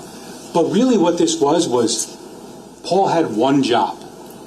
And it was Keith funds the TD Bank trust account from his payroll. And Paul clicks transfer. That's all he had to do. But he couldn't resist the access to Keith's money. When we talk about special bonds, you heard testimony about special bonds. Really the only special bond you've heard about is Paul taking his brother's money as if it was his own. And they're still trying to justify it. Oh, he put money back in, and God knows when he put $160,000 in the business. Well, he owns 10%. I don't even know if that was the buy-in. No idea. But, like, he put money in. Like, Keith never put money in. You know, it's like when we go to the financials and they want to say he's got $50,000 disposable income. Well, they're not counting $160,000 spent on an Amex in 2017 or $140,000 on an Amex. They're not counting, you know, they gave you $25,000 worth of car payments a year, which is probably accurate. But then when you combine the insurance, it's like $39,000. I mean, there are massive expenses here. When we just look at the chart that the capacity testified to. Let's just look at the stuff that you weren't talking about. It wasn't talked about. Woodshire Apartments, that's rent, $2,673. Yardy Service, again, that's the same company that services the apartment in Ocean Township, $3,666. Restoration Hardware, $15,720. Tiffany & Co., $17,714. It's like when we heard the testimony about how like there were all the renovations going on in Paul's basement, right? We heard it just because it was in context of Lieutenant Catalona and the photos, but then some of the defense witnesses were talking about how, you know, they were putting in custom cabinets, right? All the new lighting that you could control from your phone and all the kitchen and God knows what. It's like, stop spending, Paul. Stop spending. Like, you don't get to do all these things and then just take your brother's money. And Keith had enough. Like, yeah, Keith was emotionally cursed, right? He was pretty pissed off at Paul, we'll see it. But like, did he give Paul an invitation to take his money? Like, let's not talk like he wasn't in financial distress, okay? Could he have changed his ways and made it work financially? Sure. And it's almost like, are we criticizing Keith because he didn't have disability to fall back on? Like, does that make him a bad guy? Like, everybody should have disability and still be able to work at the family business? Like, because when we talk about later about, I'll stop saying later, probably makes you nervous. But when we talk about Paul and all the things he stood to lose. This has gone sort of off the rails. Keith doesn't have that fallback, right? Paul has the disability, right? That's what they're arguing to. He's still got $200,000 in disability coming to him. But, like, that's not enough. It's not enough for him. He's losing out on all the income that he gets from Square One, right? And EcoStar. But the thing about Paul is, Ms. Wallace discussed it in her opening, is that, like, he can't go get a job if Square One and EcoStar go away. Keith got an MBA from Columbia, right? He was planning. That's why he went back to school. Like, is Doris Duke, we'll talk about Doris Duke, is it going away, is it not going away? Like, there was just a lot of uncertainty. But Keith was preparing for it. He had job interviews, and he applied to Amazon and Ben Paolucci. We heard about that. They had dinner that night, and they were saying that he didn't say anything bad about Paul, but there's only certain things that we can elicit from witnesses. That's actually admissible. So they had a conversation where it's true. I'm going to sustain that objection. Disregard that last sentence. Go ahead, Mr. Decker. Sure. So Mr. Paolucci and Keith went to dinner Saturday night, which would have been the 17th of November. And before they went to dinner, they were actually at Ben Paolucci's house, and they were on the computer. Ben worked for Amazon, right? And Keith was applying for jobs using Ben's kind of referral program. And then they went to dinner, right? And what Mr. Paolucci was able to say was that I asked him not what the conversation was about, but what was the advice that you gave to Keith. And the advice that he gave to Keith was stop worrying about Paul and start worrying about yourself and your money and your family. So that's the context of Ben. And Ben texted Paul the morning of the fire, right? We know he did. He also texted Keith. And remember, Keith texted Paul too. We know all that. But it doesn't change the fact that he is trying to deceive his wife. Just obviously a picture of the garage here that we're looking at in Tilden Drive. I showed you the photo of the box that powers the DVR. The shed. I mean, there was a lot of testimony about this. There was a lot of discussion this morning. We see the white bucket over there. We know that that was put there by an officer who meant well, and he wanted to preserve a wet footprint, right? Thought he was doing the right thing. Ultimately, Lieutenant Catalona said he got there when he lifted it up and it dropped. Kind of did its job, not what he meant for it to do, but it did its job. Catalona says, though, so when he looks at that slate tile, it's not there anymore. But ultimately, Catalona, though, looks around and he finds this footprint, right? And they argue we didn't take any shoes or anything like that, which there were shoes in the basement in that pile. But Catalona looks at that, and then he actually consults with, I think he testified, Detective Flanagan, who's a little more knowledgeable with footprints. And they basically said that there was nothing pattern-wise that they were able to get from that shoe impression. So, listen, if you believe the DNA, the ballistics, the cameras, and everything else in this case, that's Paul Caneiro's footprint. I mean, that's just the reality of it. He went to get the gas from the shed. He left it on the side of the garage. So I would submit to you, it's not like it's not there. It's just, they can argue that we don't know whose it is, only because there's no way of knowing whose it is. Why are you even talking about this?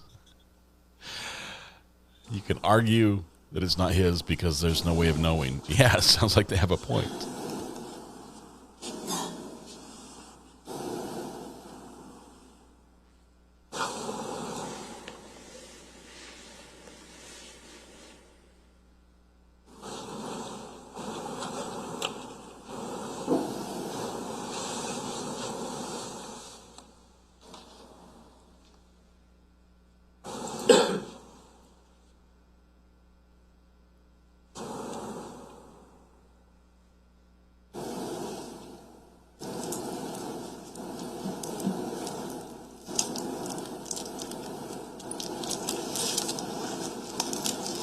Goes the camera. I think it speaks for itself. There's really no other explanation than at 1:28, it says 2:28, but remember, it's off by an hour. Detective Weisbrot testified to that. Despite it running continuously since the middle of October without interruption, all of a sudden, this shuts off as Mr. Caneiro reaches up towards the camera and the system. Do I know if he pulled out an extension cord or if he hit the off button on the machine? No, I don't. Can't see it based upon the perspective, but it is very clear that he just shut the cameras off on the outside.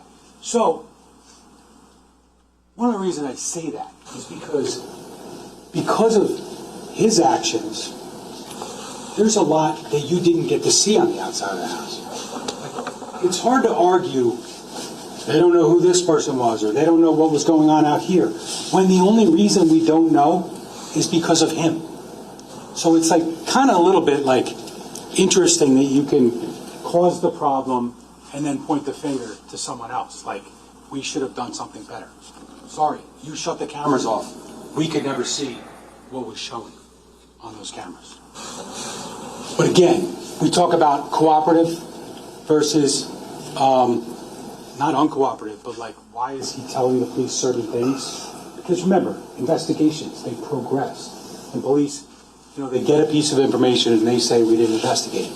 But they get a piece of information like, was he asleep? I don't know. Let's figure it out.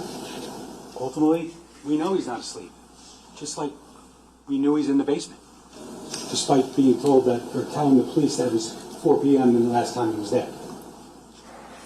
So, the police, we heard a lot about canvassing, and I already talked to you about the canvass on Tilden Drive, and there just weren't any cameras on the other side. I don't know what to tell you other than that. But as police are at 27 Tilden and they ask the Caneiros to go to the police department, ultimately, while they're there, and you heard testimony from the daughters, that they learn about something that's going on in Colts Neck. At 12:34, Paul and his family are at the police department, and Colts Neck Police receives 2 911 calls reporting a fire at 15 Willowbrook. The first caller, pretty simultaneous, but one of the callers was Catherine Lucchese. She lived right across the street, 44 Willowbrook. We had the surveillance from her house, and she calls 911.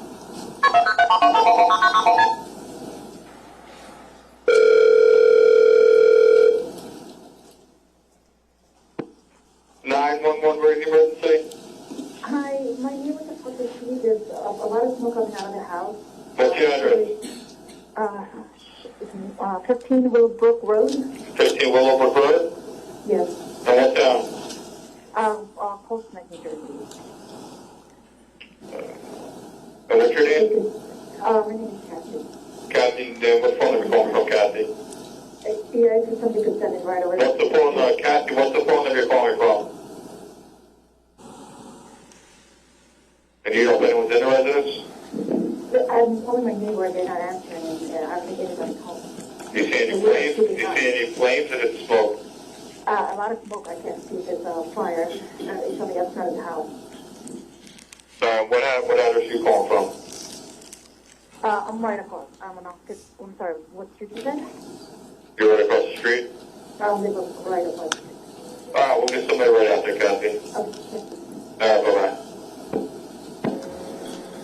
You noted, you remember from her testimony that she had kids that shared a bus stop with Jesse and Sophia. So one of the first things she tells police that day on the 911 call, and also when the police arrived, is that Jesse and Sophia were on that bus stop. Now, I know kind of where we're at now. You've heard a lot of testimony. You've heard arguments from counsel. And it's kind of been like almost like, I think it's sort of presupposed now that like we know when the fire starts, right? We know that, the power gets cut and then the telecom gets cut. But like it wasn't always that simple. It took investigation by detectives and all kinds of surveillance and different things to try to determine when this fire started. So when we look at it, and we look at it in the perspective of like how the family was being treated at the police department and the like, this is being reported at 12:34 p.m. Like the police have no idea yet that this fire started earlier. It's going to take the generator. It's going to take getting some video. It's going to take, the 911 call from Mr. Kapura. So when we think about the investigation, just recall that it takes a lot of effort to figure these things out, even if now we're all kind of conceding that the fire started at around, 3:42 or whatever, just shortly before that. And obviously, in addition to Ms. Lucchese, we had Dr. Boris Folstein, who lived next door. Ms. Mastalone talked about it. He also places on one call once he shows up, and then he ultimately goes around and finds Keith's body.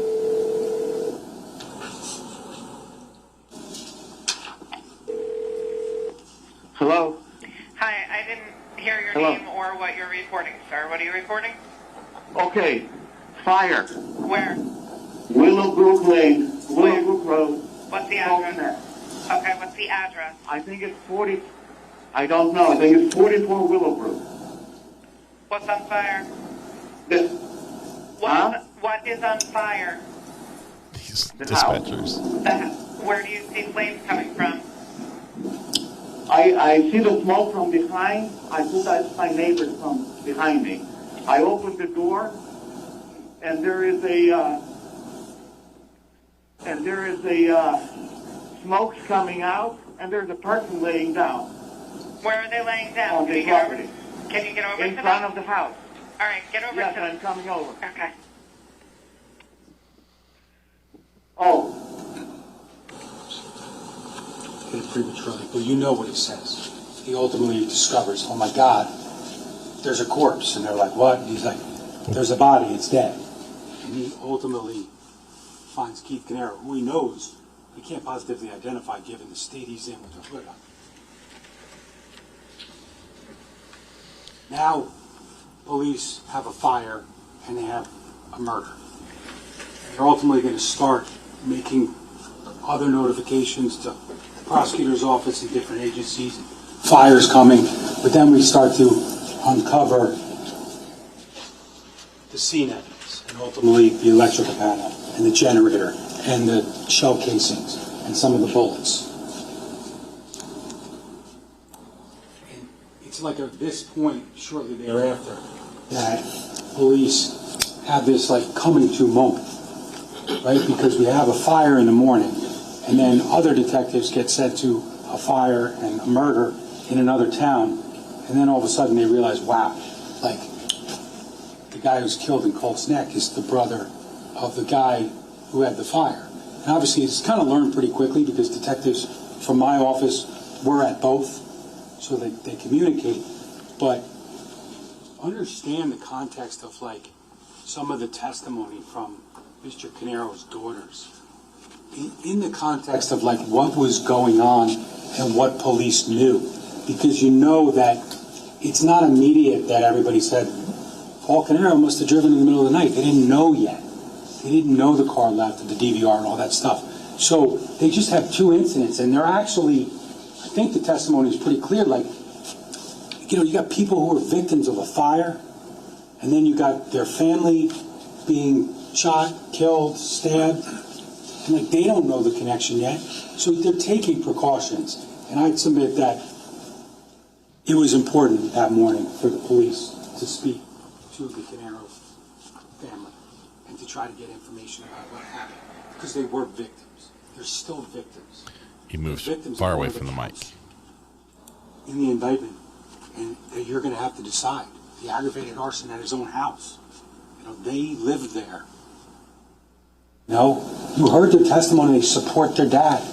Oh, okay, I get it. We all get it. Okay, but the family photos. I mean, that may have been then. That might have even been the day before. But like, everybody's got that breaking point, right? Nobody knows what's going to trigger. There's nothing that can trigger something like this, but something triggered with Mr. Caneiro. I will never be able to tell you how he could kill his niece and his nephew. It certainly wasn't for $17,000 on a Tiffany card or something. Clearly. But that doesn't change with Mr. Caneiro. It doesn't change with Corey Caneiro. It doesn't change with God knows who else. That motive doesn't work for anyone. But you hear that testimony because it is relevant. Because it just happened. Let's keep that in mind.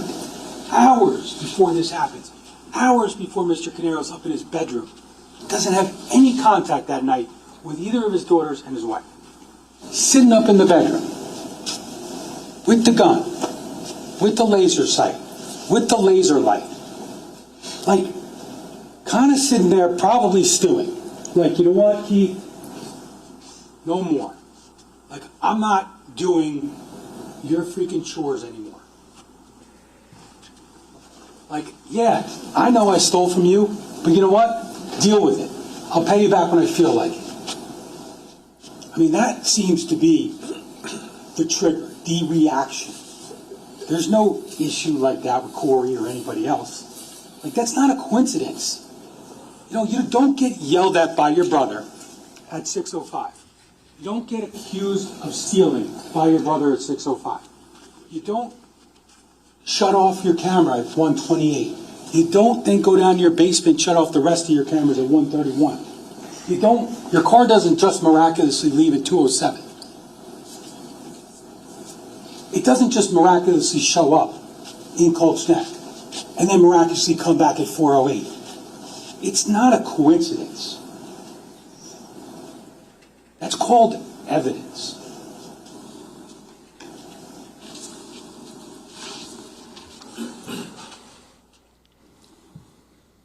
I won't belabor this. You heard the testimony from Dr. Zhang and Dr. Toma. I'm not here to show you more pictures. I didn't do that because it's fun. I didn't want to make people react a certain way. You need to evaluate this evidence free from emotion. They've told you that. The judge will tell you that. I'll tell you that. You know, horrific. Horrific. But if you think he didn't do it, he didn't do it.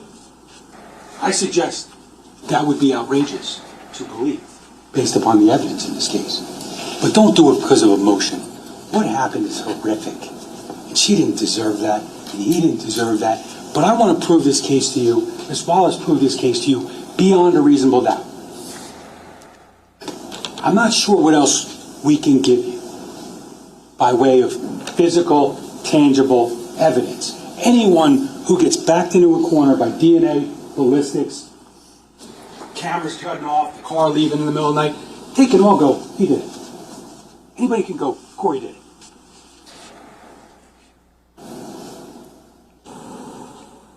We ask you to be fair to both sides.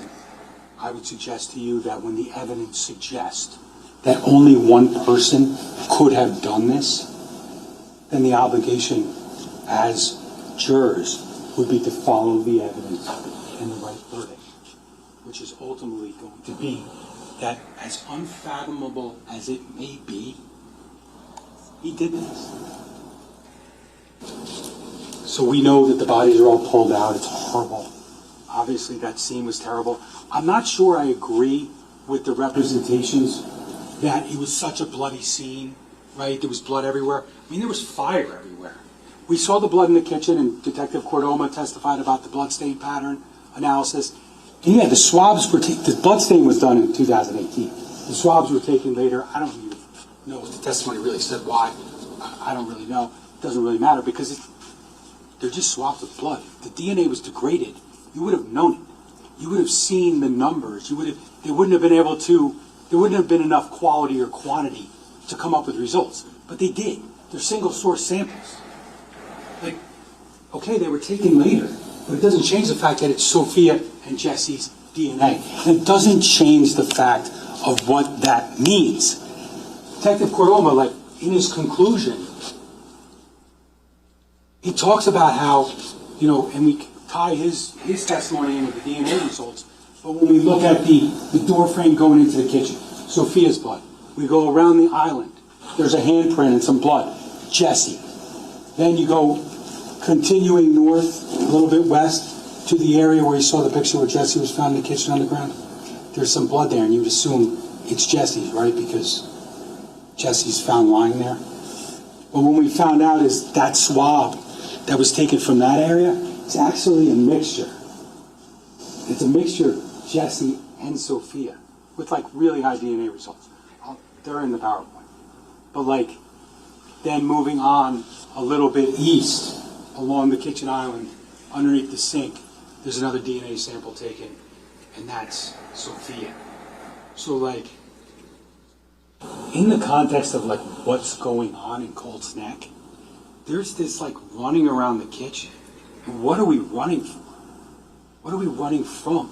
And Sophia, you know where Carmelo Lamarca, the firefighter, you know where she was found up on going up to the second floor on the landing.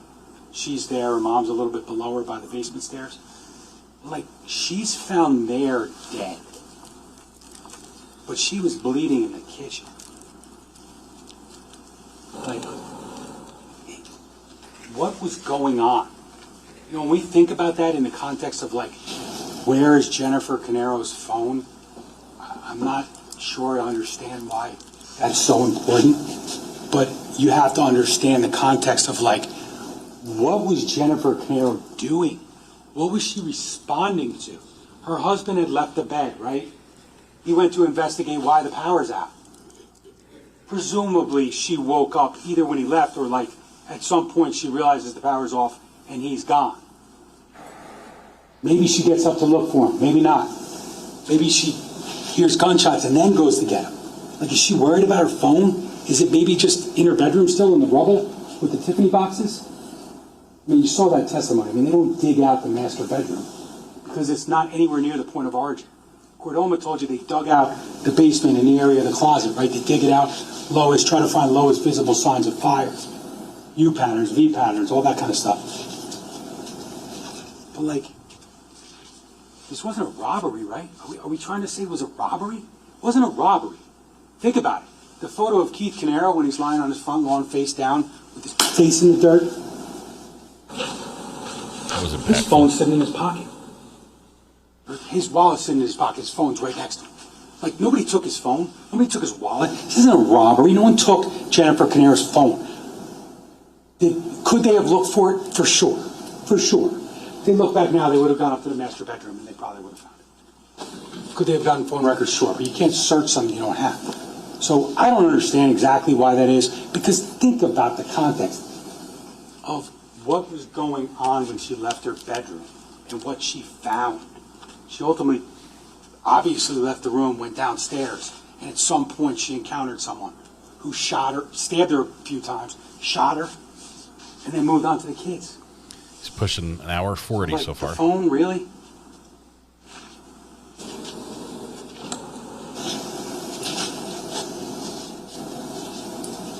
You know, obviously it's important. Again, like I said, I think we've established the timeline. We've probably done a lot of talking about timelines. I got one too. I have no problem with their timeline, 0.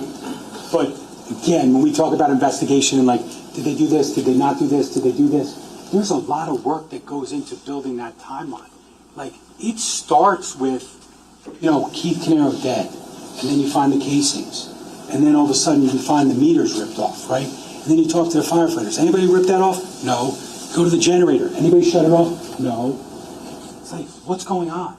And then it takes time. Like the Wise cameras, you don't get that right away, right? You don't get that video of someone out there from 235 to 251 creeping outside the house. And they're talking about why it takes so long, 15 minutes, right? From 235 to 251, when again, the power shuts off miraculously. No coincidence.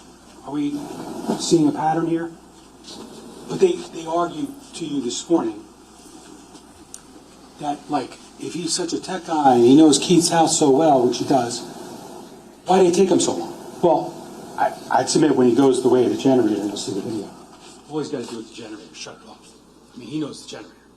You know, Tyler Badaracco, the fire chief, who's also an electrician, said that this is not like where most people would turn off the generator. And he went and shut off the actual the master switch. But he was saying that that's not something that like many people even know is there and how to shut it off. But that doesn't take him long because Paul knows the generator. The way he knows everything in Keith's house. But the electrical panel is different. That's not really like an expertise. That's like brute force, right? You got to figure it out. You got to have something on you to rip that door off, right? And somehow you got to rip the tag off, and you got to rip. I don't even know exactly how it works, but it's not as quick as just flipping a switch. And you hear it. You hear it on the video when we watch that Wise camera from the garage.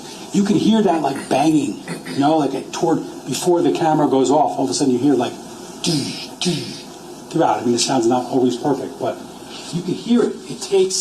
There's manipulation involved. It's not quick, you know. And he's also sitting out there. If you think about it, he's got to get the power off. But he's also then waiting. Like, I don't think he wanted to wait, let's say, 27 minutes for Keith to come outside, right? He didn't want that because that's really what happened. He shut the power off at 2:51. He's got to wait for Keith, but he's not going in that house. You know, he's not going into that house until there's no men left in that house. That's the reality of that. Keith never saw those shots coming. But so that electrical system and the Verizon information, it's all part of the process of figuring out the timeline. Because it's not like it's always been like, oh, it's a given that the fire started here. I I mean, we saw the cross-examination as trial progressed, and I think even when we were talking about the timeline and, you know, the property, I think at some point the questions were even like, okay, there's the Macan at 228 or 428 or whatever it is, the second video. Like, all of a sudden now it's like, okay, it is the Macan. We just can't prove to you who's in it. And obviously you can't see inside the Macan, right? We know that. I mean, there's nothing I can do about this, nothing you can do about it, nothing anyone can do about it. It just is what it is. But is it a coincidence with all these other things, or is he really just driving the Porsche? But obviously we see the evidence related to the generator. You've seen these pictures a million times. That's the generator. But these are just little pieces of information that they learn quickly in the investigation in Colts Neck. They can't go in the house right away, right? You know, they're still putting out the fire. Detective Cordoma and others told you that the scene's got to be made safe. They had to put the beams in downstairs and the supports in downstairs in the basement to make it safe. But as they do that, the detectives now are kind of focusing on, like, all right, we got these two incidents. Let's canvass in Colts Neck. Let's canvass in Ocean Township. And again, they didn't zone in on Paul Caneiro. This is just what the cameras show. Starting at 30 Tilton. See the blinking of lights up here? That's Mr. Caneiro's driveway.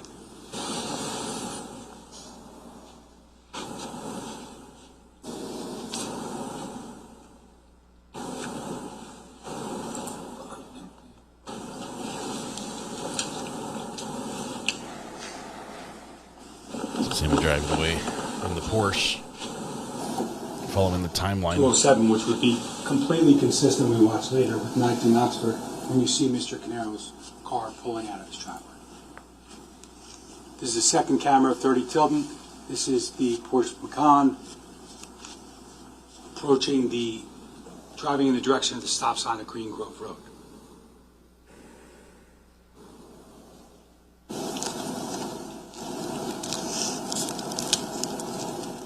I'd also note that when you look at the taillights, and I know there was, remember there was some circling of taillights and things, because it wasn't always a given that was Mr. Caneiro's car. Like, we got this, but maybe we didn't yet have the 19 Oxford, which shows it's his driveway and the car's leaving. But it also wouldn't have showed exactly which one.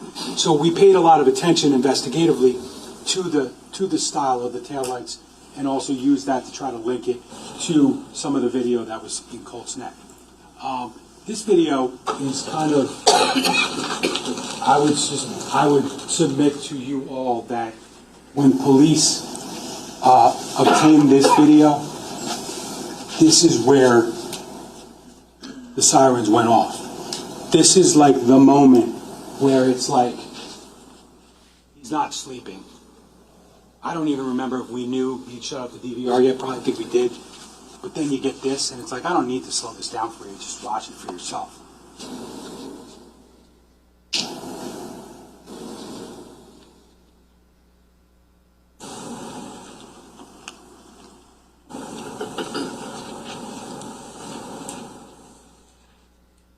Obviously, that's the Porsche Macan that just left 27 Tilden Driveway at 2:07 a.m. heading north on Green Grove Road. We have the video, obviously, from 308 Green Grove. This is the other camera showing the front. Where here we're going to see the stop sign. You start to see the tail lights that are pretty distinct. Again, it's just camera 2, which basically shows that 30 Tilton car goes past there, goes to 308 Green Grove, and now is heading in a northern direction. Bringing us to 85 Willowbrook, which was down the street. From 15 Willowbrook. Here it says on the camera it's 2:23:53, and it says Paul arrives at Willowbrook 2:27 a.m. So as you'll recall, there was some testimony from Detective Mahoney about the fact that the camera was about 3 minutes slow.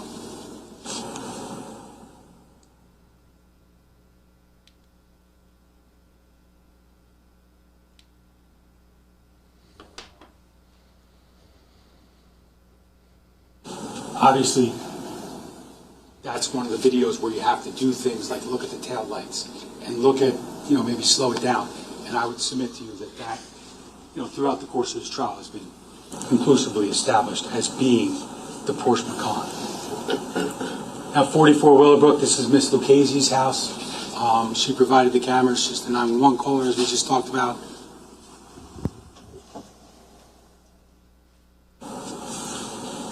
Defense also basically admitted that was the car this morning as well. Appears like that car slowing down at the end, based upon my review of the video. Obviously, it's something that you all need to make that determination. But it appears to me, because obviously there's a lot of testimony about where the car would have parked, that driveway that's to the west of the Caneiro property. And I think the one thing that we all agree on, that we've always believed, that obviously Paul Caneiro didn't park in his brother's driveway when he went there at 2:30 in the morning. There's no other place to park and try to avoid detection, potentially from anyone driving down the street. So I don't think there's any doubt with respect to where Mr. Caneiro parked his car. Obviously, might as well just touch it now because we're here. There was some cross-examination, first with Mahoney about that 867 Route 34. So that's the house they talked about this morning. It's the house behind Keith and Jennifer's house. And Mahoney was asked about it, and there were some questions about whether it was documented. But then when Petrozello testified, Lieutenant Petrozello said it's actually 867 Route 34, but the address is Route 34, despite it being behind Keith's house. And Mahoney had previously said, I didn't get the cameras from there, but someone went there. I think someone got it. And then Petrozello came in, and instead of having like a gotcha moment, he explained, yeah, we got cameras from there. It's a Route 34 address. And ultimately, we looked at it, we didn't see anything. Counsel for Mr. Caneiro played a little small portion of it, and you can basically show what it doesn't show. And you can see the gate doesn't shoot very far down. But that's what the cameras show. Like, it's been talk about they didn't do this and they didn't try to get cameras here, but they asked about the cameras and it almost seemed like we were being accused of not getting them. And then Lieutenant Petrozello says, we looked at them and that's just what they show. So that's one of those things about the address of 15 Willowbrook, some of the arguments that are made about that driveway and what's over there. And there was that one picture I think they've shown in the past. It's like an overhead. Don't really need it, but it's an overhead of 15 Willowbrook. And they show that little driveway to the west for that 867 address. And they also show that little pathway on the front lawn, like right before the driveway. It's like a little cutout. And then, they were kind of suggesting with some witnesses, I think, that like a car could have gone that way. And that's true, obviously. You're not going to park in the middle of like Willowbrook, leave the car running when you go and kill people. But one of the things that Petrozello said when he was asked about that is that, yeah, he was aware of that entrance, right? Or it's not really an entrance. It's like an opening between trees on the front lawn. And he said one of the reasons I'm aware of it is because we used it. Like law enforcement actually used that to drive vehicles on the lawn during the course of like fire suppression and the coming days while they're investigating the scene for 5 days or so at Willowbrook. But in that regard, we'll talk about it probably again, but it's a large property, right? You saw Willowbrook, it's a big house. I mean, it's a big house, and it's a big piece of property. But when you look at that overhead map, and maybe I'll pull it up at some point, think about getting out of the basement, going up the stairs, going out the side door where the door's open, right? He leaves that door open, probably to lend some air to the fire, I would gather. This is one of the reasons, sort of like he said at 27 Tilden, like when they closed the garage door and opened it, he was like, I was afraid that air was going to do something. He made some comment like that. But when you leave, you start the fire, and you cut the line, you start the fire, and then you got to get out of there. You talked about how you got to get out of there quick, right? That property is not that big. I mean, like we could estimate it, but it wasn't measured by detective vote or anything, but maybe it's like from here to wherever you guys go downstairs at the end of the day in a straight line. It's not that far. There's no way that someone who just murdered 4 people can't get out of that basement, run across the lawn, jump in a car, and then be on this camera at that time. Like, it's not really a gotcha. It just completely makes sense. It's kind of like the argument about, well, you know, Zerillo and Petrozello told you that they had to go to Pennsylvania to talk to Corey Caneiro, right? Because he didn't drive at night. That was the testimony. They drove to Pennsylvania. They met with him. Then they argue that, like, oh, he can't drive at night, but hey, the morning of the fire at Paul's house, he could drive over to 27 Tilden 15 minutes, 20 minutes, whatever, in the dark. As if they're the same thing. As if driving from Pennsylvania at, 8, 9, 10 o'clock at night is the same thing as driving from Fairhaven to Ocean Township to help your brother. He bought him money. He took them out for bagels. That's all you have. So it's like, oh, he can't drive at night, right? He asked them to come over. That's what you have. So let's just keep that in mind. And we're trying to tarnish something that has no evidence. Now we're at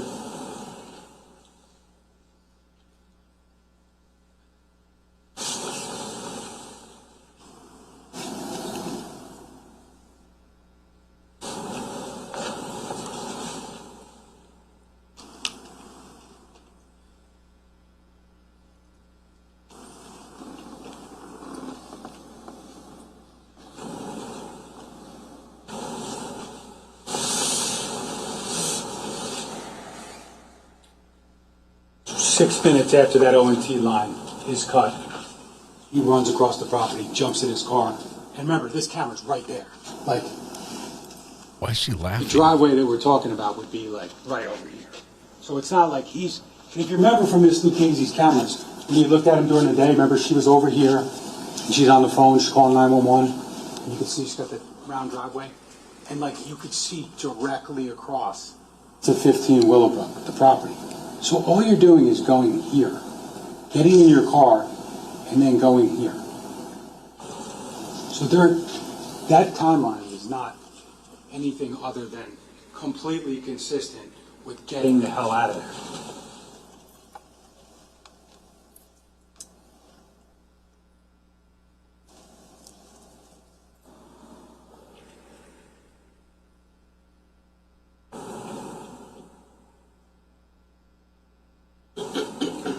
So we got the Porsche Macan at 348, heading back to Ocean Township to run 308 Green Grove. It's going to turn left onto Tilton Drive.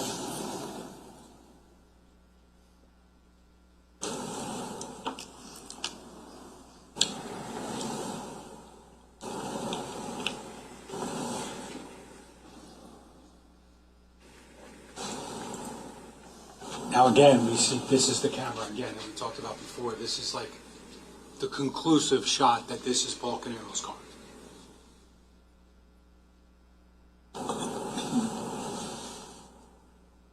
Vroom. Yeah, that's him. Taillights and all. Car passes 308 Tilden, or 308 Green Grove heading toward Tilden. Now it's on the two cameras from 30 Tilden.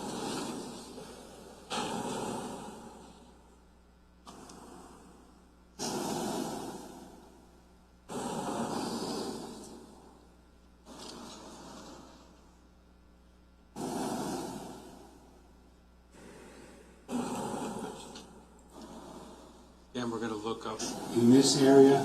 Once the car passes, we're going to see the area of the driveway at 22nd Tilden.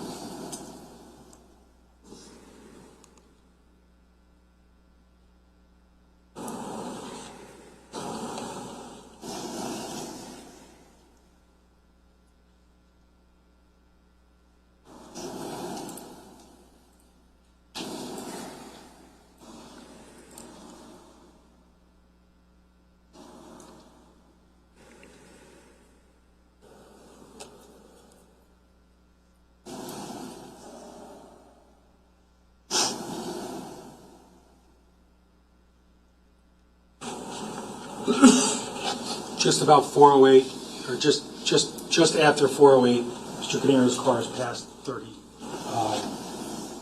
Tilden, and now he's pulled into his driveway, which is ultimately going to be corroborated by the 19 Oxford cameras. Now, this is just a visual comparison you saw during trial. This was just Mr. Caneiro's car leaving, 20750, and this is a picture of the car at the Monmouth County Prosecutor's Office facility later, showing that that's Mr. Caneiro's car. 408, returning. Samesies. Photo. And we talked about the lights. Part of what the investigation determined real quick, that the loaner, the Porsche Macan, which is part of the one over here, had a taillight out. Okay? So the light over here, when you watch on the video, there's a light over here that's on. This one's out.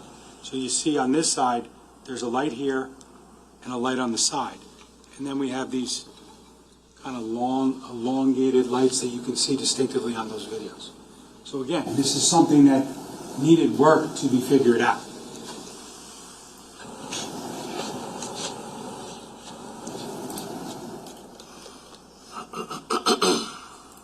Now, again, in the context of investigation and what we learned and when, and why he would need to flee the area so quickly, once the investigation started in Colts Neck and they get the generator and they get the casings and they get, they begin the origin and cause. But shortly before that, while they really can't do anything that day, Detective Zerillo, if you'll recall, he runs like the call sheets from the night before, just because I guess he usually does that in the morning. And now all of a sudden they have this incident. And ultimately he uncovers a phone call in the middle of the night reporting shots fired. And that's where ultimately police are able to track down the 911 call from Mr. Kapoor.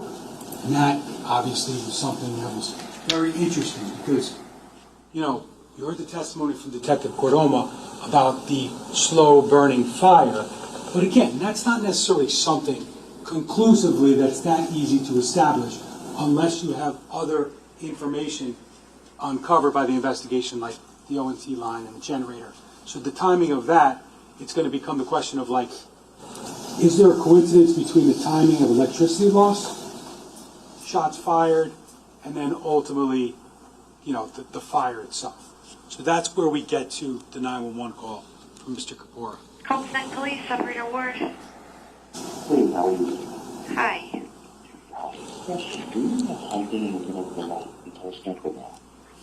No, you're not allowed to hunt anywhere in the middle of the night. Are you hearing gunshots? Okay, where are you? Let me send somebody to the area.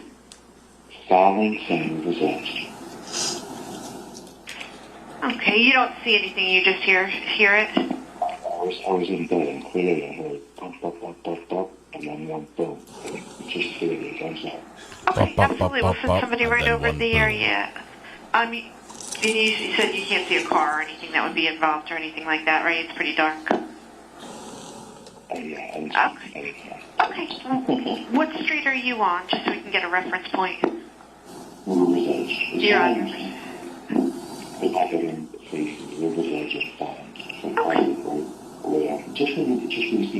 And how many of them did you hear? 5. C-secondary and 1 more. Okay, let me send somebody to where you're at there. Can I just get your name for my record?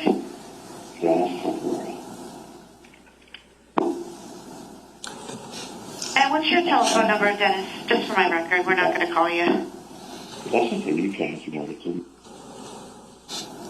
Love that. What's your number? We're not going to call you. Okay, and you don't want to speak to an officer, you just wanted the area checked, right? Yeah, I think it would be, if it was something that took out a deer, still put it forward with this guy's range. I just don't have anyone else getting shot. Yeah, let me just double check and make sure. I don't think if it was an officer putting down a deer, it would go off that much. And I don't see them doing anything right now. Yeah, so it's not an officer putting a deer down. All right, we'll send somebody right out. Thanks so much for reporting it, Dennis. Have a good morning. So obviously that's something that's uncovered, which leads kind of to the realization of initially, fire doesn't start at 12:34, right? It's just when it's discovered. It actually occurs. The murders and the fires actually occur hours earlier than that. It's just, for whatever reason, that fire just didn't catch very quickly. And ultimately, the introduction of oxygen by first responders and firefighters ultimately had that fire go from X to Y very quickly.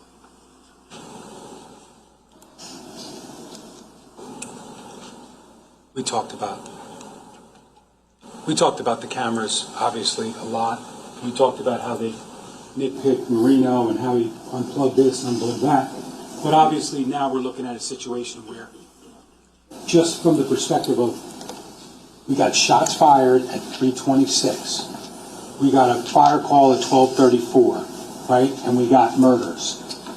Now we're looking back as the investigation is beginning, and it's like, we got all these, we got his car leaving and coming, and now it's starting to make sense as to like, why is this guy shutting off his camera at 2:08 when we have a shots fired call at 3:26, 3:30? Starting to make it look like there's not just an issue with this camera. It's starting to look purposeful.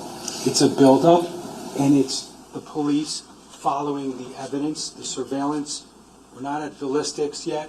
We're not at DNA, but they're following the evidence, and it's like, shut off the camera, leave in the middle of the night, shots fired, car comes back, fire at my house, oh, and yeah, shut off my cameras so you can't see anything. That's before, ladies and gentlemen. That's all before DNA. That's all before ballistics. That's all before figuring out that the guy's up in his room practicing.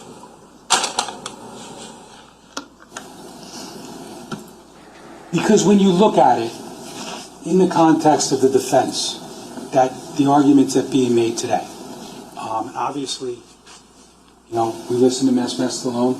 Obviously, we respect defense counsel. We've all worked well together during the course of trial.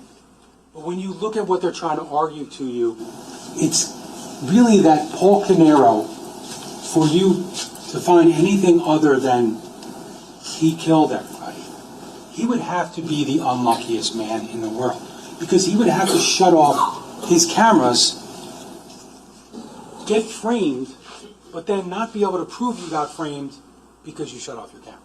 Like, it's really kind of hard to sink your teeth into that. Talked about the cadaver dog, and now we just talk about from the perspective of, by shutting off the cameras, you know, the 4 cameras outside, the one above the DVR in the garage, and then the 2 Wi-Fi.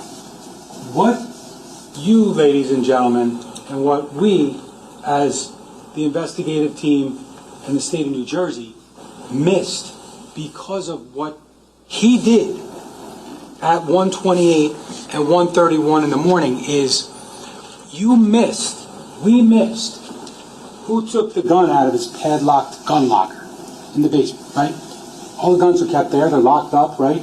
I don't know how anyone's getting in there with that lock on there. You saw the lock in the pictures. Who got in the Macan? Who backed out of the driveway? Who then came back after the murder spree, downstairs, right, where all the guns are kept, swap the barrel, take the barrel out, put the old barrel back in, lock it back up in your locker, right? Who transferred that go bag into the Porsche Macan? Like, remember, when you watch the camera, the DVR in the garage, when he shuts it off, it's staring at the Macan, right? So that's just another thing that, like, when he popped the rear of the Cayenne and put the bag in it, we would have seen that. But because of what he did, we can't. But I don't know if seeing it would be better than the fact that he just shut off his cameras so you wouldn't see it. I mean, we could probably debate which one would be more important or more probative of his guilt and all the hindering efforts. Who buried the bloody clothes in the corner of the basement? You know, again, we've been criticized about, like, transfer and all this stuff. But, like, you would have saw it. If you didn't shut off the camera, you would have seen it. Who went outside, set the fire? Who tried to torch the Macan in the driveway? That flash of fire. The one camera is staring at the Porsche Macan. He shuts off the camera because he's about to do these things. Because here's where we're looking at the Porsche Cayenne. With the backpack, right? We got the barrel. We got the knife. We got the FLIR. He's got multiple spare phones. I could show them to you. We need to. I'm not saying he used spare phones to plug the FLIR into so he could see better. I'm not saying I don't know. I don't know if he did or not. But he had it. And it's like, why is all this stuff in the bag? Why is it in the bag?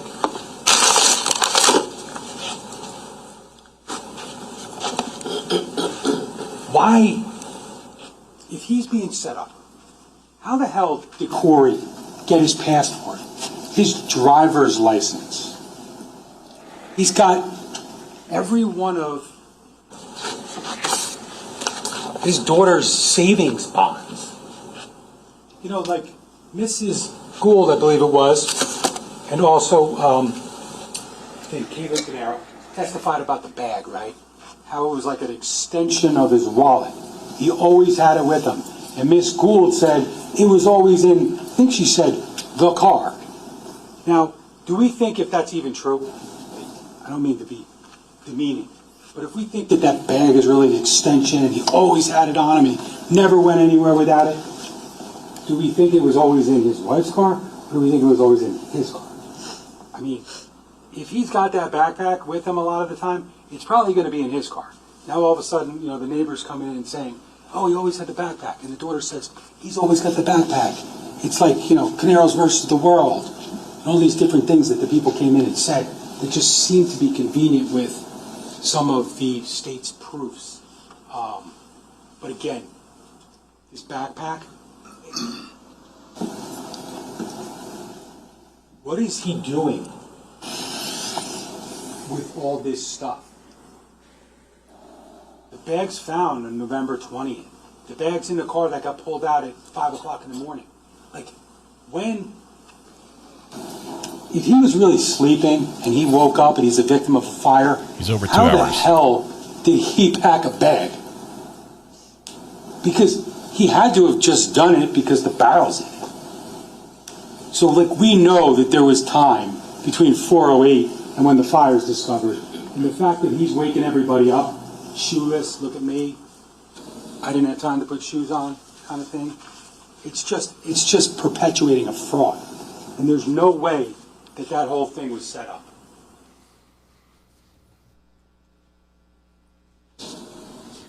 What have you guys accomplished during these closings?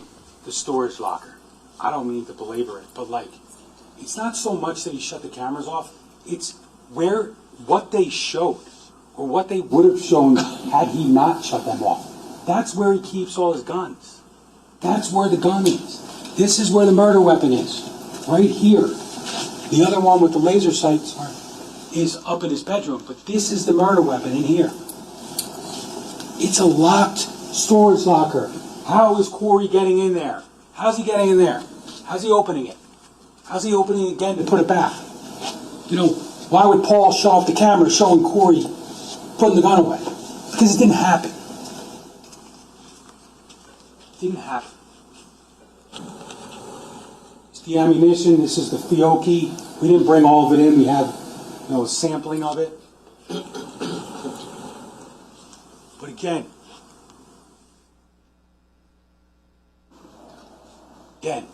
when we just looked at what the other camera showed by the workbench where all the guns was, where we would have seen the locker and putting it away. Now we're looking at this area over here. We're looking at the area. The window well is right here. We see a dresser. We saw a bunch of pictures. But this is the way it looked at 1:31 a.m. This is what that, like, soup of articles Ms. Mastalone called it this morning. It didn't start that way, right? This is it. It's not until he comes home and sticks all that stuff under there and then sets the fire right here. You can even do the right angle. Fire set right here. So, tempting to destroy this. But we can't see, because the camera shut off, all the jeans and the scarf and all that evidence that's tucked underneath there. So, you know, is it a mess? Is it burnt? Is it, you know, wet? Yeah, it is. But were you able to get DNA results for Sophia Caneiro? RMPs also, like huge random match probabilities and large likelihood ratios. It didn't affect Sophia's DNA. I mean, they want to get away from Paul's DNA, even though there's a bunch of results there. But like, okay, like we'll talk about how those are reliable. Dr. Reich, you know, how many samples did he agree with me and say, yeah, that's a reliable result. Yeah, that's a reliable result. But I don't know why they're not worried about Sophia Caneiro's DNA being on the jeans, right? In the basement. Like, I mean, again, you're gonna say it's just before one we pair of find out jeans? financial stuff, you know, we already knew the cars and we didn't know the DVR, but then all of a sudden, end of, I think it was November like 28th, 29th, 2018, like, we start to get some DNA results. And like, what do you do, ladies and gentlemen? What are you gonna do if the jeans with your DNA inside, so like, I don't care what size they are, he wore them. Okay, that's clear. He wore these jeans. They have his niece's blood all over them, and Jesse's. And it's not just Starmix, it's not just Bodie, because there's testimony that state police used, you know, traditional binary DNA to get Jesse Canero's DNA right here. So, you want to talk about the evolution of like, it was my brother because they didn't get his DNA, or, you know, oh, the Wi-Fi wasn't working, my camera didn't show up. I mean, what else are you going to do? There was some cross-examination and there was some discussion today about, set the lights thing. We heard on cross-examination that there was 2 pairs of jeans. You're going to have pictures too. This is. He just said it on the bar in front of the jury. 231C. This is, I would submit to you, and you're going to have it.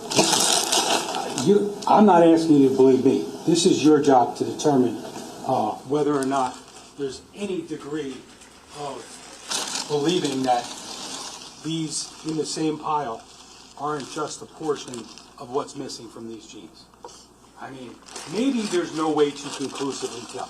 I don't really see any difference in coloring. I think we were looking at photos before, and in photos maybe there's interesting colors. But to me, you're missing a label here. Missing a label here, partially burned off. You can see actually like the top portion of what's there appears to be missing. And then you got the label right here. I mean, first of all, if there was 2 pairs of pants, first of all, what's the difference? There's also a t-shirt, a long sleeve shirt, like there's other shirts. But second of all, it just seems like a grasp, like, wow, we found the smoking gun. There's actually 2 pairs of jeans. There's one. And you can obviously, ladies and gentlemen, anything I say is in evidence, okay? I'm not asking you to just believe me because I'm me, okay? I'm trying my best to explain to you what I think and Miss Wallace thinks about what the evidence shows. And I suspect that that is an attempt to try to create a second person who's involved theory. But again, we won't know if there was 1 pair thrown into that pile or 2 because he shut that camera off at 1:31. This again is just the area. You've seen the photos. You saw what it looked like to begin with, and you saw what it looks like now in this photo, S1A110.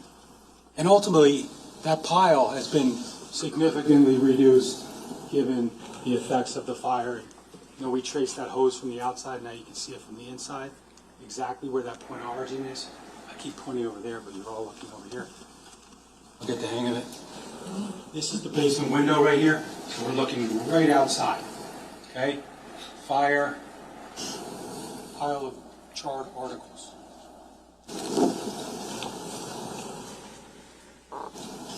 Just another angle, so we see that dresser over here. This is the area, and this is the point of origin of the fire, just basically within or just outside the window. Again, just another photo of what we're looking at. Why are there so many gloves? I didn't realize there were so many gloves. There's a lot of gloves in the basement. They did have a bunch. Paul had a lot of gloves, not black nitrile gloves, on the workbench near where all his guns were. You know, he cleaned guns. I mean, I get it. It's no problem. I don't know why there's so many here, or at least it's being alleged there's so many gloves. I mean, he probably put multiple gloves on, right? And he probably took them off the same way I would.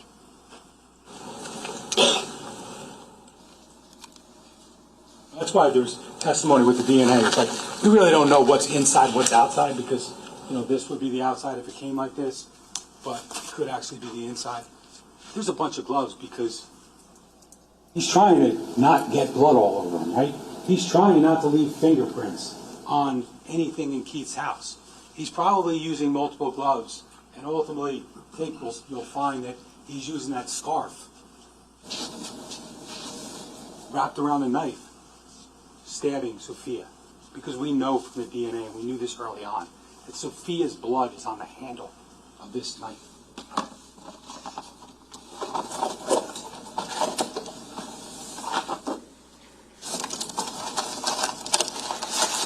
You've seen the knife. I'm not going to belabor it. Wraps the scarf around his hand with the nitrile glove. And that's why that facial injury, slamming into her face, pierced her brain. God help me. That's why I got DNA off the handle of the knife belonging to Sophia Caneiro.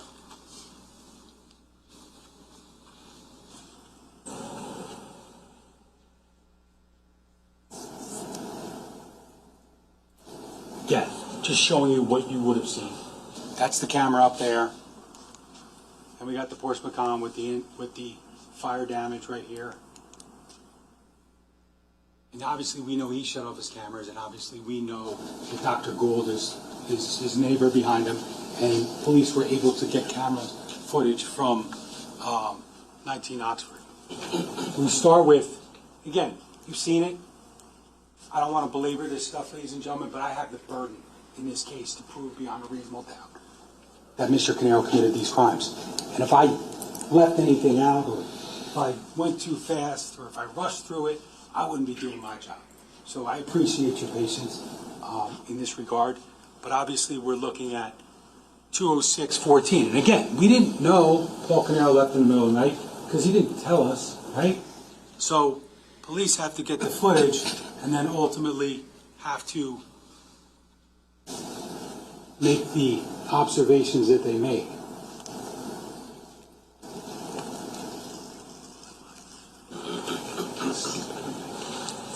It's all good. Can't skip ahead.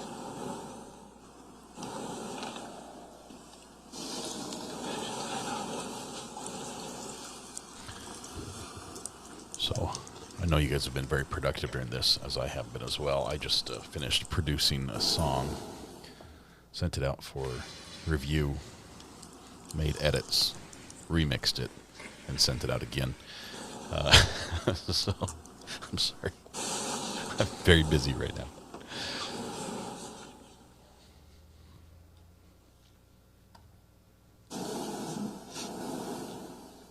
Two 719, obviously we're watching the car backing up, K-turning, and approaching the end of the driveway in Tilton. And then it's going to head towards 30 Tilton, 308 Green Grove, right onto Green Grove. But again, obviously it's not something that we get immediately. So now, 40817, we're going to try to confirm the rest of the cameras, and we're going to see Mr. Caneiro driving his vehicle into his driveway at 408.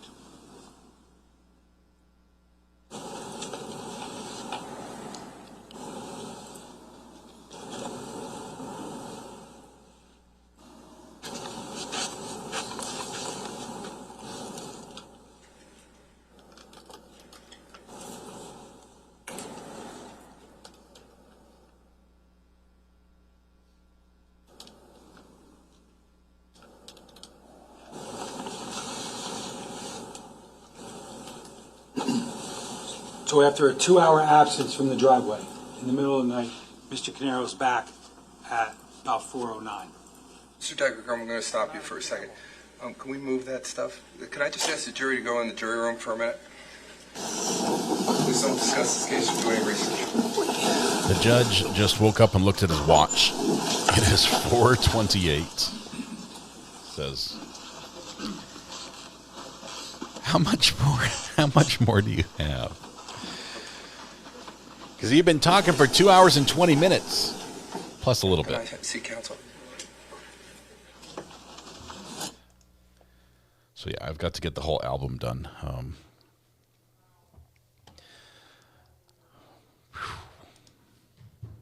It's been a while since we've had a full day of closings. I can't think of the last time. I remember we've had some very long trials where the judge says, okay, you each get half an hour. And I'm like, whoa, that's not enough. But this is something else. This is something else. What is wrong with you two? What part of bored don't you understand?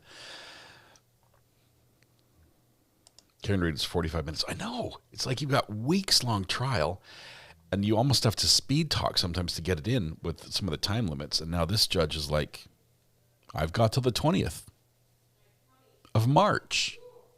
have at it. Oh, man. Why are we still here? Well, hopefully we'll have a verdict tomorrow. I know we're not gonna finish tonight.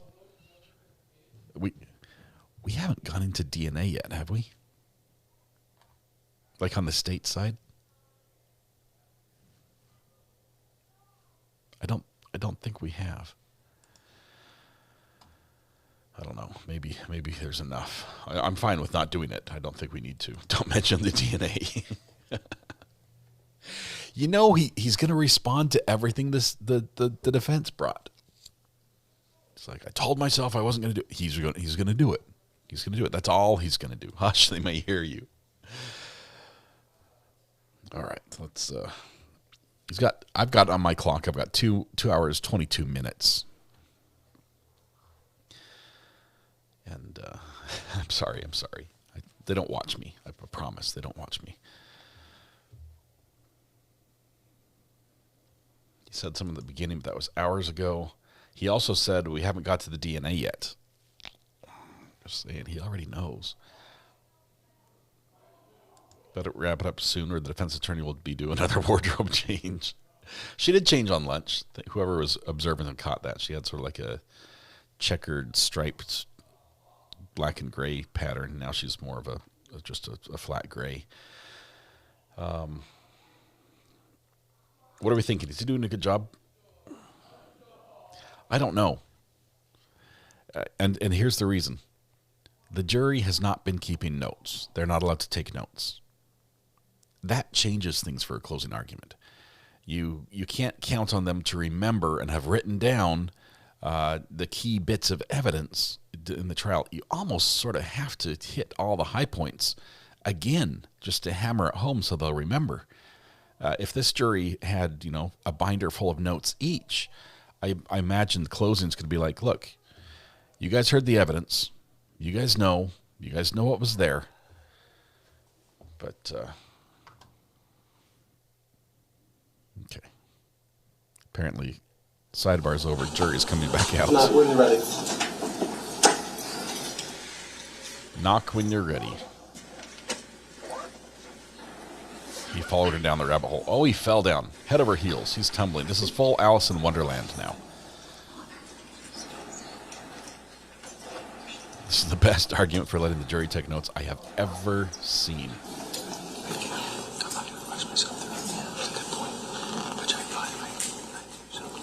Oh no.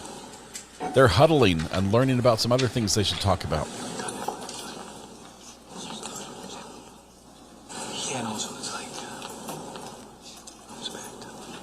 Jennifer, we're sticking it out till the bitter end.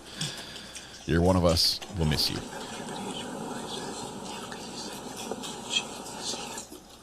Well, the gallery's getting their money's worth today for sure.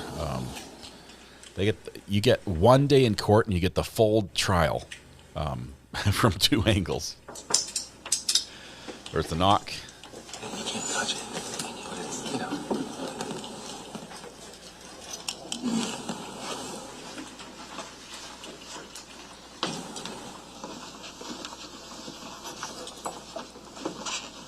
Read 3 Shakespeares today.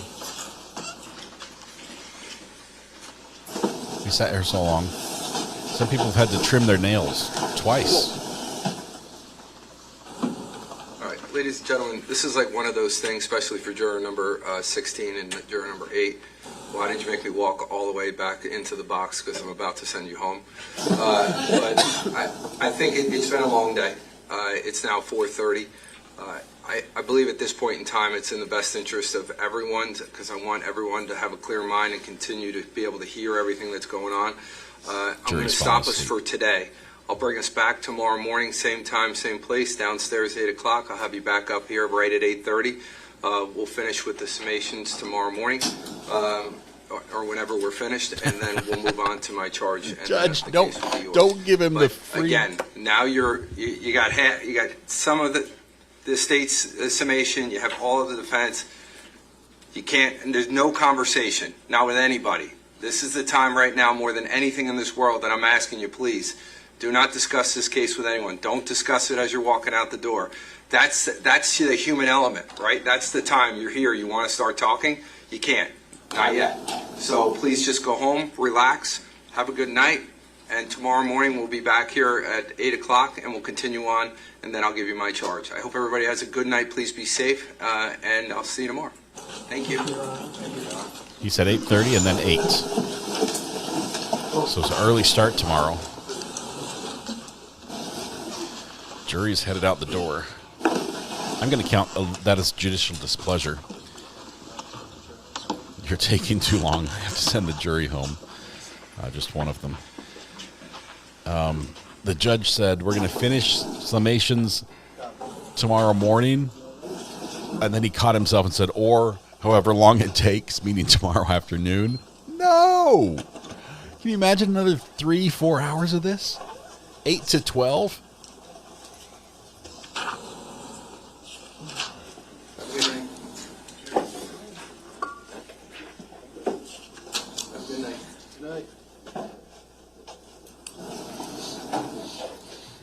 Juror 16, last one out the door. Don't let it hit you on the butt on the way out. There we go, door's shut. Oh. Okay, ladies and gentlemen, anything else we need to put on the record before we close for today? No. Good. All right. We'll see everybody tomorrow morning. Thank you. I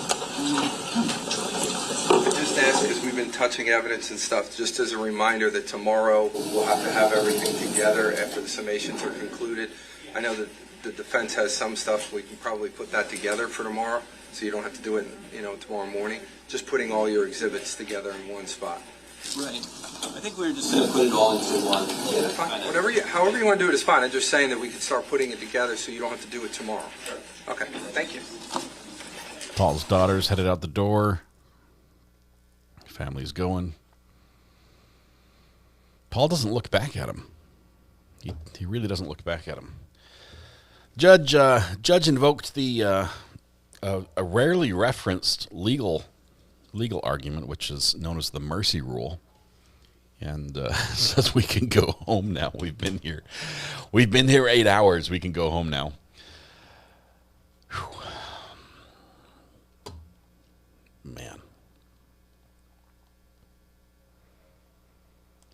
Red Pen, check your email if you don't. Oh, I got your email, Red Pen. I did. Got it. Got the whole thing, the briefing. That was painful. It was painful, but it was not as painful as trial itself. The trial itself was difficult. Study it. Is there a test afterwards? I was going to quote it, is what I was going to do. All right. You guys, you've all been amazing. Thank you. Thank you for sticking around through this one. I think at this point we want the judge to win this trial. If the jury can come back and convict both the prosecution and the defense, we would all cheer. This has been a little bit painful. Super excited that the Corey Richins trial, they have seated a jury. We will begin that one on the 23rd of February, and that's going to be an amazing one. There's already so much stuff out there that's going to be spicy as parts of it get let in and discussed and litigated. It's going to be good. I wrote a song. I mixed a song, and I got a lot accomplished. A lot accomplished today. Can we hear the song? No, it's actually a friend of mine. Her daughter wanted to sing a Disney song for her boyfriend, and so I had to mix and match it. So there's copyright issues. It's for private use. It's a cover, but I'm pretty sure it would get me a copyright strike, so I can't play it for you. All right, 8 hours, and what have they accomplished? A migraine headache? Yeah. Corey trial will be insane. Her lawyers try anything, but the judge is really good. He's fantastic. Craddock's amazing. Although he's quite intimidating in person. And there was a point where I thought I was going to be on his bad list when I was there. He said we could live stream, and I did with a small delay, but he anticipated a larger delay than what I was using. And he hadn't said how long the delay was. He didn't say you can't start until after everything's done. He said just with a short delay so that we can stop you in case, And then I was worried I was going to get thrown out of court. It was bad. All right. Tonight when you go home, please hug the people you love, smile at someone to make their day just a little bit better, and please stay safe till we go live again tomorrow morning. It sounds like about an 8 o'clock start, 8:30 for the jury. We'll be here bright and early. It is Thursday. It is Podcast Thursday. I'm hoping that Thomas got his soup you can suck on drops so we can try them together and we can let you know just how bad they are, because that's pretty much what we do on the channel. And I think that's it. I think that's everything. Let me just export this last song. Done. Album's done. Okay, guys, have a good night. We'll see you in the morning. Bye-bye.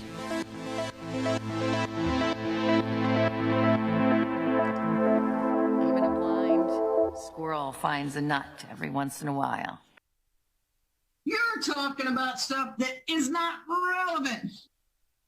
Because he's the guy. There's a lawsuit.